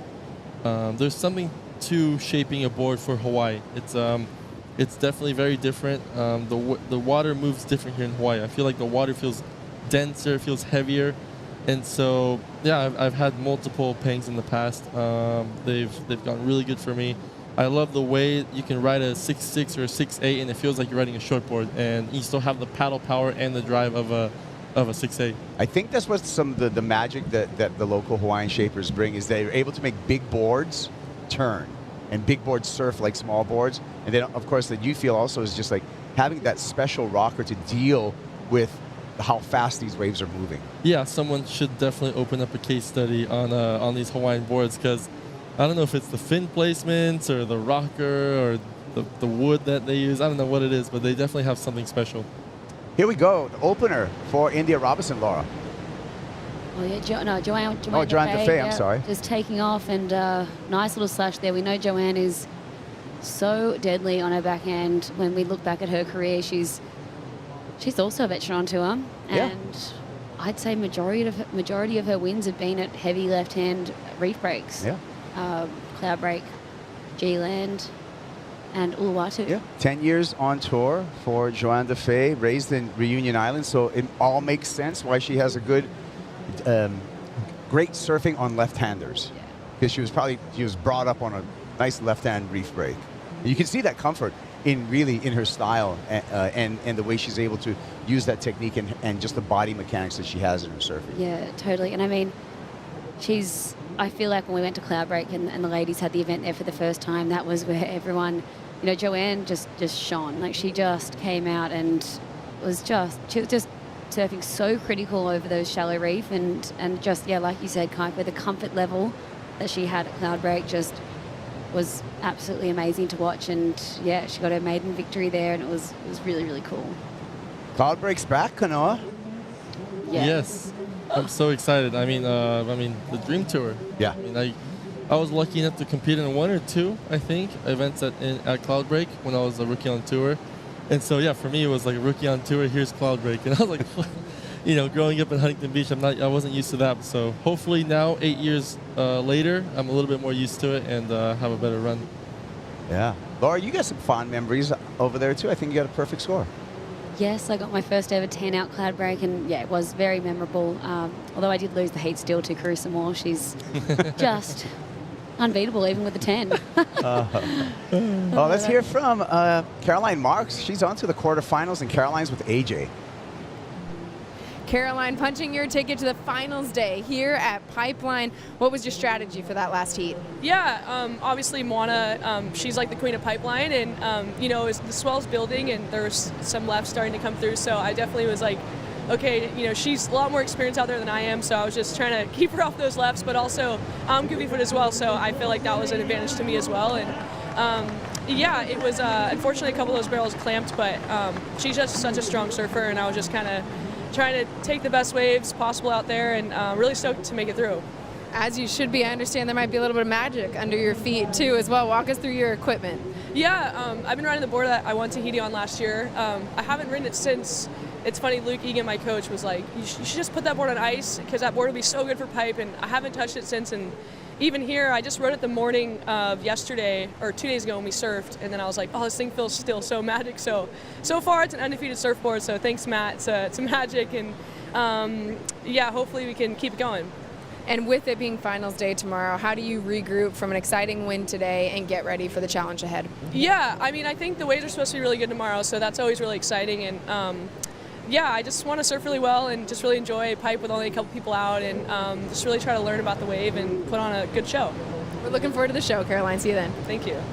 Yeah, good news for Matt Violas. You're going to start scoring some points for the Vista CT Shaper Ranking. Scoring starts at the quarterfinals. Caroline's in the quarterfinals, and she'll be gaining some points for the Lost Crew. I think we just had some. We had some outstanding action that we got to just get back at it, huh, Laura? Itching to Because see. Pickles got barreled Pickles. Pickles in a barrel. Barrel of the day for Pickles, and I cannot wait to watch this replay. She took off so deep and just slid under into this section. I love the way she just threw her arms up, and she got the little bonus barrel at the end too. So Pickles just finding a beautiful backdoor tube this afternoon. I just love this, the way that she just threw her whole body into that and then just was able to get that second section as well. Knoll, what did you love about this? Well, the way she got that last pump in before getting under the lip, it was so technical. She needed to get that pump because that wave was running pretty fast. But it's so nice to see backdoor kind of waking up here, better late than never. Totally. It almost seemed like a little bit hard to read that wave because it looked like it was going to stretch out, but then it was kind of like a separate section. But Pickles just knew she had the diamond. She just needed to ride it. Like I said, Pickles in a barrel for an excellent score, an 8.17. That could, Laura, be the Cup Noodles wave of the day when we get to the 8:05 post show. Yeah, hopefully we'll see more actually. A couple more 8-point rides, excellent scores to end the day, and that was pretty nice though. Yeah, the good news is, I wish I got one like that. the good news is the swell has arrived. That is telling signs for this afternoon into tomorrow. So Molly Picklum with a big lead over the rookie Alyssa Spencer, 8.17 and a 3.33. Alyssa needs an 8.23, and again, this phone keeps on ringing. It's the Waz line. Waz, what do you got? I just had to get on the comments with that wave. I was just one of those perfect, glassy, just when you're sitting in the lineup, it's like your dream wave, and you could see on her face that she was just like ready to just bite into that thing. And I loved watching her take off and slide into that thing, and she just had the perfect pump through the bowl, and from the water, it was a pleasure moment. And I think that she came out of that tube, she looked over, and she just had the biggest grin on her face. So quite enjoying her time out here at backdoor. Oh, here comes the set. All right, get out of the way, Strider. We're watching a nice replay of Molly Picklum thread a backdoor barrel, getting an excellent score. As we said before in the heat, she's actually won a specialty event here, and on that way to that victory were a bunch of backdoor barrels just like that. That one kind of got away from everyone. Wow. But, Laura, you called it. Looks like the swell's here. Yeah, unfortunately, Molly was trying to charge out the back into the peak to get onto that wave, but just wasn't able to get across far enough. And Noah, you could talk to this, but if you're not in the perfect position for backdoor, if you're not on the apex, it's really hard to get in with that energy, right? Yeah, it's like you have to be in such a specific certain spot on the wave, or else yeah, you could be a part of the lip. So I mean, that was one of those tricky ones where the wave actually like moved and shifted as it came on the reef. I was having a hard time reading it. I was looking at it from outside, but definitely good signs of the swell coming in. There she goes. Pipeline this time grabs the rail. Molly Picklum charging. Yeah, just so impressive to watch, and you know, just the way she's taking off that backside pump there. I mean, we're not seeing many of the ladies be so technical at their backside tube riding, and you know, she just does it with such ease. And yeah, what did you love about this? Her techniques just. I feel like she just showed off that she can get backside barrels as well, because this wave was a straight closeout, but she has really good technique in the way it's so hard to pump on your backhand, especially while you're grabbing your rail, and she just literally demonstrated it in a perfect way. So she can definitely get barreled both ways, and she's trying to show off for tomorrow maybe. Yeah, I feel like she's like, you know what, maybe we know that this is going to mostly be pipeline tomorrow. She's like, let's just get a little couple practice waves in, pull into some closeouts. Well, from what we're seeing, you guys, is if we do have, and we're supposed to have bigger waves tomorrow, Molly Picklum really could be one of the favorites when we look to the quarterfinals. Yeah, I'm feeling like she's going to be a really incredible threat in this event. I think Katie Simmers will be coming out swinging as well. Yeah. And yeah, it'd be cool because Katie and Molly will be on the opposite sides of the draw, so potentially they could meet each other in the final. And the other one, the other woman that I'm excited to watch is Tatiana, because I feel like we haven't really had the opportunity to watch her compete when the waves have been really clean and good pipeline. She was, you know what, she's so good. They had to name her 4 times. Betty Lou Sakura Johnson into the quarterfinals. Sakura is with AJ. Betty Lou making it out of that heat onto the quarterfinals here at Pipeline. You were telling me before that it took a minute to sort of like get your mindset right. How did you settle into that in this last heat?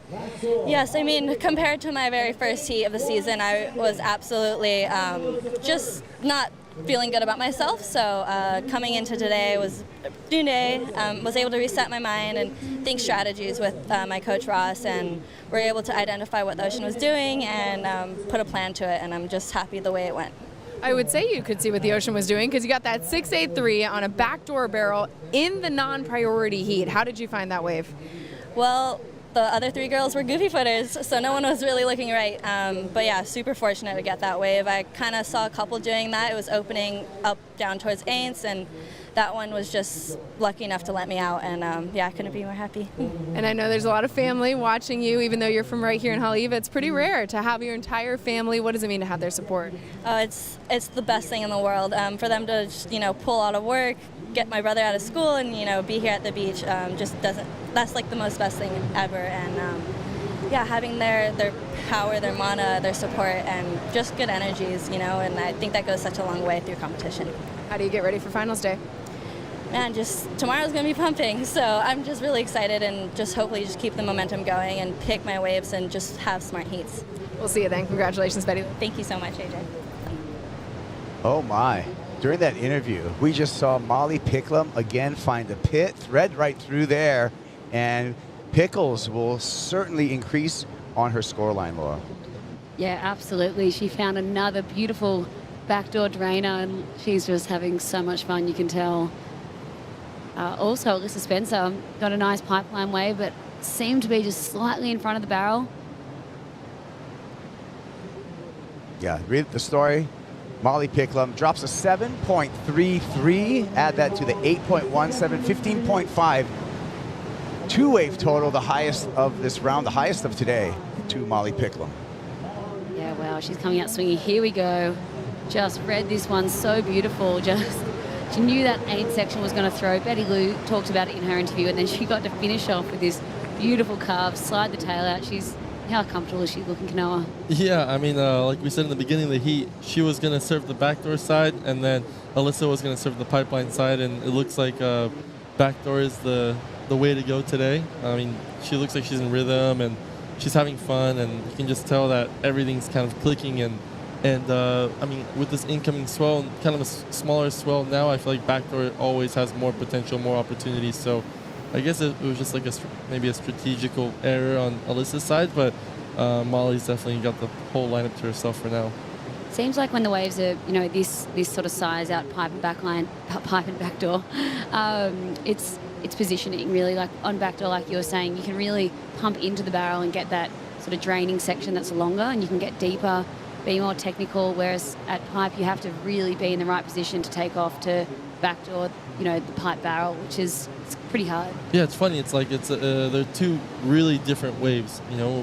Pipeline, you're kind of setting your line and you're just you're kind of trusting the wave, where backdoor you're trying to just create and get over these the foam balls, and you're kind of trying to read it, and you never know if it's going to come down, and you have to doggy door it. So I feel like backdoor is a lot more technical, but then you can't really beat a perfect pipe barrel.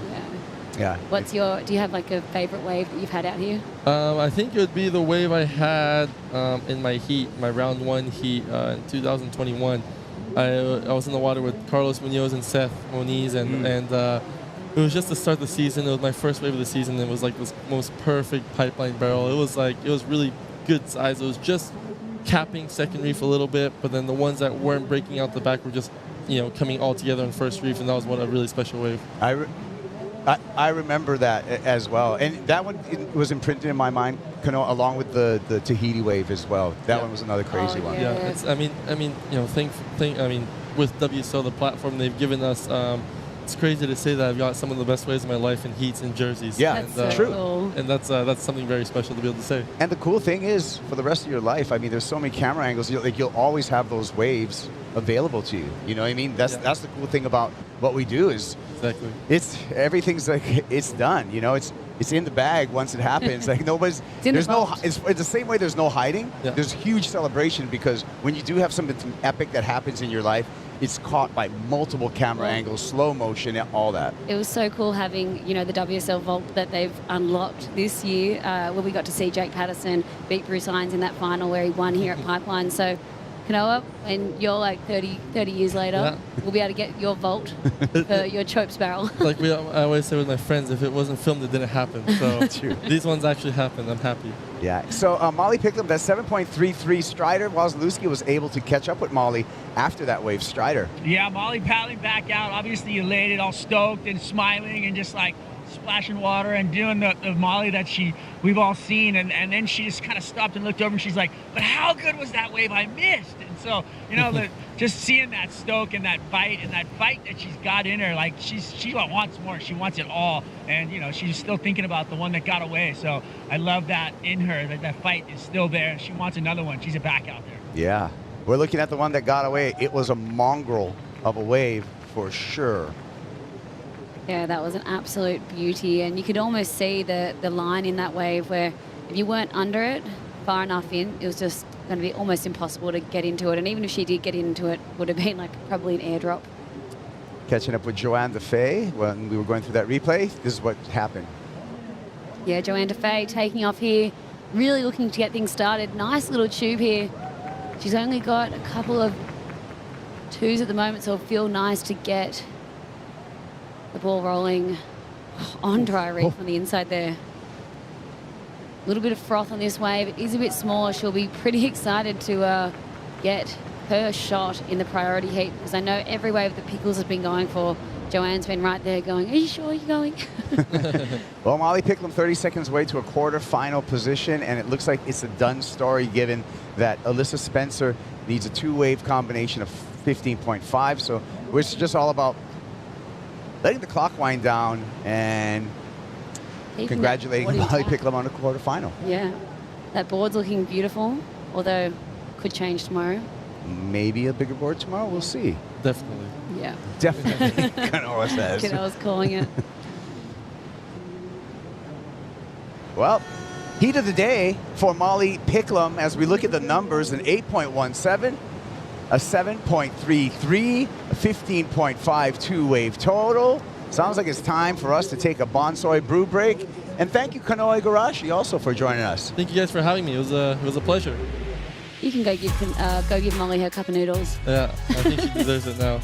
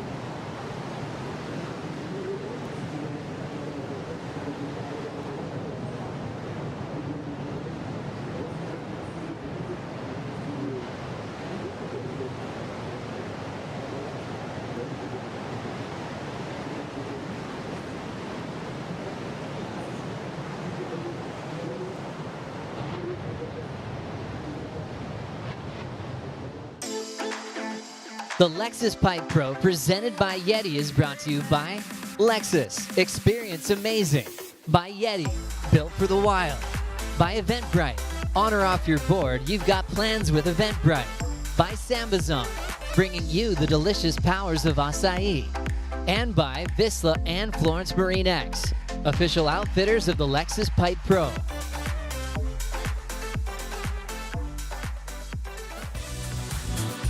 Molly Picklum just came out swinging here into the quarterfinals. Her round 16 heat went excellent. 8.17, 7.33, 15.52 wave total for Molly Picklum. And we're going to see her finals day here at the Lexus Pipe Pro. There's only one more spot in the quarterfinal for the women. We're going to decide that with the last heat of the day. Joanne DeFay coming up against India Robinson. They're in the final 17 minutes of the heat. Piper girl along with world record holder Laura Enever. And I want to get this in because, Laura, it's Mahina Olelo Hawaii. It's Hawaiian language month, and every day I'm been trying to bring a little bit of Hawaiian language into the broadcast. So today's Hawaiian word will be Kulananalu o Ka'o Pulu Pulu. That's the name for this break right here. The beach is called Ehukai, but the Kulananalu is the rising wave right here at Pipeline. So we're peeling back layers of Hawaiian language. Beautiful name. So that's going to be our Hawaiian word for the day. Let's take a look at our fan picks, our Pacifico fan picks in this heat. You voted on it, and here's your numbers, but we're going to get back to that because we got India Robinson. Oh, you saw her get caught up right there. That looks like a bit of a slap. She's still under. There she. They'll check on the equipment. Looks like she's okay. That was a drainer. That was a nice slice into that wave. She had the perfect line, but unfortunately that wave just ran off. But I feel like that'll be good. India hasn't caught a wave yet. She needs to, get something moving. This looked like a really nice backdoor drainer, and yeah, arms in the face. Just went a bit high there, but the wave shut down anyway, so no loss. But maybe just a bit of a harder slap to the reef. Yeah, I mean, talk to us about the impact that happens on a closeout or a wipeout like that, where you catch a rail in there. Yeah, you're slapping, you might get winded, you might, just hit the side of your face, your ear, like you can burst your eardrum like that as well. And yeah, it's really shallow in there. She seems like she's okay. And if you come out of it fine, then your adrenaline kind of starts going and you're like, oh, cool. Let's go. Got that out of the way. Let's go. Here's our Pacifico fan picks we're talking about. 77% of you picked Joanne Defay in this matchup over India Robinson. So the fans across the world picking the veteran in this matchup in the way of Joanne Defay. And so far they're right. Joanne with a 2.17 and 3.5 for early lead, 15 minutes remaining. Yeah, I mean, it looks pretty dreamy right now out there. So glassy, coming up to 3:50, 4 p.m. So, this is when, the swell's going to come in. It's just going to be a beautiful afternoon.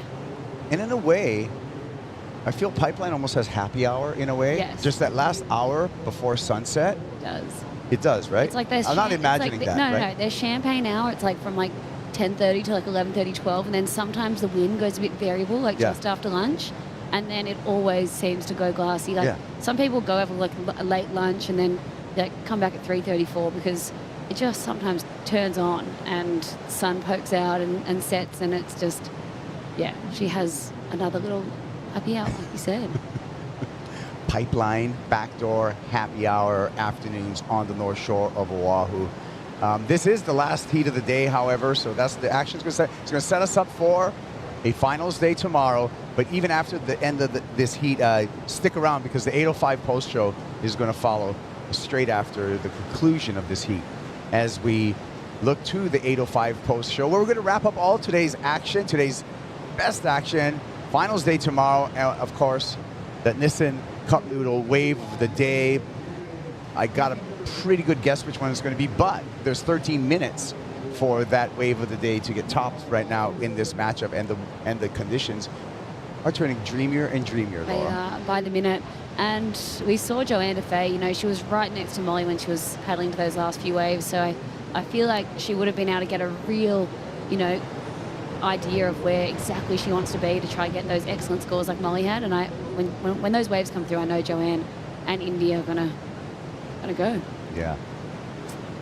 On the paddle here, and a nice view of the reef and some of the creases and cracks and holes and crevices, and sand collects in some places. It's bare reef in other places.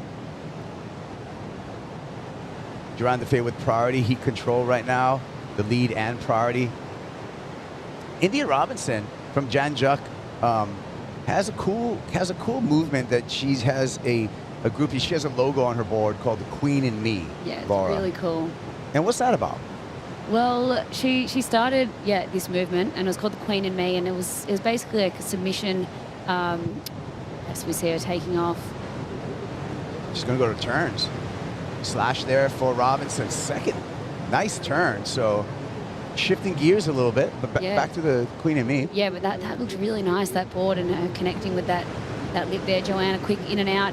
But yeah, she just, I feel like there was a Grom boys contest. Yeah.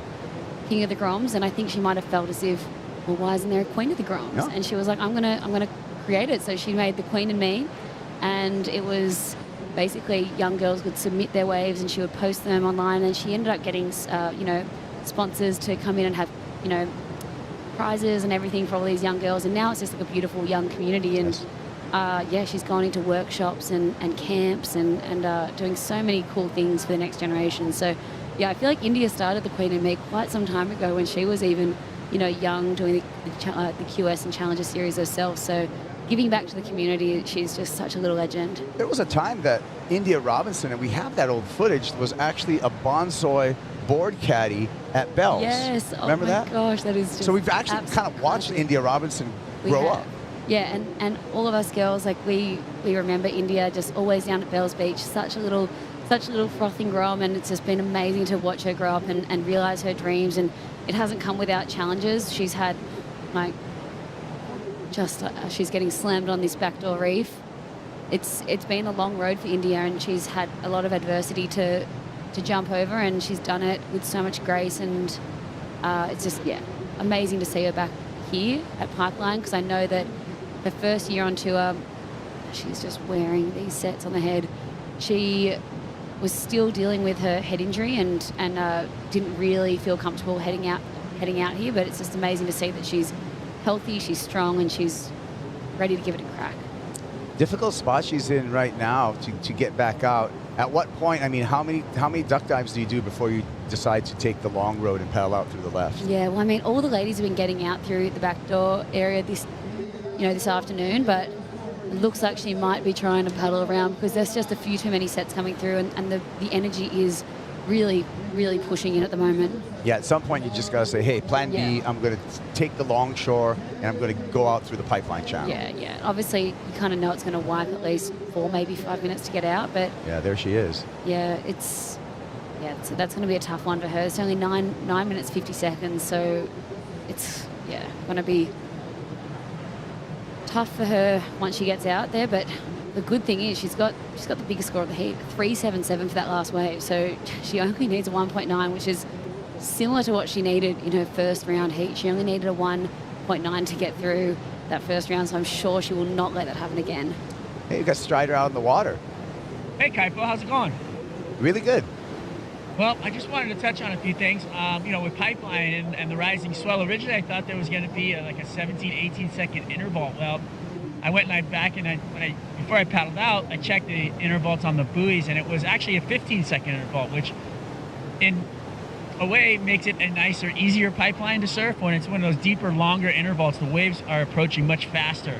So once you hit that 17, 18, 19-second interval, those waves are moving a lot quicker. You see those crazy double ups, and it looks really vicious. And so this is actually a nicer looking pipeline because of that interval being at 15 seconds. And that's what we're going to see tomorrow at a 14-second interval. So the waves will be moving a little slower and standing up taller, and we'll be seeing some beautiful waves tomorrow too.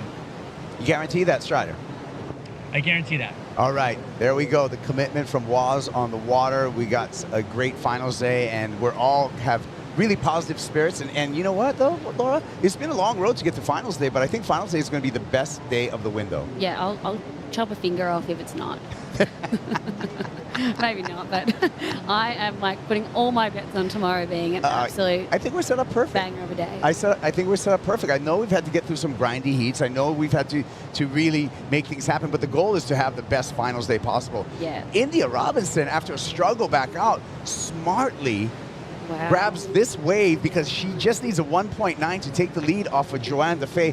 Well played, Robinson. Yeah, well, she just did that, and like I said, 7 minutes and 50 seconds to go. So she literally got halfway out the back towards Pipe and had that sort of north backdoor wave pop up, and she's like, I'm not taking any chances. I just want to get in the lead. That's going to be the 1.9. It's going to make her feel better. It seems like she'll be able to get out the back through this backdoor section again.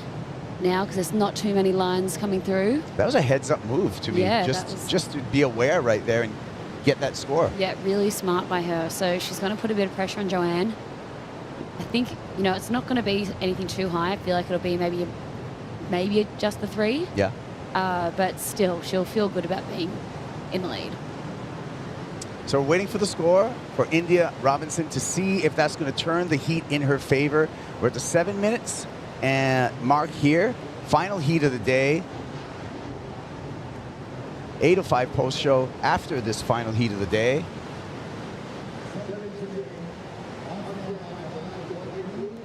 And the number in for India, a 2.57. She needed 1.9. She did what she needed to do. She's in the lead over Joanne Defay. Defay now needing a 2.85. Defay with priority, under 7 minutes remaining, 6:40 on the clock. Yeah, and Joanne's just sitting patiently. She's right on the peak at back door. You can see the boil just out, a little bit further out from her, so she knows where she is in the lineup. She is, I'm looking over my shoulder, pretty deep. I feel like she might want to move across slightly. But, you know, she's so confident on her backhand as well that she could even be looking for a pipe barrel. Yeah, I guess the tough part about this, Laura, and you can speak to it, is don't get lost in the woods out there. Yeah. Because you've got to be in the, well, right here, the overhead, we can see that boil right there, and where Joanne's positioned on that boil. So she's kind of right behind it. So she's probably in the right vicinity. This one's a straight-hander. And the arms up by India Robinson right there, signaling to the judges like, hey, she thought Joanne paddled for that wave. She wants a priority switch, but Joanne's going to paddle for this one before they can make any kind of moves. Joanne Defay slashes off the top there. Joanne, one more turn, 2.85. You think she got the number, Laura? Yeah, I think she's well and truly got that number there. And smart, I was just thinking for Joanne, knowing she needed a 2.85, she almost was probably praying for a wave that was only turns to come through. You know, obviously you want to get a barrel, but how many times did we see Carissa Moore this contest get the beautiful barrel wave come through and just not be able to squeak out of it? So, yeah, let's have a little look back at this replay. Let's look at this paddle. This is what India seemed to think should have been deemed as a priority switch up, but I really don't think Joanne had a proper look at it. So I think the judges obviously keeping priority with Joanne, and then here we go. This is her wave. Just a beautiful backdoor wave here. Had a bit of foam on the face, but she got this nice steep section to just really rip into that first section and give it a bit of power and oomph, and then just connecting with that second lip so well. That backwash kind of just hit the wave perfectly and really worked out in her favour. So this will be the best wave of the heat by far. So Joanne will be feeling really good. So still waiting for the number for Joanne Defay. India Robinson splashing water. Maybe a little frustration for the surfer from Janjak, because the seesaw battle continues. Joanne Defay gets the number of 5.17. She goes to lead. Robinson now needing a 4.91. 4 minutes to go. Here she goes. Pulls into a cave. Needs to find the exit and gets caught up in there. Oh, that was unfortunate for India. She almost needed maybe one more pump to try and get into that, but she slid it into it so nicely. And unfortunately, if she wanted to sneak out that doggy door, she just needed to be a little bit wider or further towards that exit.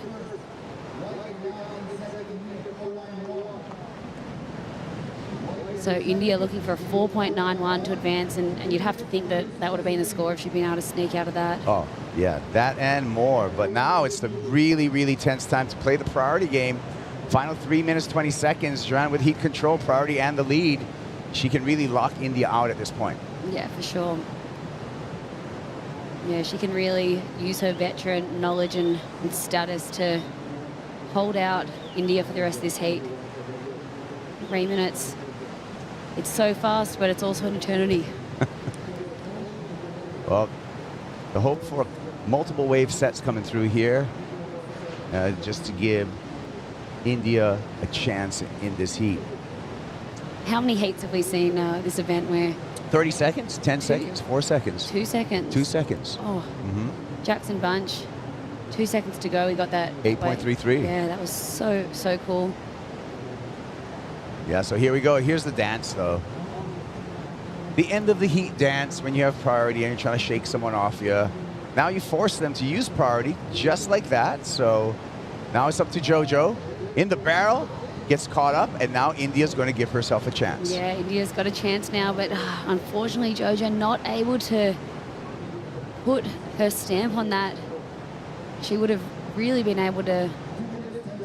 She'd snuck out of that barrel, just really tightened up the screw for India. India taps the wrist, gets the news from our on-site announcer that she's got 2 minutes remaining.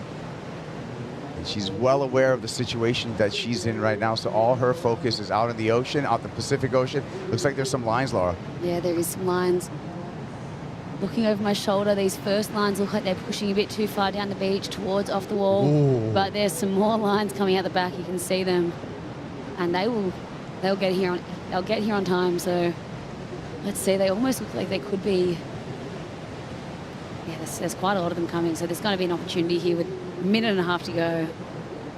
So this is when the nerves come in, and this is when you have to have nerves of steel, knowing that the opportunity is coming your way, plenty of swell, holding on to your position for India Robinson, and she's going to have to activate. She can turn this heat because it looks like we got some sizable waves coming through. Look at that. This is the backdoor beauty right here. Let's see if India can get herself in position. She's going to hold on to this one. She's going to let it go. That one's stretched a bit too far down the line. Okay, third wave of the set. She sees a little bit more of a corner on this one. Here she goes. India digging deep. Foamy face to deal with. Mid-face snap there. Needs more. Another mid-face snap. 2 snaps in the foamy section. Is that a 5? Wow, Barrel really would have 4.9. sealed the deal, but that's going to be the challenge for the judges to deconstruct. Yeah, that was so unfortunate for India. Like, that wave just had too much foam from that wave before that it just didn't really have that clean face for her to really gouge into the way that we're used to seeing her. But that second turn was pretty committed and critical. Keen to see the replay of this, and Joanne, that's it over. So it'll be a bit of a waiting game here. All right, well, these are the moments. Hanging on the beach, waiting to hear. Let's see it one more time. Yeah, so you can see it just had that whitewash wobble in it, and I feel like that's going to keep the judges back. That first turn, a bit tentative, but then that second turn was really nice and critical. She got the airdrop in there. So they're going to pretty much be looking back at Joanne's 5.17 and putting that up against Comes under. India's. 4.23 for India Robinson. Not enough. It's going to be Joanne Defay moving on into quarterfinal number 4, where Joanne will be facing Molly Picklum on finals day. Take a look at the numbers there. And JoJo on to finals day. We'll be back with more. We got the 8:05 post show after these messages. Joe, Jesse, Flick will talk you through today's action.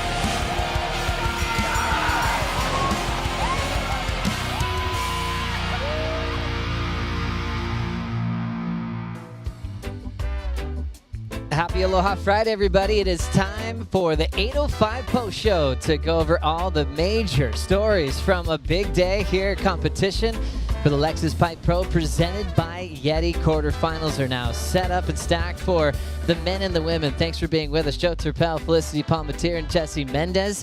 You know, we had a little bit of a wait, anticipating a serious pulse to come through. It never really materialized like we were hoping for. But I love the adaptation from the world's best. They know they had to switch to turns and really be on their toes today, Flick.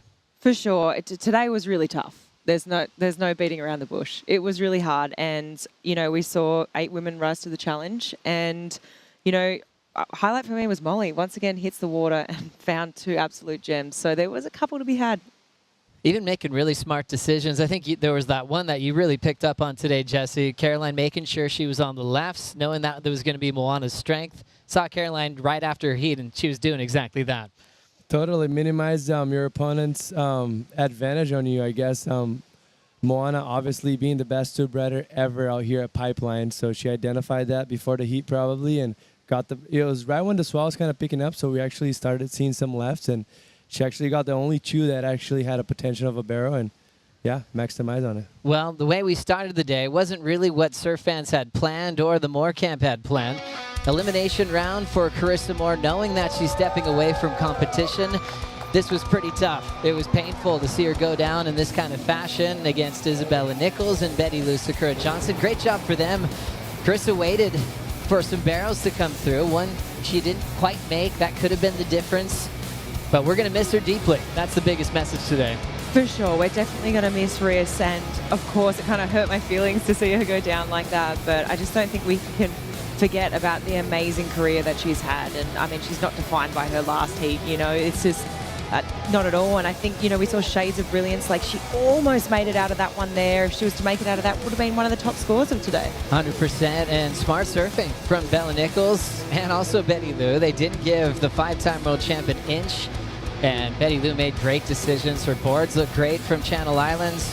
Really good carves and just really smart and dangerous with her positioning, Jesse. Yeah, she's fierce, and there's a good rivalry between her and Rios right there that it's been developing the last few years, even though with such a different gap of age. But yeah, it was awesome to see, and they adapted the best in those conditions. They were a little quicker to actually adapt and start grinding out the heat, and he paid off for them both. And unfortunately for Rios, it didn't work that well. I couldn't help but reflect on Mick Fanning at Bell's, you know, the famous moment where Italo won in the final. It was sort of those types of feelings started coming to me of going, what does this really mean for for Carissa Moore, for surf fans, for her legacy? And just like you said earlier, it's like she doesn't have anything to prove in the whole world. And I think it's just all we want to do is see her surf and succeed in whatever she does. So even though Moore went down in the elimination round, which has never happened for her at Pipeline, we can't wait to see her doing what she loves and just kind of paving her own way this year. And thankful we'll see her in Tahiti and going for another gold medal. And whatever else happens, we hope it's amazing for her. Yeah, and maybe we can jump in one of those trips that she's going to do because she's going to be ripping. That's true. Gosh, think about the surfing that she's going to have. I mean, for you, if you were with Carissa Moore, where would you want to go? Where do you want to see her shine as she takes a break? Oh, my goodness. I mean, there's possibilities are endless. I reckon some alternative boards. Let's get her on a 20. Let's get her on the single fin. I don't know. I'm feeling some funky free edits coming out there. I think there's more to come. That's right. Well, one of Carissa's best friends on tour, she has many, just got through that last heat. Joanne DeFay is with AJ. Joanne, you were telling me coming out of the water, pipe is so tricky because you just never know what you're going to get out there. How did you take advantage of what conditions you had on offer? Yeah, well, I don't know. I was trying my best. We were a bit. It's just the conditions have changed. The swell, we can feel like the swell's coming in, and I saw also Molly get the 2 bombs. I was right next to her. She was paddling back. She was like, "Oh, I feel so bad. This is so wrong," because you know we not in the same. Anyway, she was funny, and so yeah. I mean, with an 8-pound and a barrel, you're like, okay, maybe I get one like this. You know, you think in your head, and then time is going, and then I don't know, you have a 3 point, so you're like, okay, I need to do something. So I went back to turn and, like more the picky ones. So yeah, it's just, I don't know, the direction, everything is a bit hard in the water at pipe, and I obviously don't have so much experience out there, so my mind just keeps saying, okay, what are you doing?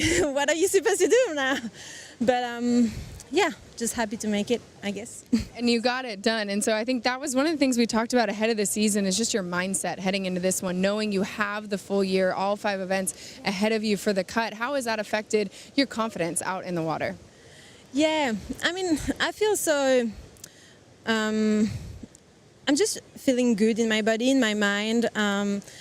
I'm happy where I am in life, you know. My competitions last year was just different, exactly when I missed 3 events, and I kind of felt like I missed the train, you know, and so it was hard to find like the right motivation, and kind of realized that if I didn't have that result pressure, I was maybe not performing at my best.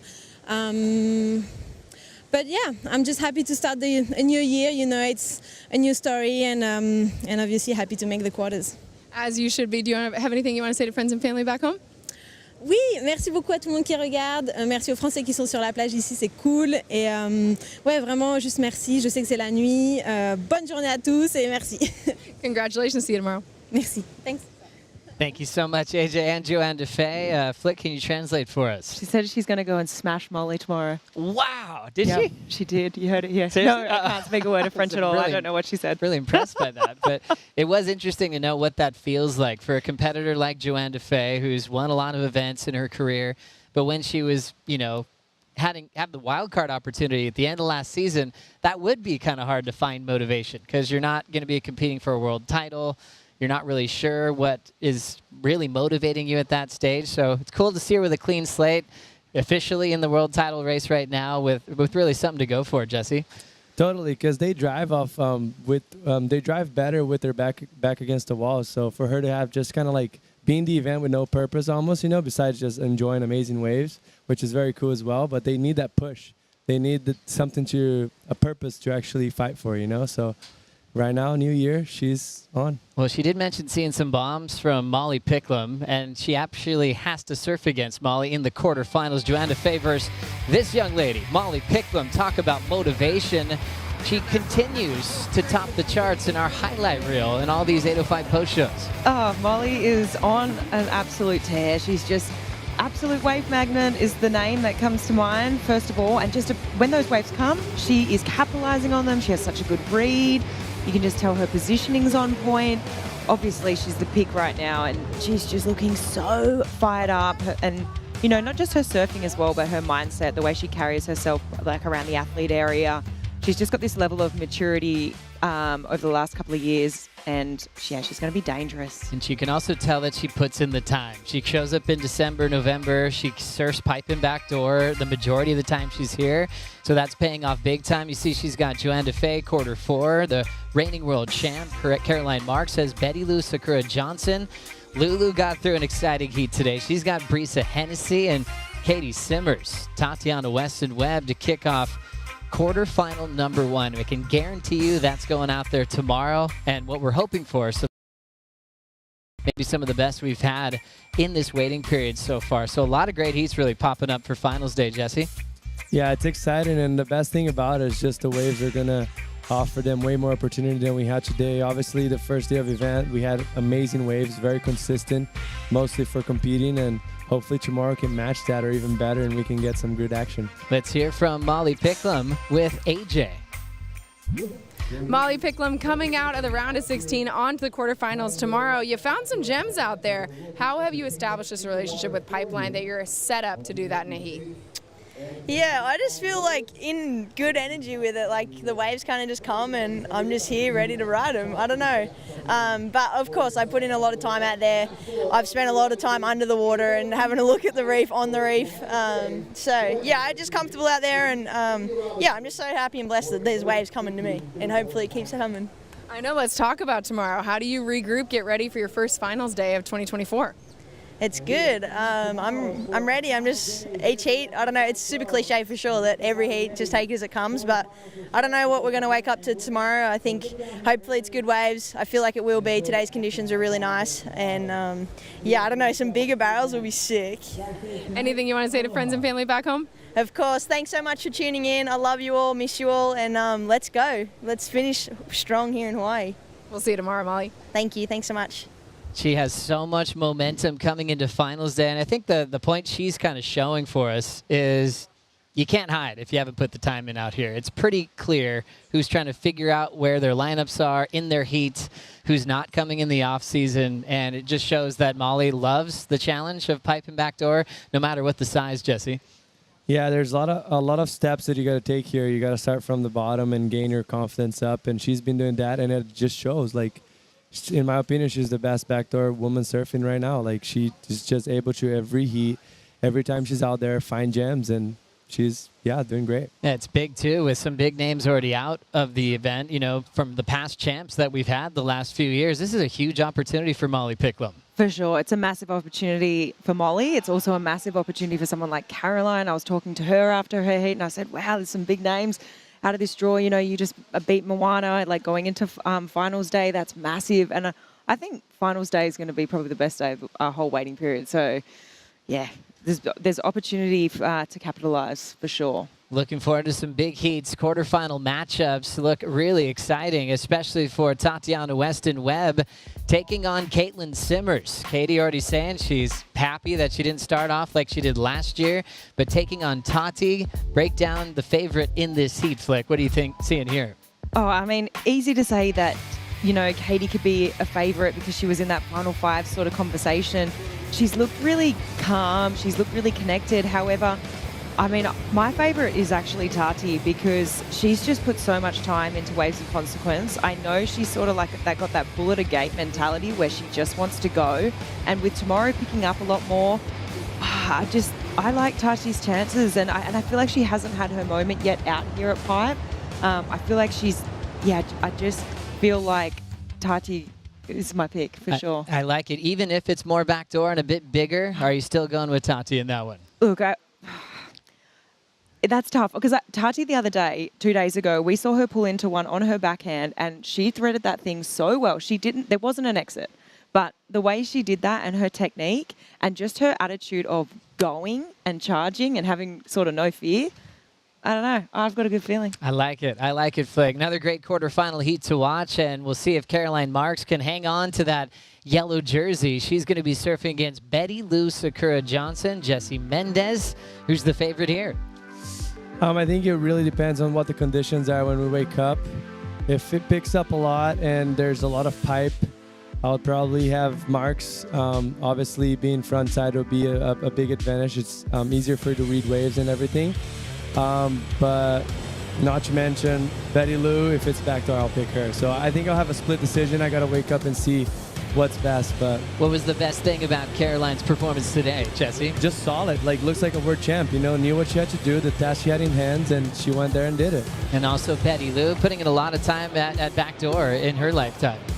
Yeah, that's why I said I think she would be my pick if it's more rights tomorrow, because she's going to be able to read that better and see even this wave that she had right there. It was very straight wave, hard to read, hard to identify when the wave was coming as well, and she was able to snake that wave under. Last priority she had, no one even looked at it, and she got that wave. Wow, what a heat. Who's the most aggressive between Betty Lou and Caroline? Or we have to wait and find out? Oh, for sure, Betty Lou. No doubt. She's definitely more aggressive. That's what makes her so exciting to watch. What a fun matchup in the quarterfinals. Remember, the men are already squared up for their finals day. The bracket looks great. Remember, a lot of huge names got taken out in the round of 32 and the round of 16. So John's the only one that's a past champion left in the draw, as he has the Italian Leonardo Fioravanti. That's a big heat because Leo was in the final last year. All Maui heat with Ian Gentile and Imai Kalani Duvall. Jordy Smith, Baron Mamiya, another classic to watch as we really focus in on some brilliance from the local boy.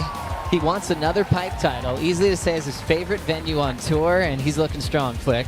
Yeah, I am going to find it really hard for anyone to beat him out here tomorrow. so connected to this wave, logged so many hours. I mean, this matchup is going to be pretty amazing, though. I think Leo's put in a lot of time over the last few years, but yeah, John, I mean, he's got a special relationship with this wave. He just makes moments happen. He manufactures moments as well. When he paddles out, he's the kind of person that paddles out and waves come as well. It turns on. It's sort of like that Molly story today. Molly paddles out, waves come to Molly. John paddles out, waves come to John.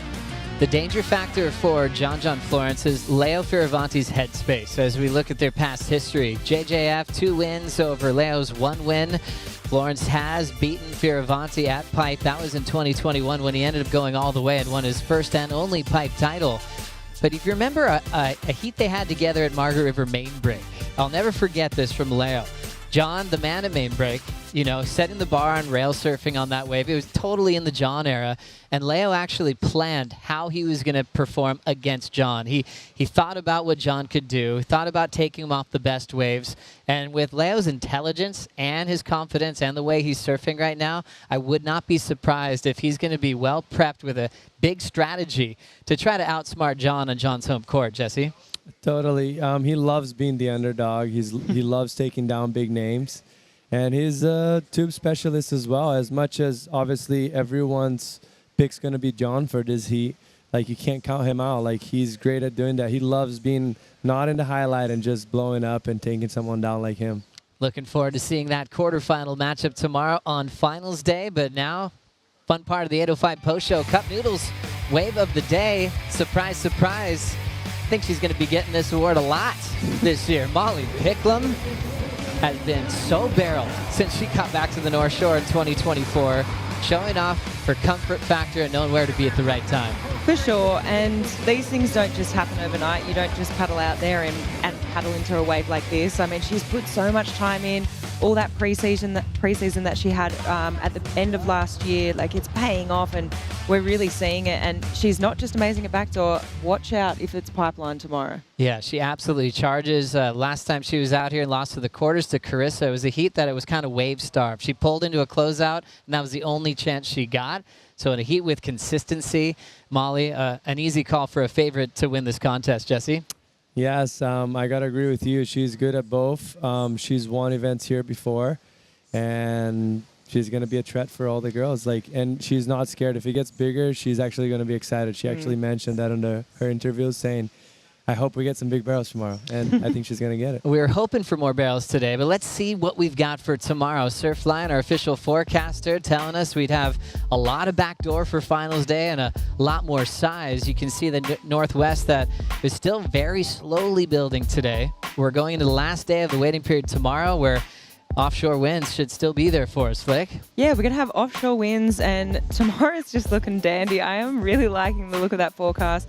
8 to 10 foot, sort of easing a little bit in the afternoon, but it's going to be offshore. I think it's going to be beautiful, and I'm going to put my money on it. I reckon it's going to be the best day of our waiting period. How cool is that? We just have to look at a one-day forecast. We've made it. Finals day tomorrow, crowning our champions, and when you see 8 to 10 foot and offshore, it's going to be pretty exciting. It's going to be hard to sleep tonight.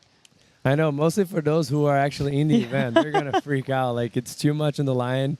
I've already mentioned this before. It freaks you out the day before, so mostly in a place like this. So, like, sketchy and, yeah, everything on the line. Here we go. Top 5 of the day here on Friday for the 805 post show. Coming in at number 5 on the list. A pretty busy day and successful day for Tatiana Weston Webb. Yeah, Tati just got to work, and she sort of just was adaptable early in the morning and was like, you know what, I'm going to go to my backhand. I know it's my strengths, and just got really busy and just super critical and late on those backhand snaps. And yeah, just got the win there over Sal, and they've had so many heats together over the years, but yeah, Tati getting the win there. Doing a great job. It was an absolute back and forth battle. Naked number 4 on the list, Luana Silva, upsetting a 2-time world champ and also a surfer that's done well at Pipeline. Doing a great job, Jesse. Yes, that was smart of her. Smart surfing, smart competing. Like I mentioned, like when you get someone like Tyler and they're not on the A game, you got to take advantage and capitalize, and that's what she did. She was composed. She had a few opportunities that she missed, but she actually regained and like got that score right there in the end with a big turn and finishing it off pretty strong. And that was smart surfing for a young girl. And almost got incredibly barreled as well. Got clipped on one. She'll have more looks at that tomorrow. And then make it number 3, our world champ, getting through a dangerous wild card today. Yeah, for sure. I mean, Caroline had a really tough heat today. Moana's not an easy draw. But you know what? She got the work done, and she identified that there was that kind of little rip bowl sort of looking left happening at pipe, and really took advantage of that, just going to these carving maneuvers and, yeah, sort of sealed the deal. Moana was just sort of looking around for, you know, I don't know, she sat for a long time, but yeah, Caroline just got the job done. Caroline moving on to quarterfinals. Number 2 on the list, Betty Lou, Sakura Johnson, 6'8", pulling into this gem. Yeah, the hardest thing about this wave was actually identify that was a good wave. Like, came in very straight, and she identified, and she did very well. And also winning the post show, as I call it, number 1 out of the top 5, Molly Picklum on her barrel hunting. Yeah, I don't even know what more is to be said about it. It's just something special is happening when Molly hits the water these days. It's like, I mean, she's obviously logged this time, but it's like she's calling the waves, and it's like Huey knows when she enters the water. It's like, all right, send in the bomb sets now. Molly's entered the water, everyone. So that's going to be a bit dangerous tomorrow. There is something to that, isn't it? Just going to that mystical relationship with the ocean that you have, Jesse, where sometimes it feels like waves come to you when you're on that kind of roll. Totally works that way. Like, so if you're confident and you're in a good space and you're happy and you see that things are rolling, like, take advantage of it, because sometimes it also goes the other way. So maximize as much as you can, and it actually happens. Like, you see she's free. Someone actually told me, a coach told me, she looks free, she looks happy. Like, so that's the best way to do it. 2 of the best words to describe a future champion. We'll find out who our champs are tomorrow, because it is finals day. It's going to be a massive day. Join us at 7:45 local time for the call. We'll see you bright and early.